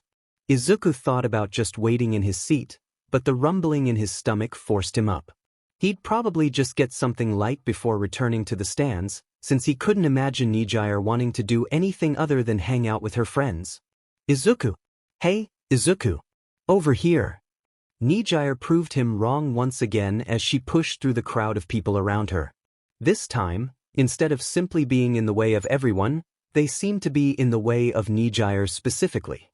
People were flashing cameras, offering her pens and shirts for autographs, and crying out for her to give them her phone number, with the horde moving around her like a plague. She seemed more than happy to ignore them the moment she locked eyes with Izuku though. "Come with me!" she shouted, her tone leaving no room for argument as she flew over her adoring fans to snatch him up. "Let's go get some food." Even if he didn't want to, he wasn't exactly in a position to refuse. Nijire literally had him in her claws. Of course that was just a figure of speech, and her hands were actually really soft and gentle and not like claws in any way, shape or form. "You're funny, Izuku." Nijire giggled, no longer flying and instead dragging him towards somewhere. "Your little mutters are so cute." "See cute?" he shrieked, voice high and beyond embarrassed, and too focused on her words to think about what dumb stuff he had apparently just said to her. The crimson in his cheeks rivaled the color of pomegranate seeds. "I think why you have the W wrong person." Nijire bobbed her head as she walked. "Nope. I definitely have the right person. You are the one who helped me with my quirk, right? You don't have any secret siblings?" Steam was blowing out of his ears with every word. Izuku's hypothesis remained correct. She was definitely going to wind up killing him today. "Nijire, over here." At the sound of her name being called, Nijire quickly changed her direction. Her eyes lit up as they landed on her trio of friends, and Izuku soon found himself standing alongside his 4 seniors once again, who had all made it to the final round by the way. Helia looked partly confused, partly afraid, and partly disinterested as she stared at him. "What happened to your face?" "Alright." He was currently doing his best strawberry impression. Izuku's eyes darted to the floor. "And nothing, Hie-san." Togata let out an awkward laugh. "So, Nijire?" He began slowly. "That a new ultimate move of yours?" Nijire laughed. "You guys should have seen the looks on your faces when I blasted off. It was hilarious." She turned to Izuku. "You wouldn't happen to have been filming it by any chance, right?"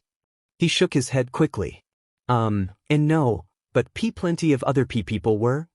He offered Nijire his phone, HeroTube already on full display for her. Her eyes widened as she looked at the top 5 trending videos, slowly realizing that each and every one of them was on her. Amajiki peered over Nijire's shoulder to see what she was looking at, only to freeze. "TT 10 million views?" he gasped. "It's only been like an hour?" Nijire shrugged easily. "I guess word travels fast." "Look out world," she said loudly. "Nijire-chan is here." She seemed to be taking her newfound fame well. "Anyways, Nijire began, turning towards her pink-haired friend, "are you ready to perform?" Helia rolled her eyes in frustration, even as Togata and Amajiki tilted their heads in confusion. "I told you," she groaned, "that isn't something we're doing." "But the first years did," Nijire pointed out, pouting slightly. "They were tricked." Helia cried, grabbing at her hair. "We went over this." Togata placed a hand in between them. "What are you guys even talking about?" he asked. "Us guys are kind of lost here." Nijire beamed as a result of him giving her the opportunity to explain. "You see," she hurried to say, edging out Helia for speaking time, "the first years had a cheerleading routine they did in between events, and I wanted to do that too. I got my outfit and everything." Izuku most certainly did not look as she pulled out a thin, revealing 2-piece cheerleading outfit donning the UA logo and a pair of pom-poms. If he did, he likely would have gotten a nosebleed as his imagination went wild. Instead, he merely blushed like a maiden and looked away, completely lost for words. "And I keep telling her that they were tricked," Helia shouted. "It wasn't planned, it wasn't approved, it just happened out of nowhere. Some pervert probably just blackmailed them or something. And even if it was approved, there is no way in hell I'm wearing that, or letting you wear that in front of millions of people." Nijire deflated like a burst balloon. "But I did get approval from Kiyama-sensei," she whined, waving her cheerleading uniform haphazardly in the air. "What am I supposed to do with this now? I'm not going out on my own." Nope. Izuku wasn't even going to think about so much as entertaining a response to that question. No way, no how. Out of sight, out of mind. Togata offered his friend a pat on the back. "We'll figure it out later," he said, trying to comfort Nijire, "but we should get some food now, right? Isn't that why we're at the cafeteria?" She brightened up immediately. "Oh yeah." Nijire facepalmed. "I completely forgot about that." The periwinkle-haired girl hurried into the lunchroom, Togata and Helia hot on her heels, leaving Amajiki alone with Izuku. The older, and somehow shyer, teen tapped his fingers together awkwardly, and Izuku found himself reading the exit sign instead of trying to make small talk. It was pretty bad for a few minutes. Until Tamaki remembered that he was a hero, that Midoriya was Nijire's friend, and that he should at least try to make him feel welcome, right? He nearly lost his nerve remembering what the kid had apparently done to make wave motion into such a monstrously powerful quirk. He started, getting the verdette to slowly turn towards him. "I guess we should go inside too. If you're hungry, you can eat with us if you want. Lunch Rush makes pretty good food, and it's probably better than what everybody else has to get." Izuku nodded slowly. "Okay," he mumbled. If why you all don't mind me intruding." Amajiki shook his head, even slower than Izuku had nodded. I'm sure it's fine. You're Nijire's friend, after all." He trailed off awkwardly. Izuku had never felt like he could relate to someone so well. Lunch was a rowdy affair. and messy. The 4 hero students ate with no care for decency, scarfing down as much, and in Amajiki's case, as diverse, food as they could to build up energy for the next round. Izuku was content to just poke around at the Katsudon lunch Rush had prepared for him. He was very embarrassed to order it, by the way, until crumbs started flying into it. He lost his appetite pretty quickly afterwards. So, Togata clapped his hands together. You gotta tell us, Nijire, how'd you two meet? And how'd he make your quirk super scary? Heia finished.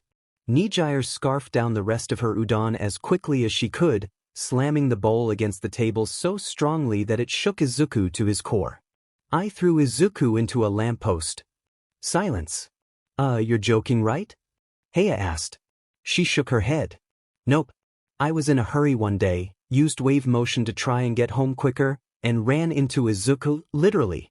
Recovery girl was really mad at me for that, she explained happily. I walked him home, gave him my phone number, and the rest is history. Togata shot a brief glance towards him. He looked even more guilty about following him home now. Oh, interesting. Nijire nodded. I know, right? Anyways, she continued, one day I took Izuku out to that ice cream place I like in Mizudafu, you know the one and I showed him my quirk to explain why the ice cream was so good there, right? And he asked me some questions about it, and I was like, oh, that's so smart. I've never thought about that aspect. And I tried out some of Izuku's suggestions, and I swear it was like he completely flipped wave motion on its head.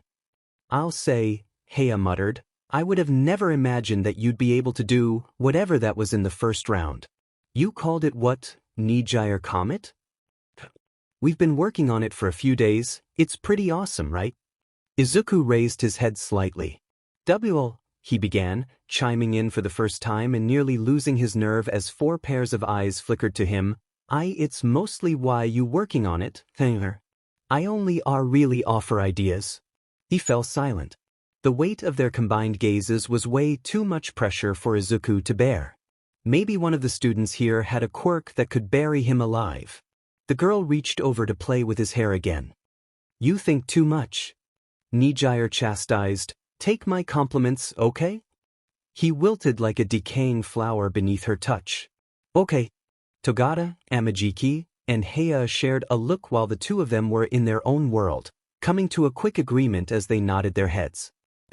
Had no clue what was up with Nijire and Izuku, but it seemed like they were a good influence on each other. So they approved. Anyways, Togata began, interrupting the assault on Izuku's hair. How did you come up with those ideas for wave motion, Midoriya-kun? Do you have any? Attention all competitors, please return to the field for the final round. Have a nice day, and good luck. Togata was interrupted by the droning sound of the PA box, frowning slightly. Already? He complained, I feel like we just sat down. Heia sighed. I know, right? She groaned, I still can't feel my fingers.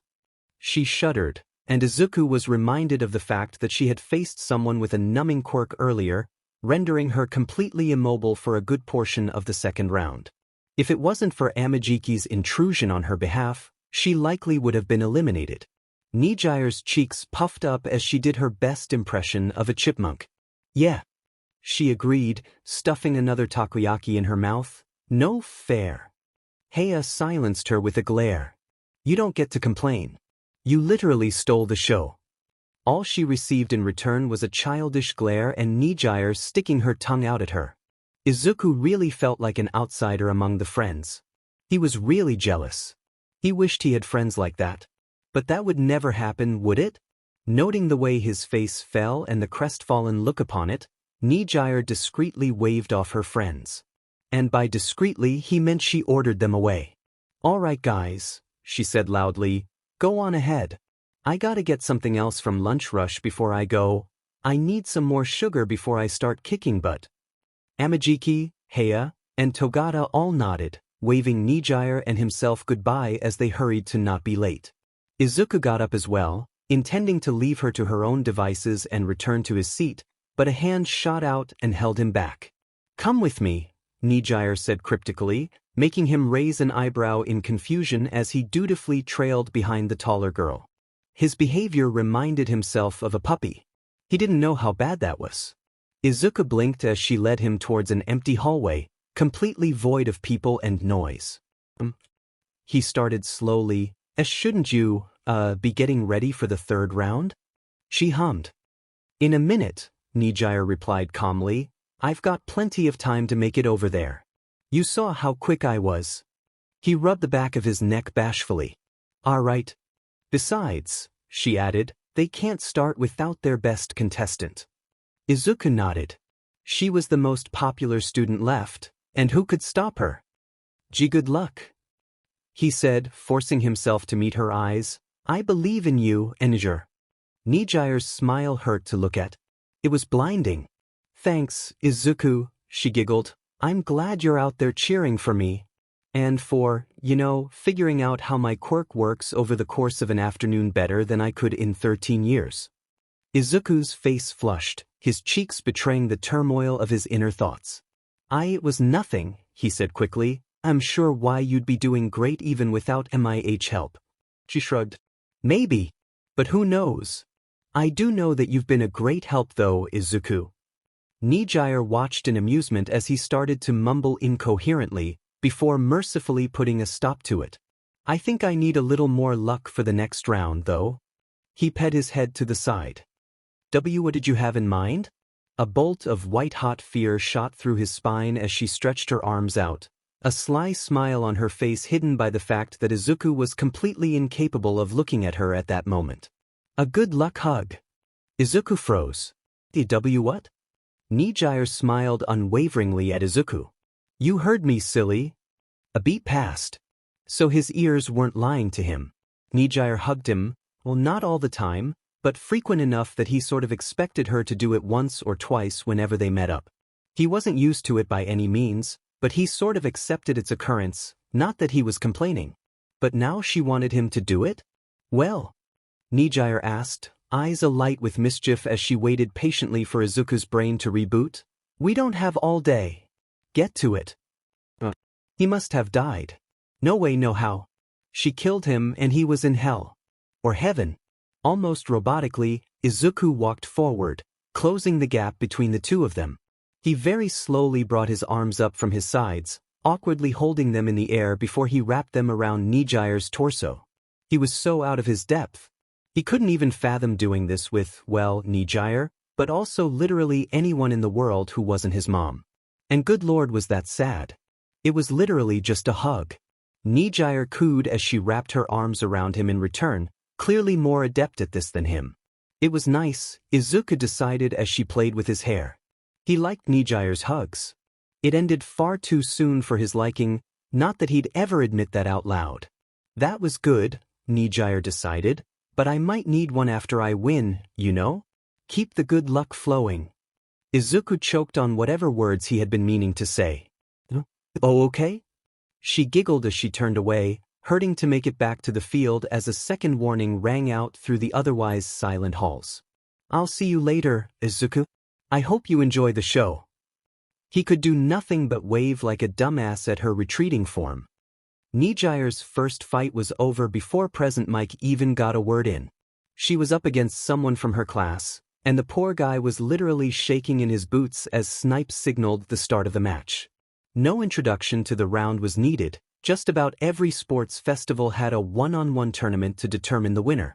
Anyways, Nijire got in close and threw him out of the ring before Snipe could say, go. Izuku would have said it was anticlimactic, but he wasn't surprised in the slightest. He had some time between matches as he waited for Nijire's next bout in the top 8. He could have watched the match between Amajiki and Helia that came just after, but to be honest he really needed to use the bathroom. So he drank a little more than his fair share of water.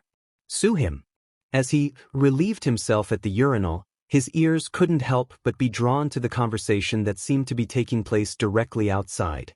Izuku would never consider himself an eavesdropper, but when there was nothing else for him to focus on as he stood there, he found himself drawn into whatever muffled sounds he could hear. Sir, a faint voice urged, I'm sorry, be better? At least, that was what he could make out. There were plenty of other words shared in between whatever they were saying, but They were either too quiet or too quick for Izuku to piece together. An older, gruffer, even weaker voice responded. "It's okay," they said softly, making Izuku really strain to hear them over the sound of the sink as he washed his hands. "There's time, patience." Okay, whatever they were talking about was none of his business. He really needed to stop. It was rude of him to listen in on what was clearly meant to be a private talk. It seemed to end before he stepped outside, so it wasn't like he knew who was talking anyways. As he pushed open the door, there was nobody left in the long, airy hallway except for a tall, thin man with blonde hair in the unmistakable shape of AV. Izuku immediately stopped himself and prepared to run the other way, completely uncaring of the fact that his seat was past where the man was standing, but it seemed like fate had other plans for him. He stumbled as he tried to flee, letting out a hiss of pain as he hit the ground. All Might turned around in concern, his deflated form doing nothing to conceal his true identity to Izuku. "Are you all right, young man?" He cut himself off as he locked eyes with Izuku. Silence. Fine by him. Izuku pulled himself to his feet before All Might could offer him a helping hand. "Sorry for disturbing you," he said quickly, praying to whatever gods were out there that he didn't recognize him and making to leave as soon as he could. "Midoriya?" All Might asked. It seemed like he didn't forget after all. Hello, he said quietly, making sure not to accidentally reveal the hero's identity to any possible listeners. All Might looked surprised if nothing else. He coughed into his fist, clearly just as uncomfortable as Izuku was. Okay, that was impossible. He hated every second of this. "Look, well," All Might said after an eternity of silence, I didn't expect to see you here of all places." Yeah. He probably expected to find Izuku in the Sunday paper's obituary list. "May I ask what brings you here?" he said. "Can I be a hero without a quirk?" No.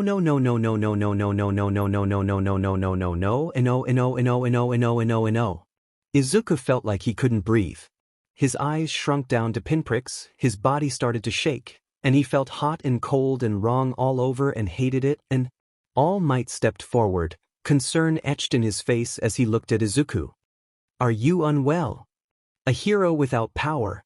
I think not." He shook his head so quickly he was worried it might go flying off his body. "I am fine." Izuku practically shouted, "I'm actually just leaving." Without sparing him a second glance, Izuku turned on his heel and started to sprint away. He ignored All Might's frantic calls asking him to wait, or maybe he didn't even hear them. He couldn't tell anything anymore, aside from the fact that he needed to get away. And if there was one thing that Izuku was good at, it was running away. Like a coward. The door to Nezu's office slid open smoothly. Nijire didn't even have the chance to knock before it swung wide, her fist frozen in front of the space formerly occupied by the dark oak planks. "Ah, Hadou-san." A squeaky voice beckoned, "Come in. Come in." Shrugging, Nijire walked into the large office Principal Nedu called his own, eyes roaming over the countless little artifacts sitting peacefully atop the shelves and the smattering of papers strewn across his desk. "Hi, Principal Nedu," she greeted. "Snipe-sensei said you wanted to see me after the closing ceremony?" Nedu nodded, waving his free hand in a request for her to take a seat. He didn't need to tell her twice. Nedu was, from what Nijire could tell based on all of their previous interactions, a very pragmatic and practical person. "Tea," the headmaster offered, pouring himself a single cup. She shook her head. "Sorry, but no," she declined respectfully, or as respectfully as she could, "but wave motion doesn't really like when I drink depressors." Nedu hummed. "Of course, silly me." He took a sip of his own tea, eyes closing in delight as he continued to tap away at his keyboard. Whatever he was doing on his computer was anybody's guess. "I suppose congratulations are in order, Hadou-sen. Well done today indeed." Nijire lit up like the 4th of July. "Thanks." She smiled at her teacher. It was awesome. Her final 3 fights weren't even that difficult. Tamaki fell relatively easily after an exhausting battle against Yu in the top 16, and beating Mirio in the final match was really satisfying, even if it was a bit easy due to the fact that he couldn't even get close to her. Served him right for running away during the second round. She didn't even get a chance to show off. After the first round, of course. Indeed, Nedu agreed quietly, I'm quite surprised by the leaps you've made in training this year, if you don't mind me saying. Nijire shook her head happily. No problem. Him too. I never knew what kinds of things I could do with wave motion until a few weeks ago. Her smile fell slightly at the thought of Izuku. For some reason, she just couldn't find him after her match against Watanabe, and he never returned to his seat either. She had asked Mirio, Yuyu, and Tamaki, and each of them were in a similar boat. She had even tried texting him, but she was left undelivered each time. Izuku had never left her undelivered before. Nijire had a feeling something was wrong. Nezu's beady eyes caught the change in mood immediately. Everything all right, Hadou-san? The girl was quick to place a smile back on her face, shaking her head bashfully. I'm super happy to have finally won. He could accept that. She had been fighting to win the sports festival since her first year, after all, even if they were both nabbed by Amajiki Tamaki in the end. I see. Nedu let silence pervade the air for a moment, before dispelling it with a smile. Well then. He clapped his hands together. I don't want to waste too much of your time, Hadou-san, as I'm sure you want to go celebrate with your family, so I'll keep this little meeting brief. I was just curious as to how your quirk evolved so rapidly. After all, I was under the impression that you could only use it in large, sweeping waves. No. Of course, he figured there may be more to her quirk than meets the eye. He was the principal, after all, but what was the point in giving your pupils all of the answers when they have the opportunity to figure it out themselves? Hadou puffed out her chest proudly. As she should, considering her decisive victory. That's what I thought too, she admitted, but I made a friend who likes quirks and he figured out all these crazy ways I could utilize wave motion. We're still figuring out new stuff, even though we've been at it for weeks. She suddenly blushed, slightly embarrassed by how much information she had just given up. Perhaps said friend was a lover, or someone similarly unscrupulous. Humans were odd. Nevertheless, the answer was not what Nedu expected. Oh, he replied, nodding his head in understanding. How interesting. Do they attend UA as well? Hadou shook her head, even more embarrassed than before. Perhaps she found his gaze unnerving. She began slowly. Remember about a month ago when I hit somebody out front and destroyed our mailbox? Nedu nodded. I am aware, yes. It was a lot of paperwork to deal with that little catastrophe, but Nedu was very savvy. A few nice words here, an empty threat there, and the fact that Hadou was able to prevent the boy from pressing charges meant that there was nothing anyone could do but sigh and ask UA to cover the costs. And that was a drop in the bucket compared to the funds that he had accrued for the school over the year. Hadou still got detention. He could have overlooked the incident if she was a little more discreet, but that was neither here nor there. Well, she trailed off slowly, I became friends with the guy I hit, and he's the one who came up with most of my new moves. He blinked. That was something. Are you okay, sir? Hadou asked. Nedu was quick to nod, already pulling up the incident report he had filed and security camera logs. That boy's name. Midoriya Izuku, correct. Hadou didn't need to nod to confirm his suspicions, he knew he was right. From what little information Nedu had on hand, the boy lived in Mizudafu and had applied to UA's hero course last spring before abruptly canceling his application. And he was also quirkless. Nedu's eyes flickered back to Hadou, who was more confused than anything else. I see, he said slowly. Thank you for the talk, Hadou-san. It was very enlightening. Congratulations again on your victory. The girl stood, recognizing a dismissal when she saw one. Thanks, sir. She made for the door, but it didn't open right away. One last thing, Nedu hummed, his paws clattering away against his keyboard. This Midoriya? He didn't apply to UA? I'm sure with his ability to analyze quirks, he would have been a shoo-in for our general education course, at worst. Hadou shrugged, but she looked unconvinced. Maybe she asked herself the same question. I don't know, she admitted. I asked him about that once, and he said something about it being unrealistic. Unrealistic? What an odd choice of words. The door opened as she spoke. Very well, Nedu spoke, eyes glued to his computer as he pulled up the boys' middle school record. Have a good weekend, Hadou-san. You too, sir. His door closed behind her. He had some work to do. Nejire Izuku, what an interesting individual. A mystery wrapped in an enigma, by the looks of things. Nedu loved dissecting mysteries. And if it bore fruit, well, there was a reason UA offered mid-semester transfers.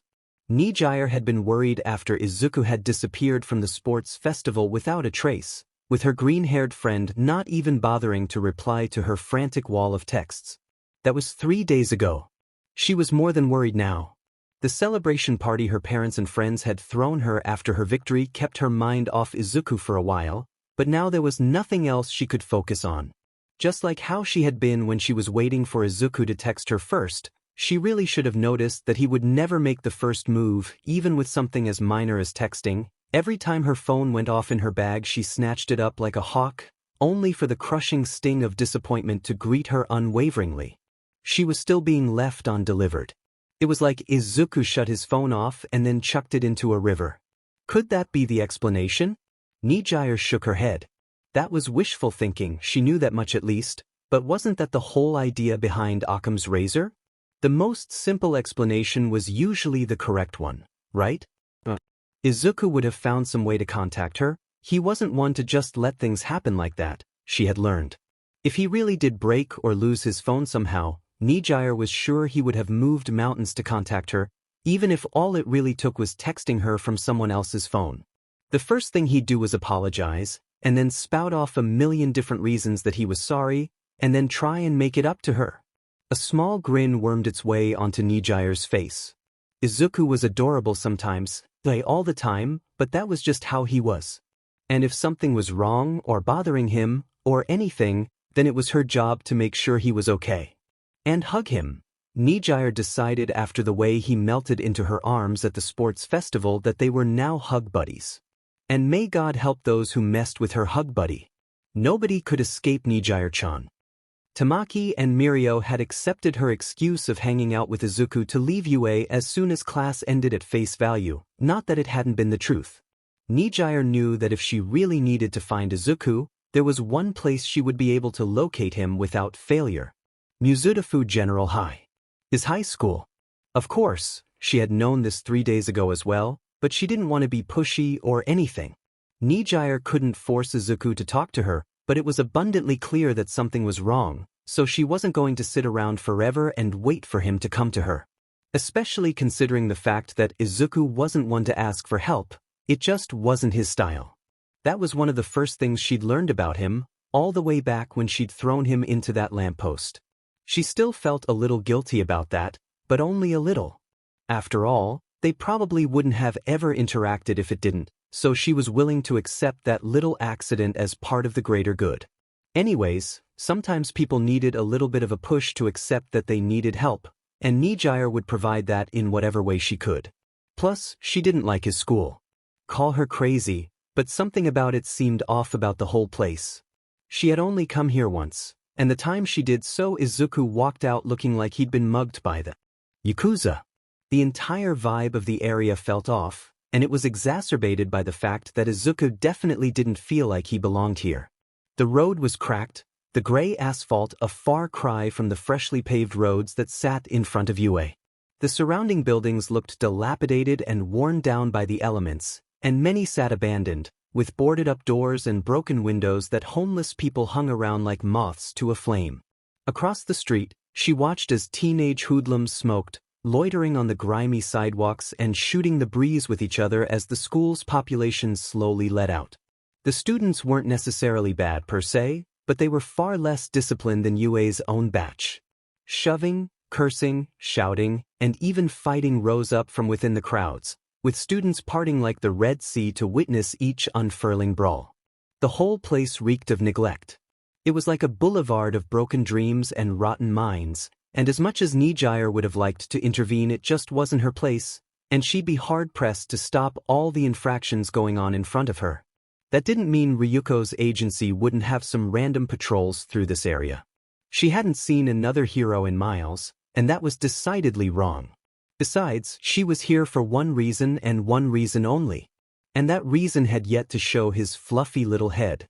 Even as the herd of students slowly thinned out until there was nothing but stragglers and loiterers left, Izuku never appeared, let alone walked past her. A few students shot her looks, whether they be dirty, jealous looks at her pristine UA uniform, odd looks recognizing her from her performance in the sports festival, or the less wholesome ones she received from the ones her age. She didn't care. The guy that made a pass at her melons might have lost a few teeth with the slap she gave him. Nijire hoped it was worth not even touching them. Nijire sighed quietly. Maybe Izuku had one of those extracurriculars he had told her about? Whenever she pressed him about those he clammed up like tamaki around, well, anyone outside of UA, which was worrying. Especially because the questions she asked were pretty harmless. She had just been trying to find out some of his hobbies. Like if he was in the chess club or maybe a tutor, but he just turned as pale as a ghost and stuttered something unintelligible before trying to shift the topic away. The more Nijire hung out with Izuku, the more often she came to the conclusion that he wasn't always the most forthcoming about some things. Specifically, things that pertained to his social life. And it looked like Nijire had just figured out why. Izuku burst out of the doors of Mizudafu General High like a bat out of hell, a terrified look in his eyes, and before Nijire could even blink, a hand reached out from inside and nabbed him by the back of his collar. He made a pained choking sound as the hand jerked backwards as hard as it could, trying to pull him back inside the school, but he gripped onto the doorway to keep from being dragged inside. Instead of him being pulled in, it resulted in a gang of at least 24 kids bursting out of the doors behind Izuku, sending him flying down the stairs in a mess of sprawling limbs and notebooks. Before he could even hit the ground, one of them had snatched him up in a doughy hand and socked him in the nose hard enough to make Izuku start bleeding as his nose bent to the side with a sickening crack. Nijire saw red. Izuku had been through a lot in his short, miserable life. Get the F away from him. But he never thought he'd see the day Nejire Hadou got mad. Actually, that wasn't true. Nijire wasn't mad. She was furious. Tsubasa couldn't so much as blink before Nijire was atop him, a downright murderous look in her eyes as she grabbed him by the shoulder and threw him into 2 of his henchmen. She hadn't even needed to use her quirk. What the? One of the guys made the mistake of opening his mouth, but that just made him Nijire's next target victim. She kicked him square in the sternum, and he sailed backwards as he was blasted across the street onto the other sidewalk. Okay, that time she might have used her wave motion. The streak of gold trailing behind his classmate was proof enough of that. Something warm rolled down his lips, and he recoiled at the slick, metallic taste of his blood. That was the least of his concerns, however, and he was unexpectedly dumped on the ground by a very afraid and suddenly very small-looking classmate. "I'm sorry," he cried, shrinking back in fright as Nijire moved through his schoolmates like a woman possessed. Every time Izuku blinked, another one of his tormentors had been knocked out. "Let me go, please." She didn't acknowledge the second-year boys' cries, instead pummeling everyone within arm's reach and blasting away those that were not. A lot of the guys, once they got over their initial shock, simply turned and ran for their lives, but she wasn't willing to let a single one get away. Izuku said nothing as he took the time to scramble away from his classmates, but once he was safe he let out a sigh of relief that was immediately followed by an immense wave of panic. Why was Nijire here? Why was she beating up his classmates? Was she mad at him, too? Oh God, she was here to kill him for ignoring her. Or worse, she thought they were his friends and was beating them up because of that. Wait, no, that was too unrealistic for even Izuku to think. She had probably watched Tsubasa break his nose, and it was almost certainly broken, because holy F it hurt, and Nijire was in no way stupid. Did that mean she was beating them up because they had hurt him? His heart fluttered at the realization, only to sink at the thought of that being the truth. It wouldn't do anything but make them even more sad, and the next time he got cornered Izuku might not be walking away in one piece. And Nijire was likely going to want some answers this time around, ones that she would demand the truth to, and would probably ruin her opinion of him in an instant. Despite those fears and the constant, crippling social anxiety he was trying to cope with, Izuku couldn't help but think about how weirdly hot she looked as she beat his classmates up. Scratch that. There was nothing weird about it, Nijire just looked really hot right now. His face was as red as the blood leaking from it. It only took a few more seconds for Nijire to pile up the unconscious bodies she had accrued in front of his school's entrance, with the only people left standing being herself, Izuku, Tsubasa, and the second year that had originally grabbed him from inside the school. She grabbed both of his bullies by the throat and lifted them into the air in front of her, their eyes alight with nothing but fear of the periwinkle-haired demoness who had just obliterated the better half of the school's delinquents. "I'm only to ask my questions once," she snarled, completely uncaring of the way they squirmed beneath her glare, "and you better give me the truth, got it? I can do a lot worse to you than I did to your friends." The second year nodded, a decent amount of self-preservation still coursing through his body, but it seemed like a decade of exposure to Bakugo and his explosions had given Tsubasa some form of brain damage. "Who the F are you?" he cried out, gurgling a bit as Nijire's grip tightened. "Why the hell are you defending Deku?"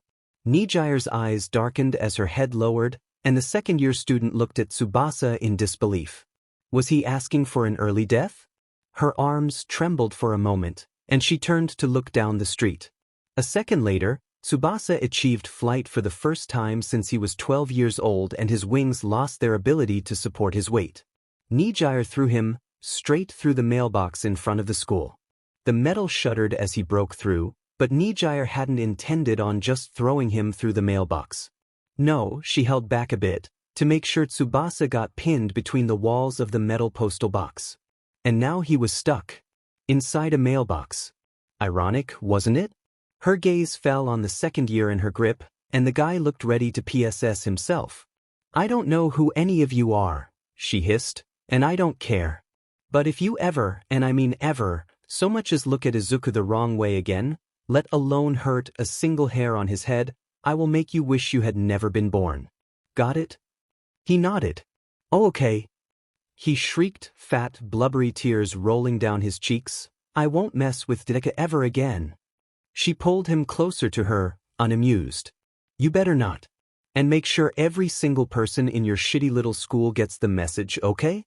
Otherwise, I'll be a lot less gentle the second time, and I'll make sure to find you first. Do I make myself clear?" Yes. He actually did PSS himself. "See, Crystal." Nijire looked at him in disgust, before unceremoniously dumping him on his butt. "You better not forget it. Don't leave until all of your friends here get the memo." The boy nodded as he sobbed. For all his bravado earlier as he and the rest of the guys had cornered him, Izuku thought this look suited his personality much more. Nijire started to turn back towards Izuku, but before she could a cry rose up from the mailbox. "Who the hell are you?" Tsubasa shouted as he struggled to free himself. "Don't you know that Deku's queer?" Izuku's blood ran cold as he spoke. But as it turned out, he had nothing to worry about. Because Nijire decided to blast him away with her quirk. The mailbox was now nothing but a smoking pile of ashes. As Tsubasa launched into the stratosphere, screaming like a little girl, there was no way for Izuku to know that it would be the last time he saw his old friend turn tormentor. Nijire let out a quiet "Mph" as she watched him fly away, before finally returning her focus back to him. The anger in her eyes melted away as she took in his bloody, bruised form, but it didn't stop Izuku from worrying that. "Are you okay, Izuku?" Faster than should have been possible, Nijire was kneeling at his side, one arm wrapped around his torso and another digging through the backpack she had slung down. Her big blue eyes were wide with worry, her lips turned into a soft frown as she observed the way he winced and averted his gaze. Izuku had been through a lot in his short, miserable life. A lot of it had been due to his quirklessness, some of it not. But this was the first time that someone had put themselves in harm's way to protect him. "MFFF fine," he whispered, throat tight as shame filled his body. "Why he didn't have teeth?" She placed a finger against his lips. "Don't lie to me," she said quietly, "please." He swallowed thickly. "SSSS. You don't have to apologize either." Izuku let out a shaky breath as his body shuddered. "I think my nose is broken." She squinted her eyes at his face. "Yeah, that's what it looks like." Was he supposed to have an answer to that? If he didn't know what it could be. Izuku fell silent as she pulled out her first aid kit again. He was getting a strange sense of déjà vu as she pulled out another piece of cotton to wipe at the blood dripping down his chin. Boy, that meant that. He sighed miserably as he looked down at his uniform. His jacket and shirt were both caked with dried blood. Sheet. He mumbled, more to himself than anything. Nijire blinked at the curse he let out, slightly surprised. Izuku. The next words out of her mouth shouldn't have been surprising.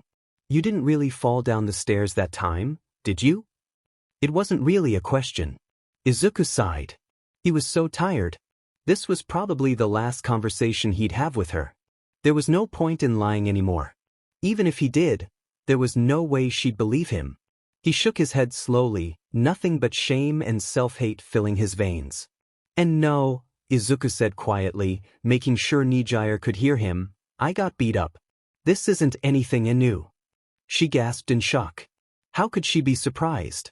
She had watched it happen in real time already. Maybe she knew, but the truth was too ugly to accept. Does this happen a lot? Nijire pressed, hating the way Izuku nodded without a second thought. Why? Some days I get left alone, some I see can outrun them, but... He shrugged lamely, shoulders flopping. And not often. The look in her eyes made him feel so much worse than he already did. Why? And that question was the finishing blow. It was so simple, so direct. Nijire could have phrased it 1,000 different ways, but she went with the one that cut right to the meat of the problem. He tried to gather the courage to meet her eyes, but he was a coward. He couldn't even manage that much. Deep down, Izuku had a feeling she knew something was wrong with him.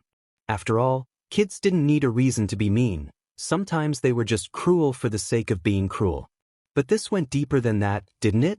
The way he flinched at any loud noise, or was so hesitant to accept praise, or how eagerly he pushed away attention and tried to slip into the background, or how every time someone looked his way it seemed like he was preparing to be admonished or hit, or how he had such a deep-seated distrust and fear of other people, or how after all might left him on that roof, he took a hard look at the ground and wondered if he should just take the fast way down to the pavement.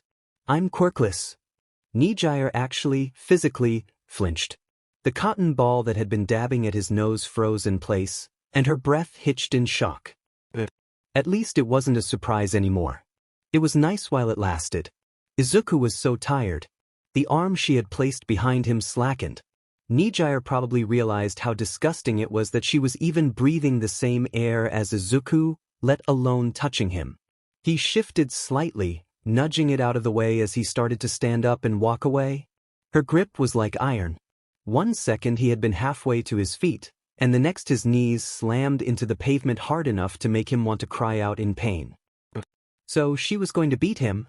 Nijire pulled Izuku into a hug so tight he was pretty sure that she broke his ribs. I don't care about that. I don't care. In just about any other setting, the person hearing that would likely be off-put or offended, or maybe even hurt. But this wasn't any other setting. Just like that, something snapped inside Izuku. He sniffled, choked, and started to cry. Nijire hugged him even tighter. It's okay, she whispered, clearly holding back tears of her own. I'm here for you. I'm here for you. Izuku had never heard those words before. Nijire could only wonder how long he had waited for someone to say that to him. Her other hand reached around the back of his head, burying his face in the crook of her neck as he sobbed his heart out. Izuku was so pathetic. Nijire knew Izuku was the bravest person she had ever met. Izuku was a coward. Nijire didn't know anyone as brave as Izuku. Izuku was a loser. A failure. Nijire was so grateful for everything he'd done. For what he'd done for her. Izuku hated himself. Nijire didn't care about anyone the way she cared about Izuku. She rubbed circles on the back of his jacket. I'm really happy I met you. Izuku was really happy he met Nijire. Nijire was really happy she met Izuku. Once the waterworks started, it took a long time for them to stop. Izuku was always a big crier. It was kind of miraculous he hadn't ever done so in front of Nijire before. But even he ran out of tears eventually. Keyword being eventually. Feeling better? Nijire asked, mustering up the biggest smile she could for him. It wasn't pretty, but it still meant the world to Izuku. That didn't stop him from feeling stupid answering. "A little," he mumbled. "Thanks, and I'm sorry." She booped him on the forehead with her finger. "No more apologies, K?" A crimson tide swept over him, betraying the storm of emotions inside. "Why, you don't even know what I was going to say?" Nijire shrugged as she continued to hug him. "Knowing you, it isn't something you should be apologizing for." Izuku struggled too, but eventually he found the courage to look her in the eyes. He owed her that much, as well as an explanation. "I was going to say I'm sorry for our running away at the Sports F Festival," he said, tripping over his words as he stammered, "and for ignoring why your messages." He tensed as a flash of recognition of his actions passed behind her eyes, and his courage was lost. "I forgive you," she decided immediately. "What? It?" Izuku was slack-jawed. But I'm sure you had your reasons," Nijire asserted. "That's enough for me." He looked down at his lap.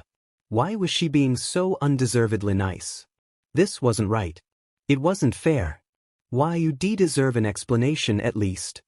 Izuku blurted out, hating how whiny and stupid he sounded. Our reasons were stupid and I had no right to?" "Hey!" Nijire cupped his cheek, forcing him to meet her eyes as she tilted his head up. "If something happened that caused you to want to leave, it isn't a stupid reason. Your problems are just as important as everyone else's." Izuku was going to start crying again at this rate. I know. Logically sure. His problems were just as important as someone else's on paper. But no one cared about his problems. They were his burdens. They were his cross to bear, and no one else's. Other people had their friends, their families to support them. Izuku had himself. And that was fine. He didn't need to worry his poor mother, who had enough on her plate trying to raise a worthless son, and he definitely didn't need to worry the only other person on the planet who gave a DMN about him. Nijire disagreed with him. "If you want to talk about it," she encouraged, "you can. But if you don't, that's okay too, and again, whatever it is, it's not stupid." He shook his head shakily. He trailed off slowly. "It's kind of, a long story." She hummed, dropping her hand from his cheek. Internally, Izuku was already tearing up at the loss of warmth. "We've got time," she decided, standing up and pulling Izuku to his feet with her. "You can tell me while we walk." Izuku blinked. Where are we going?" "To get you medical help," she said simply. He didn't trust himself to respond to that, so he just nodded and stared at the sidewalk as Nijire picked up their bags in one hand and took his own in her other. He didn't fight it. For a while, they walked in peaceful silence. "When I was younger, I wanted to be a hero." Nijire looked at Izuku in surprise, but said nothing. She squeezed his hand, and that gave him the motivation to continue. "I saw All Might's debut video," Izuku elaborated slowly, "and I wanted to be just like him. I wanted to save people with a smile on my face. I wanted people to feel safe with my presence alone, just like him. But then, He trailed off bitterly. "Everyone else's quirks came in, and mine didn't. That didn't change anything," I told myself. "I still wanted to be a hero either way, but I guess I was just delusional. Everyone else knew better, and I probably should have listened to them. But I was stupid and I held on to my dream. If I gave up without even trying, then what was the point in the first place, right? I wrote notes about heroes, about quirks, and did anything I could that I thought could help me out in the future. It didn't earn me a lot of admirers, but I didn't care. I could be the weird, creepy, quirkless freak if it meant I had a chance at being a hero, right? Next was the hard part. I got attacked by a villain a little over a year ago," Izuku began, heart hammering in his chest. Not even his mom knew about this part. "They had a quirk that turned them into sludge and wanted to use my body to hide. I was powerless to stop them. I thought I was going to die, and as I passed out from suffocation I really thought that was the end. But a hero saved me. He couldn't do it. Even now, bitter and resentful and in pain and just hurting so much, he couldn't say who it was. It was someone I really admired. They were my idol. My hero. I never thought I'd get the chance to meet them, so I asked them the only question I could think of, the only question in the world that mattered. Izuku didn't need to repeat it. Nijire was smart enough to figure out what that question was. But he did anyway. Could someone like me, someone quirkless and without power, be a hero like them? His voice was reduced to a whisper by this point, cracking and peaking like crazy. Tears were slowly pooling up in his eyes again, but he was determined to not start crying again. He said no. I knew he was right, but it still hurt because of course it did. I was too blind to see the reality of the situation, I guess. But I had to face the facts, and I gave up. Izuku took a shaky breath. That hero, he finished, I saw them at the sports festival. I don't know what happened or why they were there, but I guess I just panicked. I couldn't face them again, so I ran away. It's the same reason I didn't apply to general education at YA. Someone in my middle school threatened me and everyone else in the class to not apply, to not ruin his backstory, so I figured it would have been easier to give up and just go somewhere else. It didn't matter to me anymore. Izuku had been through a lot in his short, miserable life. A lot of it had been due to his quirklessness, some of it not. Most of that, some, came from his delusional belief that he could still be a hero, but that ship had sailed. Nijire stopped mid-step and pulled him in for another hug. I think you'd be a really great hero, Izuku. He had been told by everyone to give up. He had been beaten down, mocked, bullied and worse, but took it all on the chin and kept his dream in sight. And Nijire was the first person to believe in him. But there was nothing behind his eyes at her words. No spark, no light, nothing. Thanks, he muttered almost robotically. I've learned that sometimes dreams are just that. Dreams. It's important to be realistic. Nijire didn't know how to respond to that, so she just hugged him a little tighter. Let's get you to recovery, girl, Izuku. He nodded slowly. It'd be bad if he went home to his mother looking like this. If he had to go to UA again, or pay a fee at a hospital, or run away instead, he'd do it.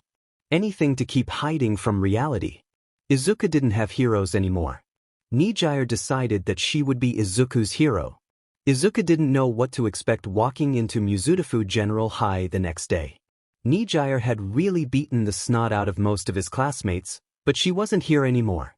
And while he was sure her threats were ringing in just about every student's ears, she couldn't help him today if something bad happened. As it turned out, she didn't have to. Almost every pair of eyes in the school was on him as he walked through the crowded halls, eyes trained firmly on the tiled floor in front of him, but no one so much as breathed in his direction throughout the course of the day. He ate lunch alone in his classroom, which was depressing, but Izuku would have been doing that anyway. In gym class, the one place where he fully expected to get clobbered due to the fact that they were currently on their wrestling unit, he sat in the bleachers the entire time and just watched quietly. As an aside, Tsubasa wasn't in school today. That wasn't the most surprising thing. He'd been known to skip days on occasion, and Izuku was sure he was nursing a wounded pride among other things, but something was off about the way his teachers seemed to be completely unbothered by his absence. As for his other peers, all he was subject to were not-so-discreet glances and incessant whispers floating around him. He never got called on by the teachers and his grades weren't announced publicly for derision, which was how he knew Nijire's threats had reached the school staff as well.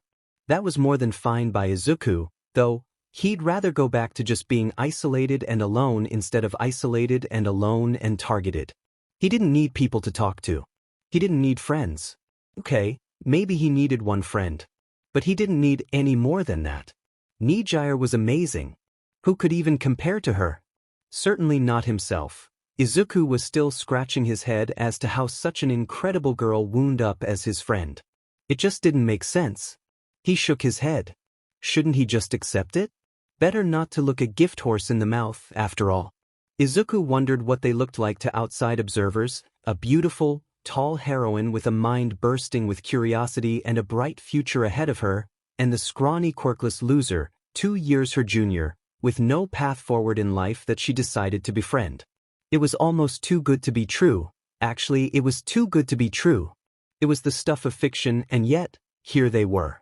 The one thing that gave away that he wasn't dreaming was the way his locker had been vandalized. He duly noted, passing by his little storage unit as the school let out for the day. No one would go after him, but that same courtesy clearly didn't extend to his things. Probably because whoever did it wouldn't have the crime traced back to them. It was clever, if extremely cowardly. The joke was on them. Izuku never used his locker for this exact reason, preferring to just keep his things in his backpack throughout the day instead. Whatever. Eventually everyone would probably get too antsy to remember Nijire's warning, or delude themselves into thinking enough of them could fight her, and then he'd be right back to getting his teeth kicked in. His mind was an absolute treasure trove of pleasantries, wasn't it?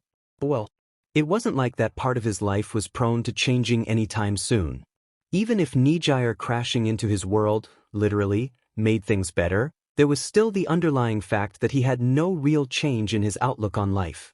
In fact, it would probably be easier for both of them if… Izuku! Over here! He blinked in surprise as the herd of students parted to make way for the heroine in training, looking up slowly at the smiling form of his friend as she approached him, her form practically oozing confidence. "Hi!" Izuku squeaked, blushing slightly at the way she marched up without a care for the hundreds of eyes on them. What are you doing here, Nijire? I'm here to see you, silly." She giggled, pulling him in for a quick hug that left the onlookers with jaws on the sidewalk. "I had to make sure you had a good day today. None of your classmates gave you any trouble, did they?"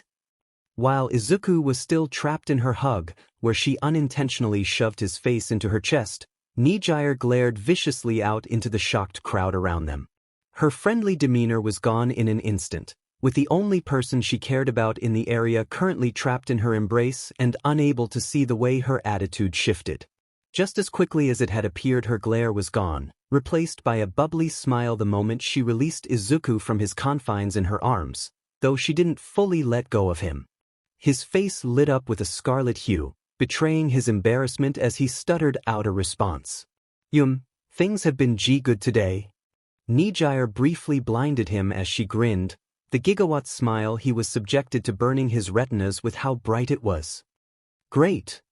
She cheered, turning around and pulling Izuku along by the hand. "I'm glad all of you know what's good for you. Remember, I don't make empty threats." She was clearly speaking to the crowd. A collective shudder racked Mizudafu General's populace as they all unconsciously took a few steps back. No one dared to get in Nijire's way as she led him down the street that he normally took home. It was only then, once they had placed some distance between themselves and the crowd, that he spotted the green band wrapped around her arm. Squinting as he read it, he realized it was marked with the kanji for Izuku Protection Squad, with his face consequently erupting in red. What on earth was that supposed to mean? Nijire caught his dumbfounded stare, an unreadable, but clearly amused, glint in her eyes. "You noticed?" Well, she certainly seemed pleased with herself. "Why, Izuku responded, more than a little confused. Should I ask, or? I got one of my friends in the support department to make it," she said proudly, a smug look in her eyes. "What do you think?" She released his hand briefly to take the band off, offering it to him without a second thought. After a moment he took it, toying with the small piece of cloth in his hands, completely dumbfounded. It looks good," he replied, unsure of the proper way to respond. Why?" Nijire looked thoughtful for a moment, tapping a finger to her lips as she looked up at the sky. Before shrugging, her shoulders as light as clouds beneath the easygoing expression she wore on her face. "I wanted to." He handed her the band back without a word. Nijire was one of a kind, that was for sure. "I thought it would be cool," she continued, slipping it back onto her forearm, "like, I'm making sure those losers know exactly what I was there for. And that's you." A lot of thoughts ran through Izuku's head at her admission. Namely that he was embarrassed, but when he was around Nijire, when was he not embarrassed? And also that he was a little disappointed that she didn't take his hand again, but that was just fueled by the fact that he was now starting to seriously crush on Nijire. But the chances of anything coming from that were about as good as his dream of becoming a hero. Actually, they were probably less, all things considered. He would have apologized for making her go through all of this stuff just for him, but no more apologies, Thanks, Izuku finally mumbled, for doing all this. Why you don't have to go through all this. Nijire gave him a friendly nudge with her shoulder. Yes I do, she countered. You're my friend. And I'll be dead if I'm gonna let people mess with my friend. It's what anyone would do. And here he was thinking he'd finally stop blushing today. It was almost laughable how he'd once considered Bakugo his friend. Compared to Nijire, he may as well have been the devil. Had Bakugo ever, in his entire life, stood up for anyone, much less Izuku? Nope. And here was Nijire, acting like she was ready to hand the world to Izuku on a silver platter. His heart ached at the knowledge that even though she knew he was a loser and quirkless and had just about nothing to offer the world, she still cared about him, and cared more than anyone he'd ever met, excluding his mother, of course. How could he not have started falling for her? Izuku! Nijire poked him in the cheek, making him jump in surprise. Oh, there you are. You were kind of spacing out for a minute. He scratched his cheek, quickly looking away in embarrassment. Sorry, Izuku apologized reflexively. I was just thinking about stuff. Nijire tilted her head to the side. Stuff? Like what? Izuku blushed harder. And nothing. He said quickly, immediately racking his mind for a way to redirect the conversation. I was just thinking about why your fight with Togata-san at the Sports Festival.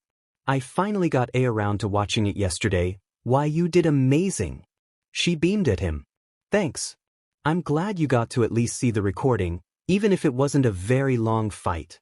I actually wanted to talk to you about Nijire Barrier. I had some ideas for it that I thought might be worth exploring.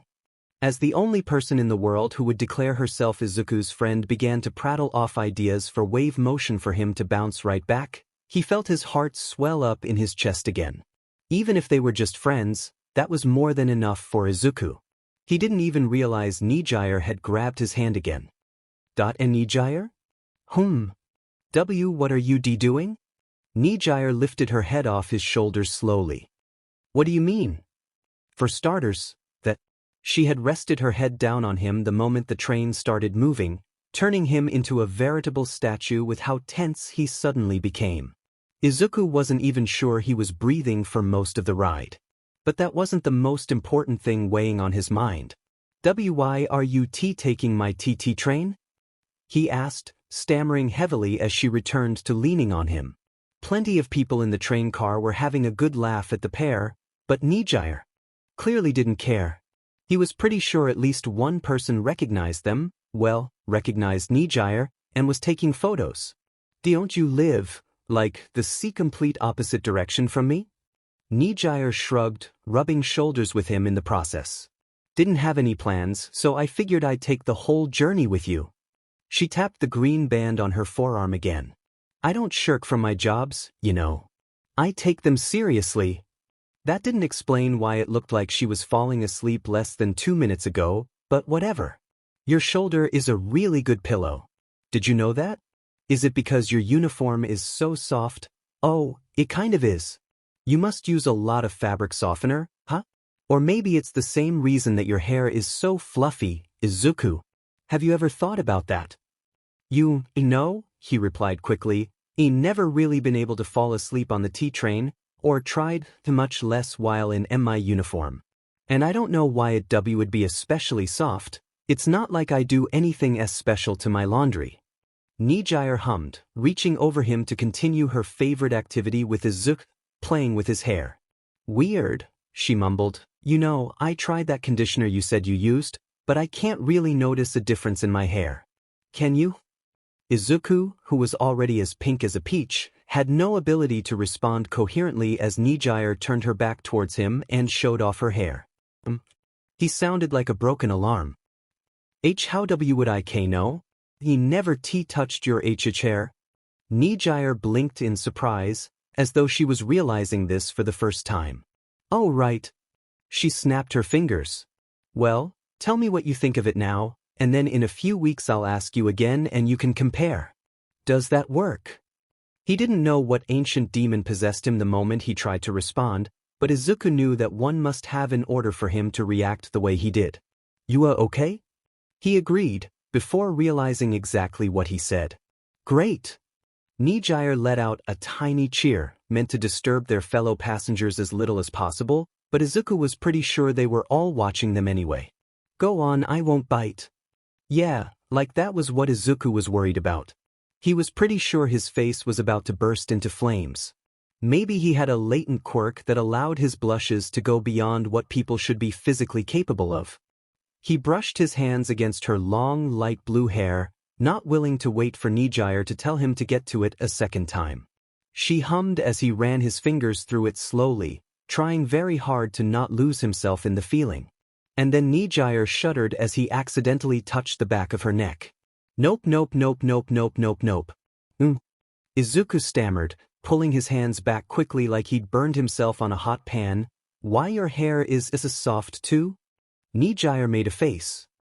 If you say so, she relented, immediately going back on the assault against his own mop, but I don't really think I can compete with what you've got up here. Izuku sank down in his seat, feeling his life force fade away beneath Nijire's hands. This was the most embarrassing thing he could imagine doing with someone in public, and he really wished all the older passengers would stop laughing at his predicament, but there wasn't one bit of him that wished she'd stop. It felt nice.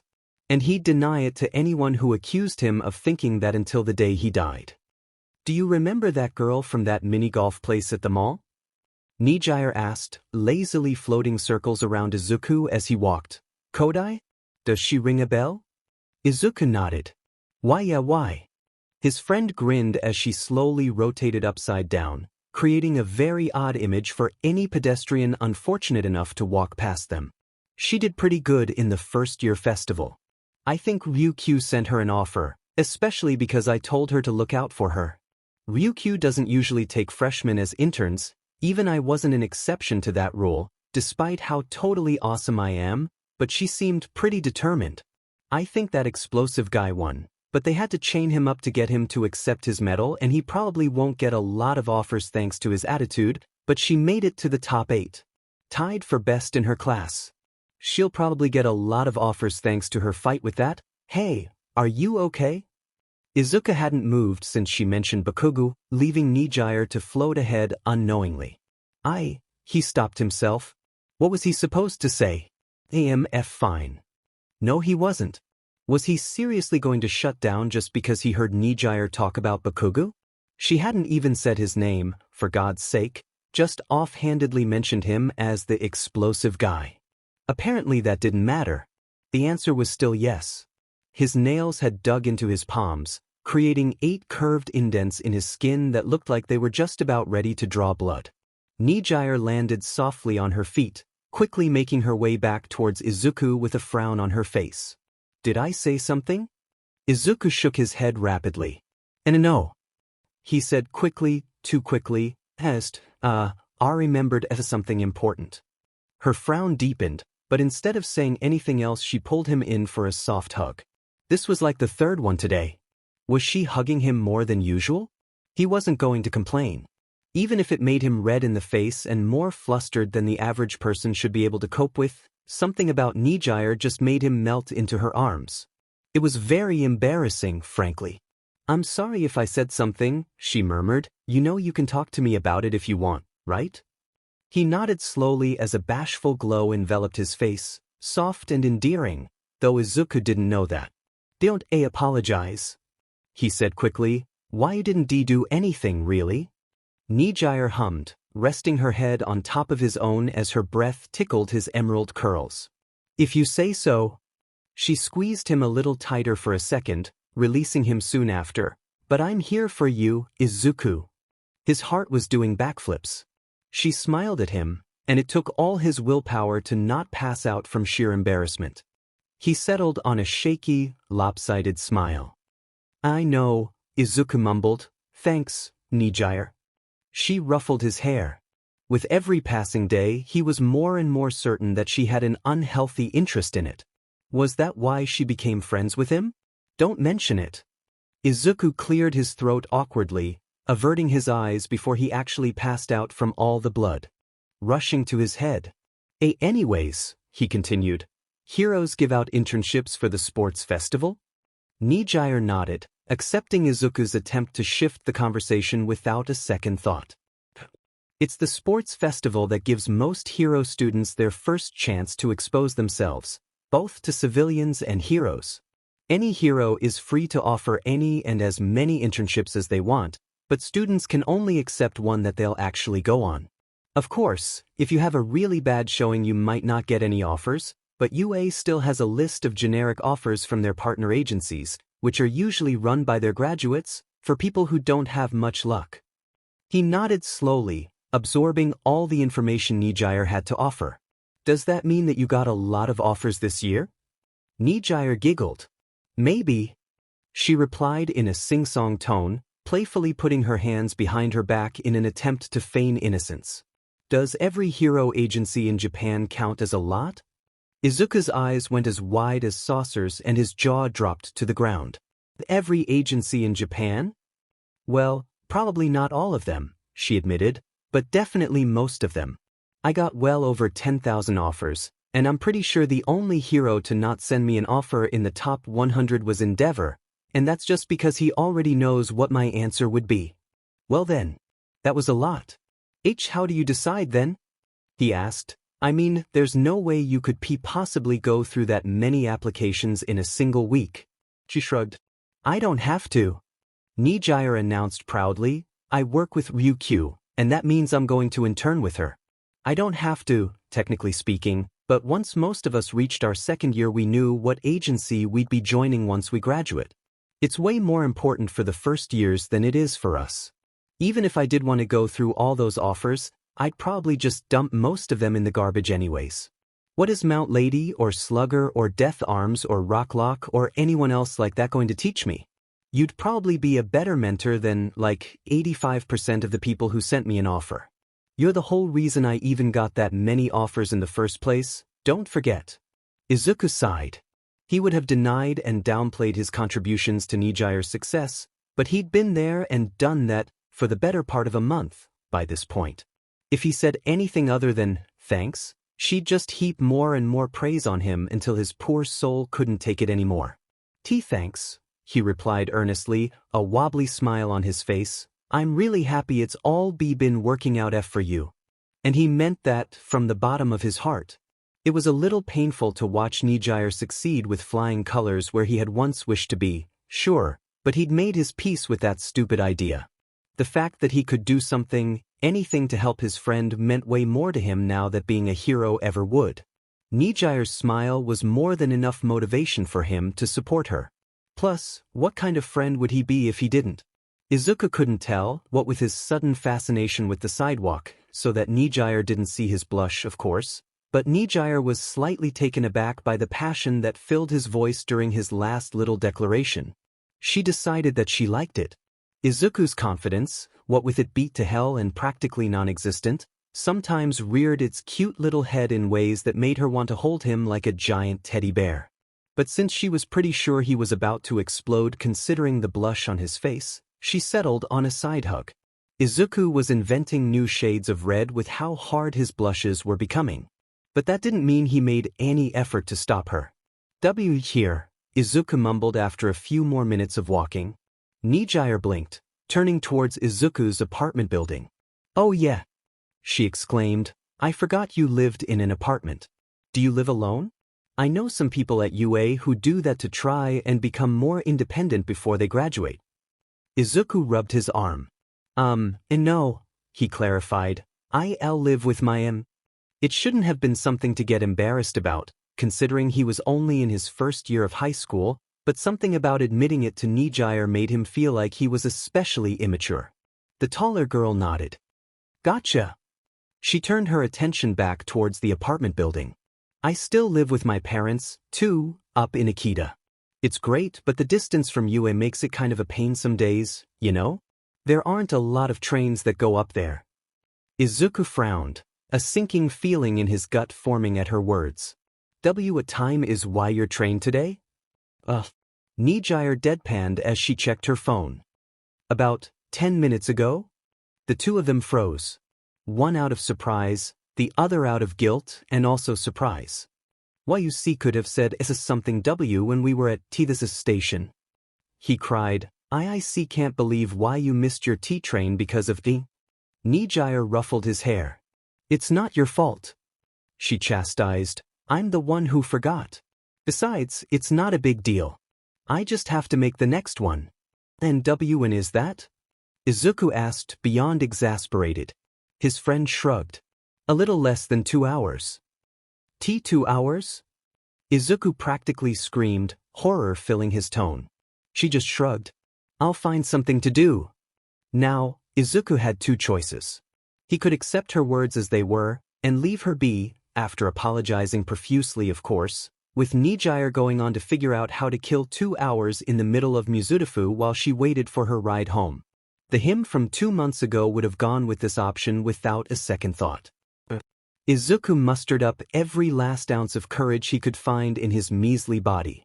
"Well," he stammered, already regretting opening his mouth. If you don't, since it's kind of my fault you missed your T-train and you've done so much for me recently, who'd come over my apartment and stay for a Helia fiawant." Nijire pet her head to the side as Izuku slowly deflated, like a balloon that had been popped. "Huh.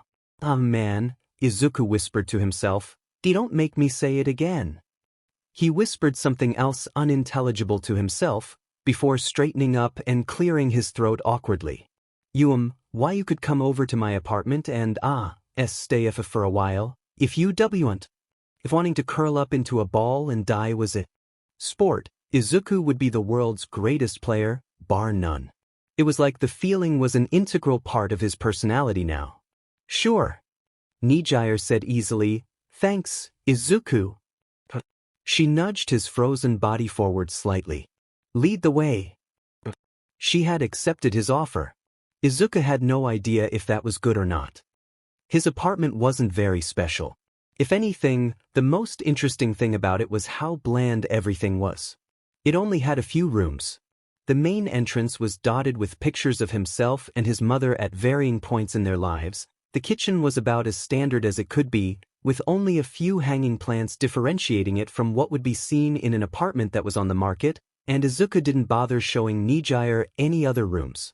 His mother's was off limits for obvious reasons, his own was painfully boring, and he couldn't bear the idea of a girl being in his room, and there was no point in showing her their laundry room. "It's nice," Nijire said, plopping down on the small love seat in the living room once his tour was finished. "Really cozy." Thanks," Izuku mumbled, taking a spot on the chair off to Nijire's side. "Did you want anything to drink? I know you said you don't really drink depressors like TT, but we have water and lemonade." She hummed. "Lemonade." Nijire repeated, interested. "What kind?" "The sugary kind." The periwinkle-haired girl's eyes lit up. "Yes, please." She cheered. "That sounds great." Izuku nodded, quickly making his way to the fridge to pour a glass. He handed it off to Nijire as soon as he could, awkwardly returning to his seat as she sipped the beverage. Was he being a good host? Should he have offered her refreshment sooner? Was he supposed to have food for her, like a charcuterie board? Nijire breathed out. "That hits the spot." "Thanks." He shook his head so quickly it was in danger of flying off. "And no problem," Izuku rushed to say. "It's the least I could do since you missed your train because of me." Nijire waved him off. "I told you already," she reminded him. "It wasn't because of you." "Really?" Izuku thought it was fair if he had a hard time believing that. But the only reason? The door to his apartment opened. "Izuku, I'm home." Inko Midoriya's eyes landed on her son, who sat frozen in the living room like he'd seen a ghost. And then they found the girl sitting on the couch opposite him. "Izuku," his mom whispered, low enough that he could barely make it out. "You brought a girl home?" That was the last thing out of her mouth before she passed out, fainting in the doorway in front of her son and the mysterious girl he brought home. "Mom." After that little disaster, Izuku's mom was thankfully able to regain consciousness in no time at all. That didn't do anything to take away how mortified he had become at the fact that his mother fainted merely because Izuku committed the grave sin of bringing someone home. And not even in a less than wholesome way, just inviting a friend over while she waited for her train. At least Nijire didn't laugh at him, or get weirded out and leave, even as his mom burst into tears when she woke up. My baby is all grown up now. His mother had cried, her tears flooding the living room. He brought a girl home. That really did not help things. Trying to clear things up with his mother while she was in that state was not very fun. But now, things were even worse. Because his mother invited Nijire to stay for dinner. And she said yes. And now she was showing his only friend, and sort of crush, his baby pictures as he set the table. Please kill him already. And this one is from when Izuku was in his stubborn PRD.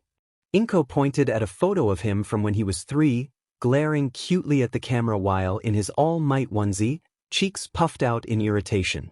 She flipped to the next page in the photo album, and Nijire burst out laughing at whatever horrors his mother had placed within. Please, God, he whispered from his spot in the kitchen, if you're real, smite me. His prayers went unanswered. It was nice to see that his mom and Nijire got along well, Izuku figured, but did it really have to be at his expense? Couldn't they both like knitting or something? Why did she have to bring out his baby pictures? I still can't believe my Izuku is finally bringing friends home, his mother gushed, wiping at her eyes with a handkerchief she had pulled out from who knows where. It's been years since he's had someone over, much less someone as pretty as you, Nijire. Izuku winced. He was half sure she was trying to embarrass him at this point. Dinner's done, he mumbled, loud enough for both women to hear before lowering his voice even lower. I hope I choke on it. As they joined him in the kitchen, and Izuku once again wished he could turn invisible as his mom ordered him to pull Nijire's chair out for her, the conversation thankfully shifted away from his shame. Wow, Ms. Midoriya. Nijire gasped as she took her first bite of tempura. This is great. I didn't know fish could taste so good. His mom laughed, and Izuku felt his blood run cold. Oh, Nijire, you're too kind. She crooned, please call me Inko. She bobbed her head in between bites. Okay. Dinner was full of little compliments by Nijire, as well as a plentiful amount of them from his mom as well, mostly about how beautiful she was, which was accurate, or how kind she was, which was also accurate. Izuku, for his part, merely tried not to die of embarrassment, which was quickly becoming his most frequented word. The real killer was that it was like his mother was getting along with Nijire better than he was. If only he had social skills. Or confidence. Or the lack of a stutter. Oh crap. Nijire suddenly shouted, nearly spitting out her glass of lemonade. It was her 5th one, but who was counting? I'm really sorry about this, but I gotta go. Izuku glanced at the clock. Oh! He exclaimed, is it time for your train? Nijire hastily wiped at her face with her napkin. Yeah, in like 5 minutes. Oh crap indeed. Izuku's apartment wasn't exactly close to the station. Oh dear. Inko gasped. I'm sorry, I didn't mean to keep you so long. Nijire shook her head as she rushed to grab her bag from the entrance. No, I'm just really bad at time management. She let out an awkward laugh. Thank you so much for dinner, Inko, and thanks for inviting me over, Izuku. I'd really like to stay longer, but I think my parents would kill me. Sorry. His mother was the only one who wasn't currently freaking out over the chance that she missed her train. Don't apologize, dear, it was a pleasure.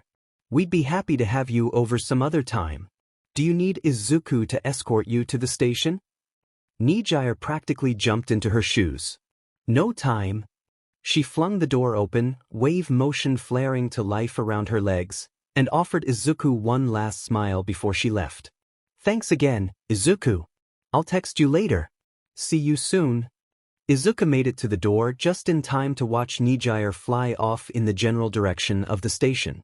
He hoped she didn't miss her train because of him again.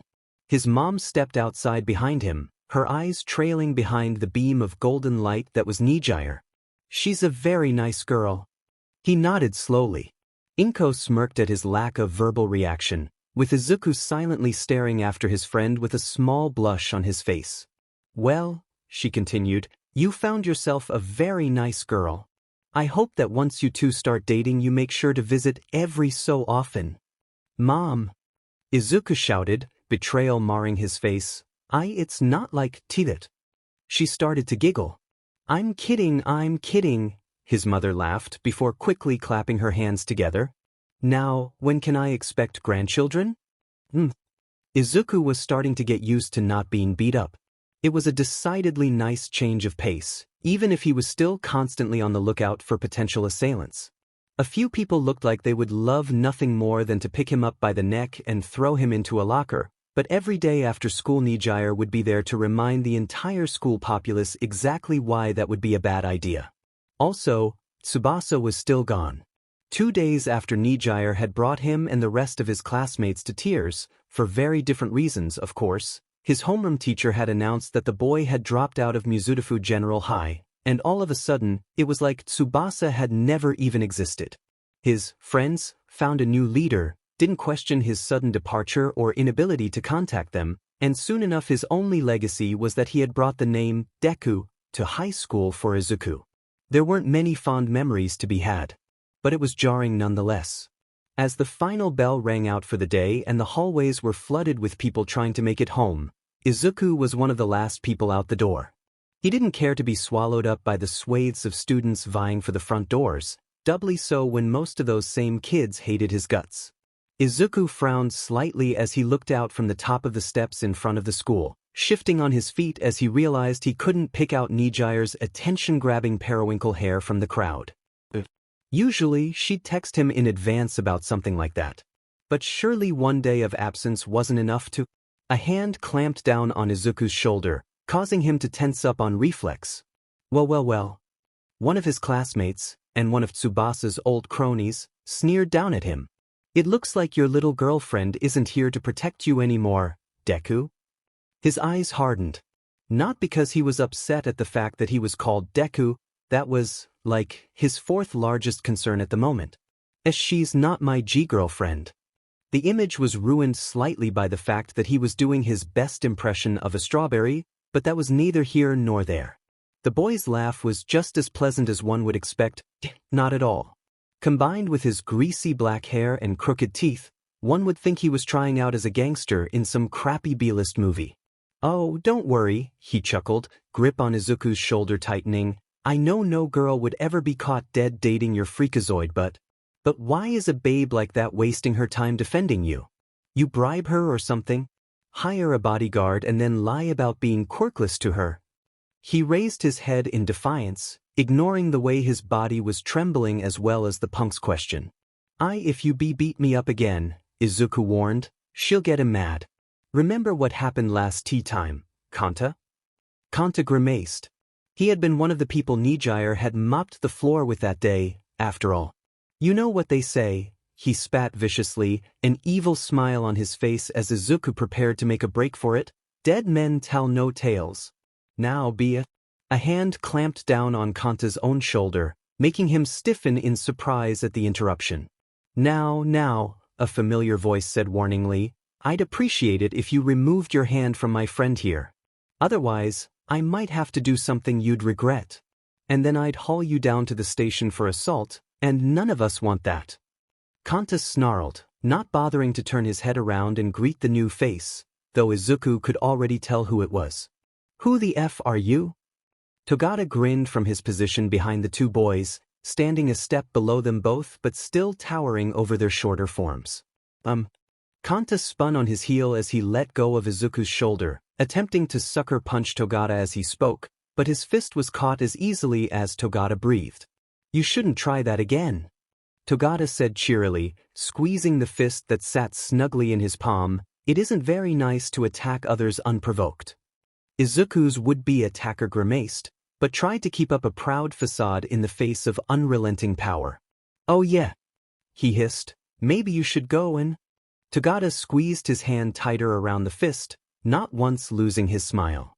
Maybe you should get lost before you get hurt doing something you shouldn't be, he advised friendlily. Otherwise, who knows what could happen? He released Kanta's fist. The boy groaned as he stumbled backwards, shooting both of them a dirty look as he staggered away. Whatever, Kanta shouted. This isn't over. They all knew it was. Izuku let out a breath he hadn't realized he'd been holding as he turned towards his savior. Thanks. That could have been bad. Izuku was by no means slow, but he would have been hard-pressed to get away from Kanta once the boy had already gotten a hold of him, especially when he likely had people in the crowd to make sure Izuku couldn't escape.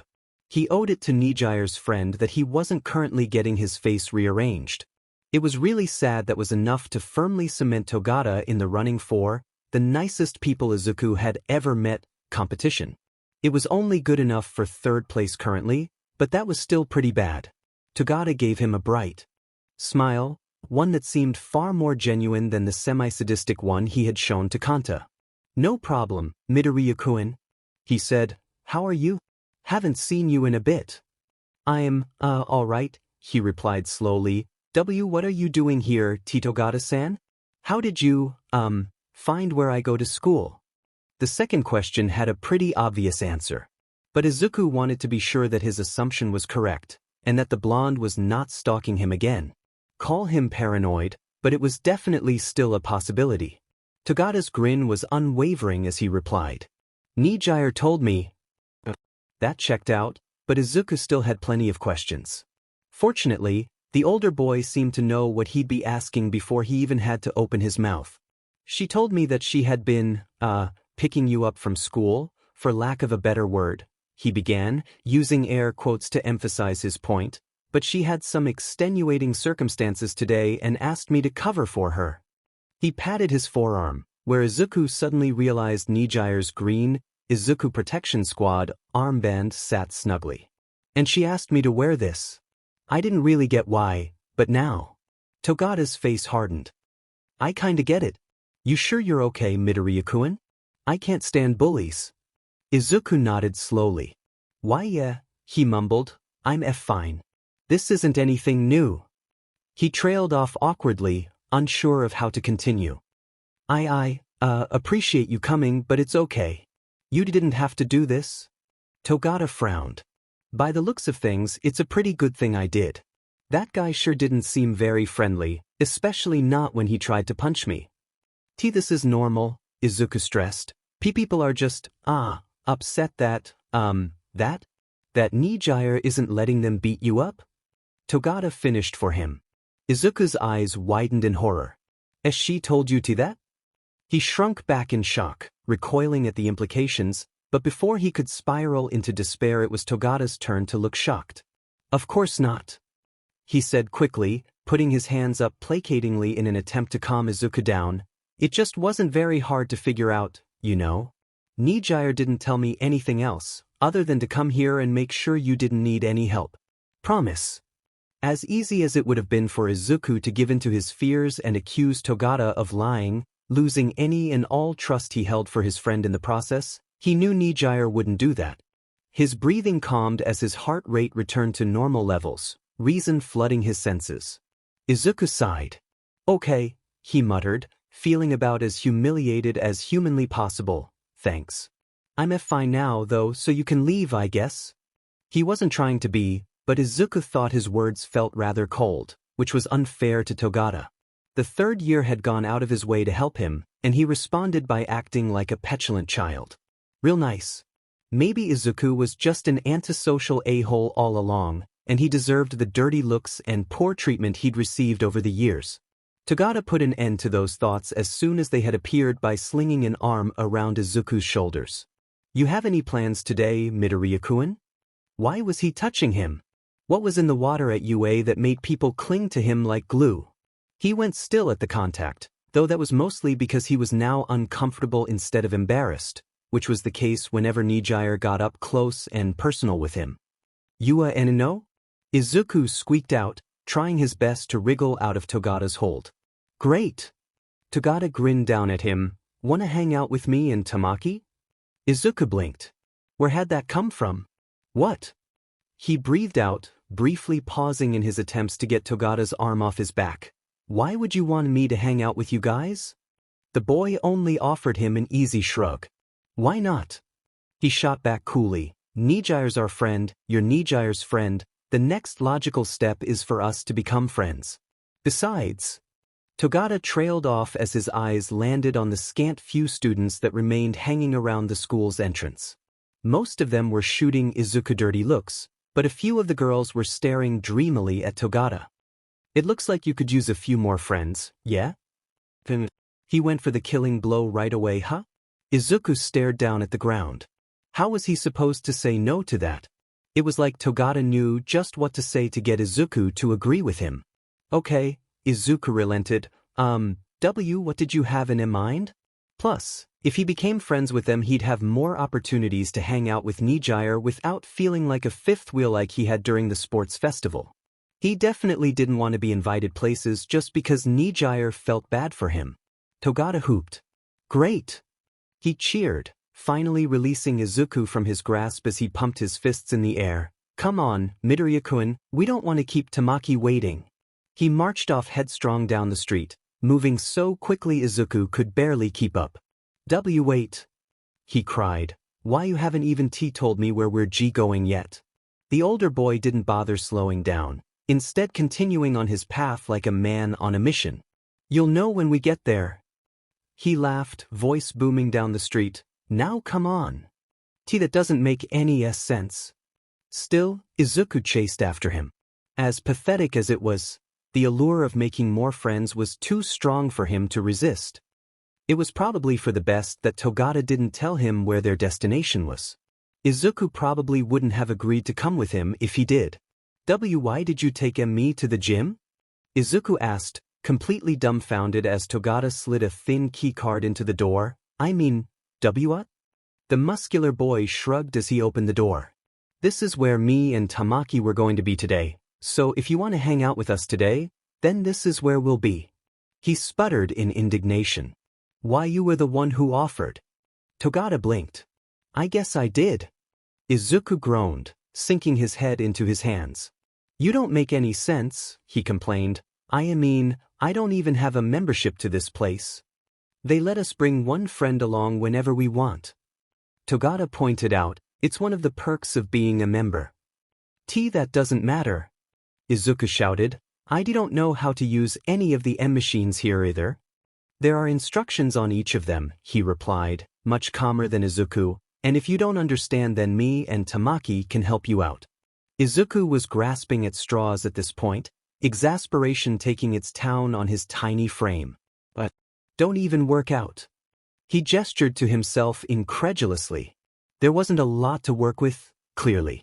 So, Togata shrugged. No time like the present. Besides, you followed me in here. His face flushed as Togata called him out, but that didn't change the fact that Izuku felt like a fish out of water. This is embarrassing, he muttered shamefully. I'm still in my uniform, for crying out loud. His companion clapped him on the shoulder once he'd placed his backpack down. Relax, Midoriya-kun, he encouraged. No one cares about what you wear to the gym. Besides, the only person here aside from us is Tamaki. Izuku blinked as he finally peeled his eyes away from the hero student, realizing that he was right. The gym was completely deserted. Aside from a lone purple-haired individual currently squatting more weight than Izuku could even conceive of carrying. He had clearly ditched the UA uniform, instead opting to sport a plain white t-shirt and loose black shorts. Now that he was out of his uniform, Izuku could tell that despite the fact that he wasn't as muscular as Togata, he was still plenty strong. Amajiki caught his glance awkwardly, freezing up mid-squat, though he didn't seem bothered by the weight bearing down on his knees and back. Hi. He waved back slowly. Hi. Izuku felt a strange sense of kinship with the boy, for reasons he couldn't quite pin down. This place is a special one, Togata explained. It's reserved for hero students and actual pros, but most of the time it's pretty empty. Doesn't make the business a lot of money, but it's subsidized by the government, so I guess that makes up for it. Anyways, I'm going to change. Be right back. Before he disappeared, he gave Izuku a once-over. You might want to lose the jacket, he advised, and since you're in jeans it's probably better that you don't do any leg workouts today. Might rip them if you tried. How did I end up here? Izuku whispered to himself. What is my life? The gym was practically silent. Aside from the steady hum of the lights far above them and the clinking of the metal plates on Amajiki's bar, nothing was there to keep Izuku's mind from wandering. He kept sending nervous looks Izuku's way, quickly glancing back to his feet whenever the boy caught his awkward stares. Izuku couldn't tell which of them was more uncomfortable with this. This was all too much for him. Maybe if Nijire was here he'd be able to stomach the awkwardness of being at a gym, but there was equal chance she'd just tease him about how much of a toothpick he was, in a friendly way of course, but Izuku would still probably crack under the pressure. He eyed the exit. Would Togata and Amajiki make a fuss if he just ran for it? They weren't that far from the station, he could hitch a ride and make it home in no time flat if he. Togata strode out of the changing room confidently, his uniform abandoned in favor of a tight gray tank top and sweatpants. "All right," he shouted to the nearly empty building, "who's ready to get some power?" "Me," Amajiki said stoically. "All right." Togata clapped at the response, before turning back to Izuku. "What about you, Midoriya-kun? Are you ready to get powerful?" Izuku's sweat dropped at the boy's attitude. "I think I'll just watch." "Suit yourself." Togata was quick to make himself busy setting up a weight bench and barbell, stacking on plate after plate as he hummed a happy tune. At first it seemed normal, since he was only adding a single plate at a time, but eventually it got to the point where Izuku had to assume he was playing a prank on him, thinking the younger boy to be too gullible to understand how strong the human body could be.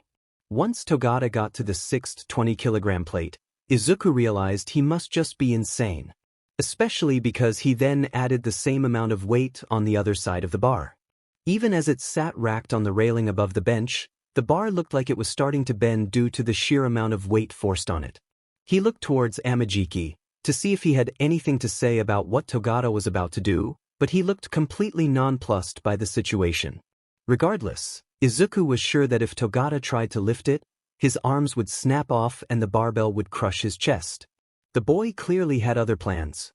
He lifted it off with absolutely zero resistance, pressing it down to his chest and back into the air like he was using kiddie weights. Izuku had to find his jaw. He was pretty sure it had fallen to the floor somewhere several minutes ago. This continued for several minutes. Amajiki still seemed completely unfazed by the spectacle. When he had finished his squats, he simply passed Togata without saying a word and began curling a pair of massive kettlebells. The two were in their own separate worlds. 48, Togata counted, barely even breaking a sweat. 49, 50. With one last push he hefted the bar into the air, re-racking it with no trouble at all. Phew! He wiped his brow with the back of his hand. That was one heck of a warm-up. WW warm-up. Izuku didn't mean to speak up, but sometimes his mouth was quicker than his brain. That was nearly 250 kilograms. That's nothing, Amajiki mumbled. Mirio is super strong now. Togata laughed, waving off Amajiki's little compliment. I don't know about that, he chuckled, but I do like to think I've gotten pretty tough. My quirk kinda demands it, so I've got to keep pushing my limits. It doesn't hurt that working out is, like, super fun. I thought your quirk was P-permeation, Izuku whispered, slightly horrified at the implications of Togata's words. If 500 kilos was a warm-up, what was a regular workout for him? Nearly imperceptibly, Togata tensed up. It was only for a split second, but Izuku's keen eyes were just barely able to catch it. Well, he began, rubbing the back of his neck bashfully. Why, you see? Amajiki sighed. It would be easier if you just showed him, I think, the lean boy mumbled. It's freaky. Weird. And kind of cool. The last part came out as a whisper, and Togata nodded at his friend's suggestion. Yeah, that's smart. Come here, Midoriya-kun. Robotically, Izuku stepped onto the gym floor, away from the shelves where people stored their personal belongings. He stayed a respectful distance away from the guys, and watched in fascination and slight fear as Togata stacked 5 more plates onto each side of the bar. It creaked ominously beneath the weight, but neither of them made any move to pull the weight off. If anything, Togata looked eager. I'm no expert, Izuku warned, but I don't think it should be making those N noises. His concerns were waved off. It's completely safe. This isn't even my max. Izuku blinked slowly, almost owlishly. Amajiki shook his head slowly at him, almost like he was warning him to not say anything. Togata placed himself beneath the bar, cracking his knuckles and rolling his shoulders as he prepared to bench the nearly 1,000-kilo barbell. And then something weird happened. Little sparks flickered off of Togata's body, or more specifically, off his arms, as he reached up and clasped his hands around the bar. Those sparks turned into arcs of lightning as his muscles bulged, and Izuku dimly realized that if he wasn't wearing a tank top, whatever poor shirt he had on would have likely lost its sleeves. Togata's eyes were laser-focused on the bar as Izuku gaped like a fish, slowly going through the motions of a bench press once more. At some point Amajiki abandoned his kettlebell curls to watch the show taking place in front of him, staring with barely concealed awe in his eyes as the blonde benched what was probably the weight of 8 Izukus. Okay, that somehow made it seem like less weight than it actually was. The point was it was a lot of weight and there was lightning shooting out of his body like he was a faulty generator. Whatever that lightning signified, it was certainly making the boy stronger. Green energy coated Togata's upper half, and even as he became positively drenched in sweat he didn't lose the smile on his face as he pushed the weight around. Even though he only did 10 repetitions this time around as opposed to 50, Izuku was no less gobsmacked by the time the blonde finished. So, Togata clapped his hands together. What do you think? Izuku was at a loss for words. That I didn't know permeation included that. His voice was very small in that moment. Togata probably could have turned Izuku's head into paste with that arm he had swung around his shoulders earlier, not that he would. Then again, Nijire probably could too. But even though they were friends and shared relatively similar personalities, he felt decidedly safer with the girl. Maybe it was all the hugs she had given him finally altering his brain chemistry. Togata awkwardly laughed. Yeah, about that. He started, my quirk kind of evolved, for the lack of a better term, a few months ago, and now I have super strength. Izuku's brow furrowed. That would explain some things, but then what's with the lightning? Again, his mouth moved before his brain could. If it was just super strength, it wouldn't be as nearly as flashy as, that. Also, it makes, no sense for you to develop a new aspect to your quirk that has so little to do with your base quirk, unless one of your parents also has the same power. Even then, that's kind of, exceedingly uncommon.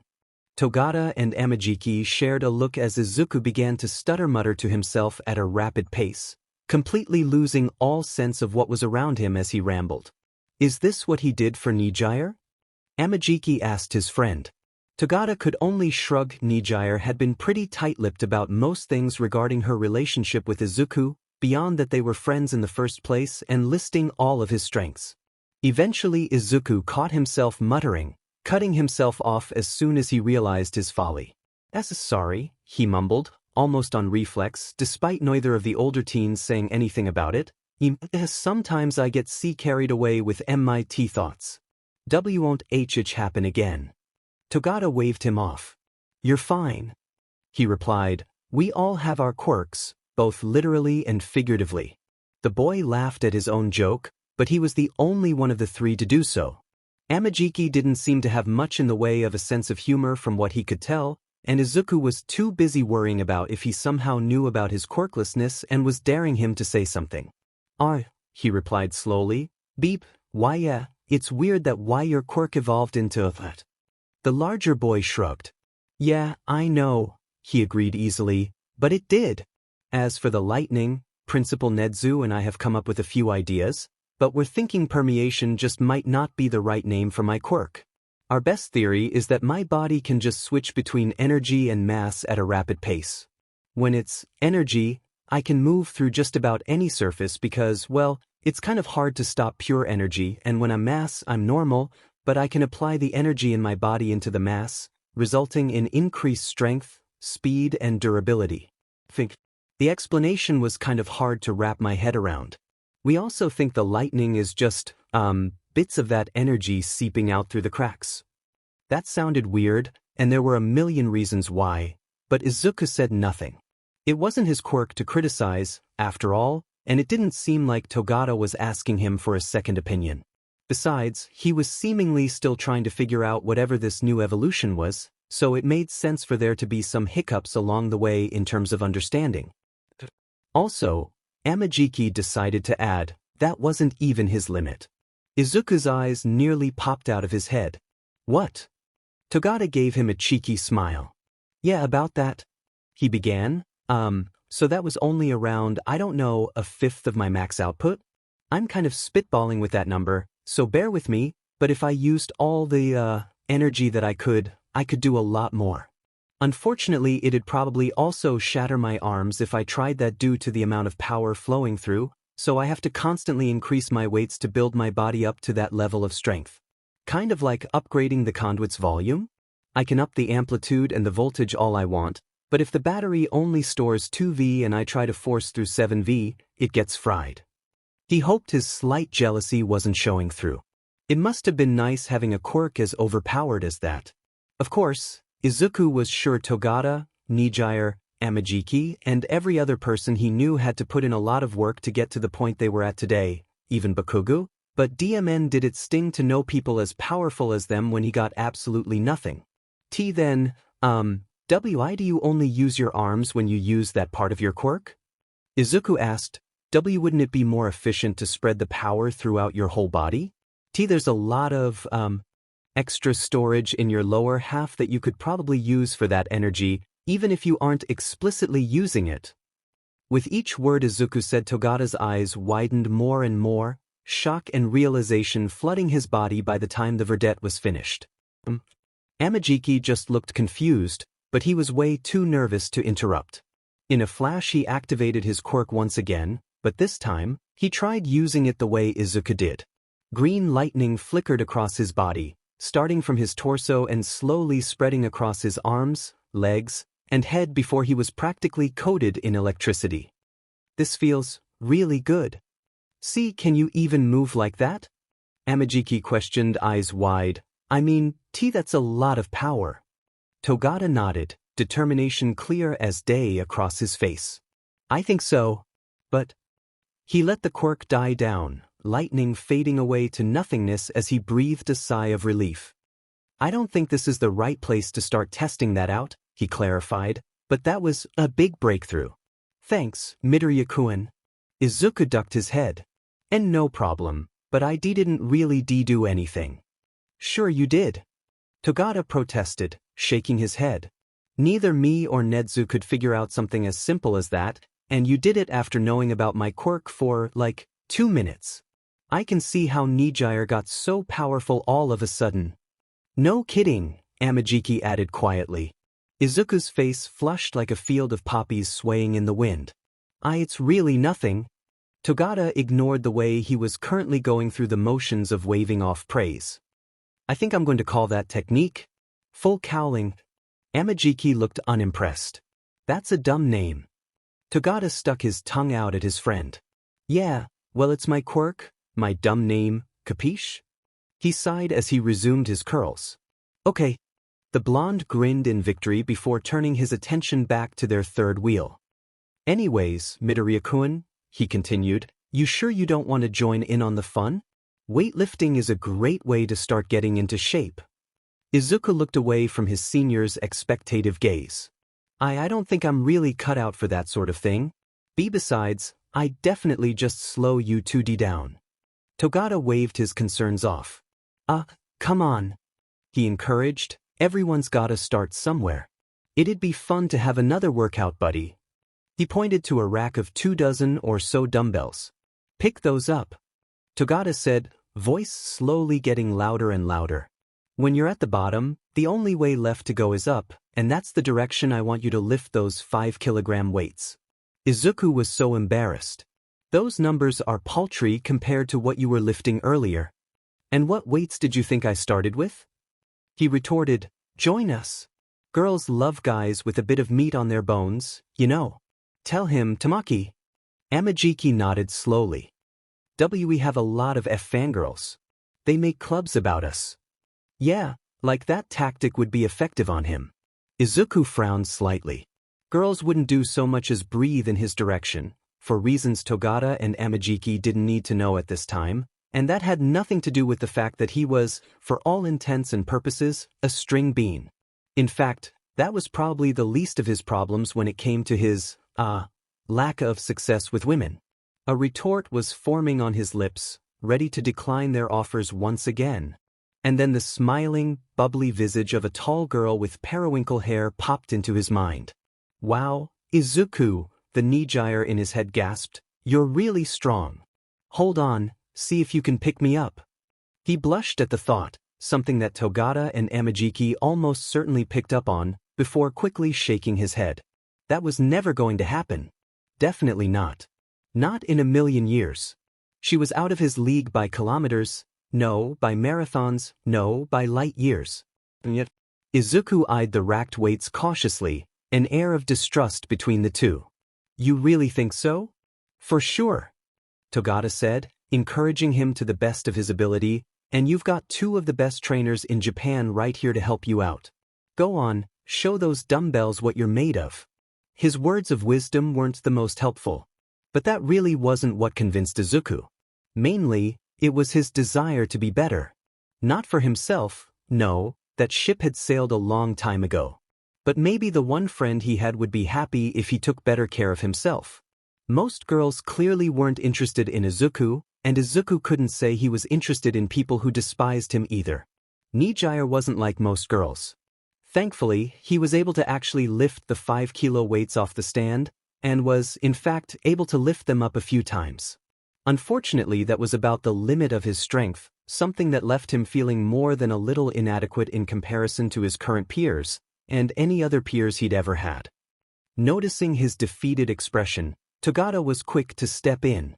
Hey, he said happily, that's pretty good for a beginner. We all start somewhere, right? It really isn't, Amajiki mumbled under his breath, probably not even realizing it. Izuku and Togata sure heard it. It didn't do wonders for his confidence. Then again, what did he have to be confident about? Absolutely nothing. It only took a moment for Amajiki to realize his mistake, eyes shrinking to pinpricks. See crap, he mumbled, looking like a deer in headlights. Sorry, Midoriya, see, can I get taken by the darkness yet? Why yeah, I think I'm good, Izuku mumbled, completely cratering. This isn't for me. Togata winced. Look, he tried, doing his best to salvage whatever he could to save the situation. That wasn't the most weight in the world, sure. You think? Izuku retorted, dejected. But do you want to stay like this? Togata asked. You always have the chance to better yourself, and now's a prime opportunity, no? Wouldn't it be nice to be able to lift more than, 10 pounds? The answer was, of course, no. In what world would Izuku be happy with how he was now? But what difference did it make? He had no real future ahead of him. He'd be lucky to find a job flipping burgers once he graduated. The world was cruel, and Izuku had no choice but to accept that. But at the same time, wasn't that the kind of thinking that led to him being as pathetic as he was? But I guess not. He relented after what must have been an eternity to Togata, who merely beamed at him. It wasn't as if he had anything better to do. Worst case scenario. He just got crushed by one of Togata's warm-up weights. As for the best case, well, maybe he'd have an easier time running away from his classmates. Great choice, Midoriya-kun. Togata clapped him on the back, hard enough to nearly send him stumbling.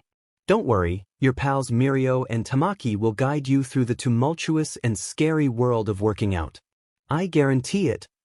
If you say so, Izuku mumbled. Wait, did Togata call them pals? Were they friends now? What was his life anymore? Would he be so encouraging if they weren't friends? Would Amajiki have apologized if they weren't? Izuku had no clue. But if they were friends now, and that was a big if, then at least something good came out of this trip. The rest of it had been really weird,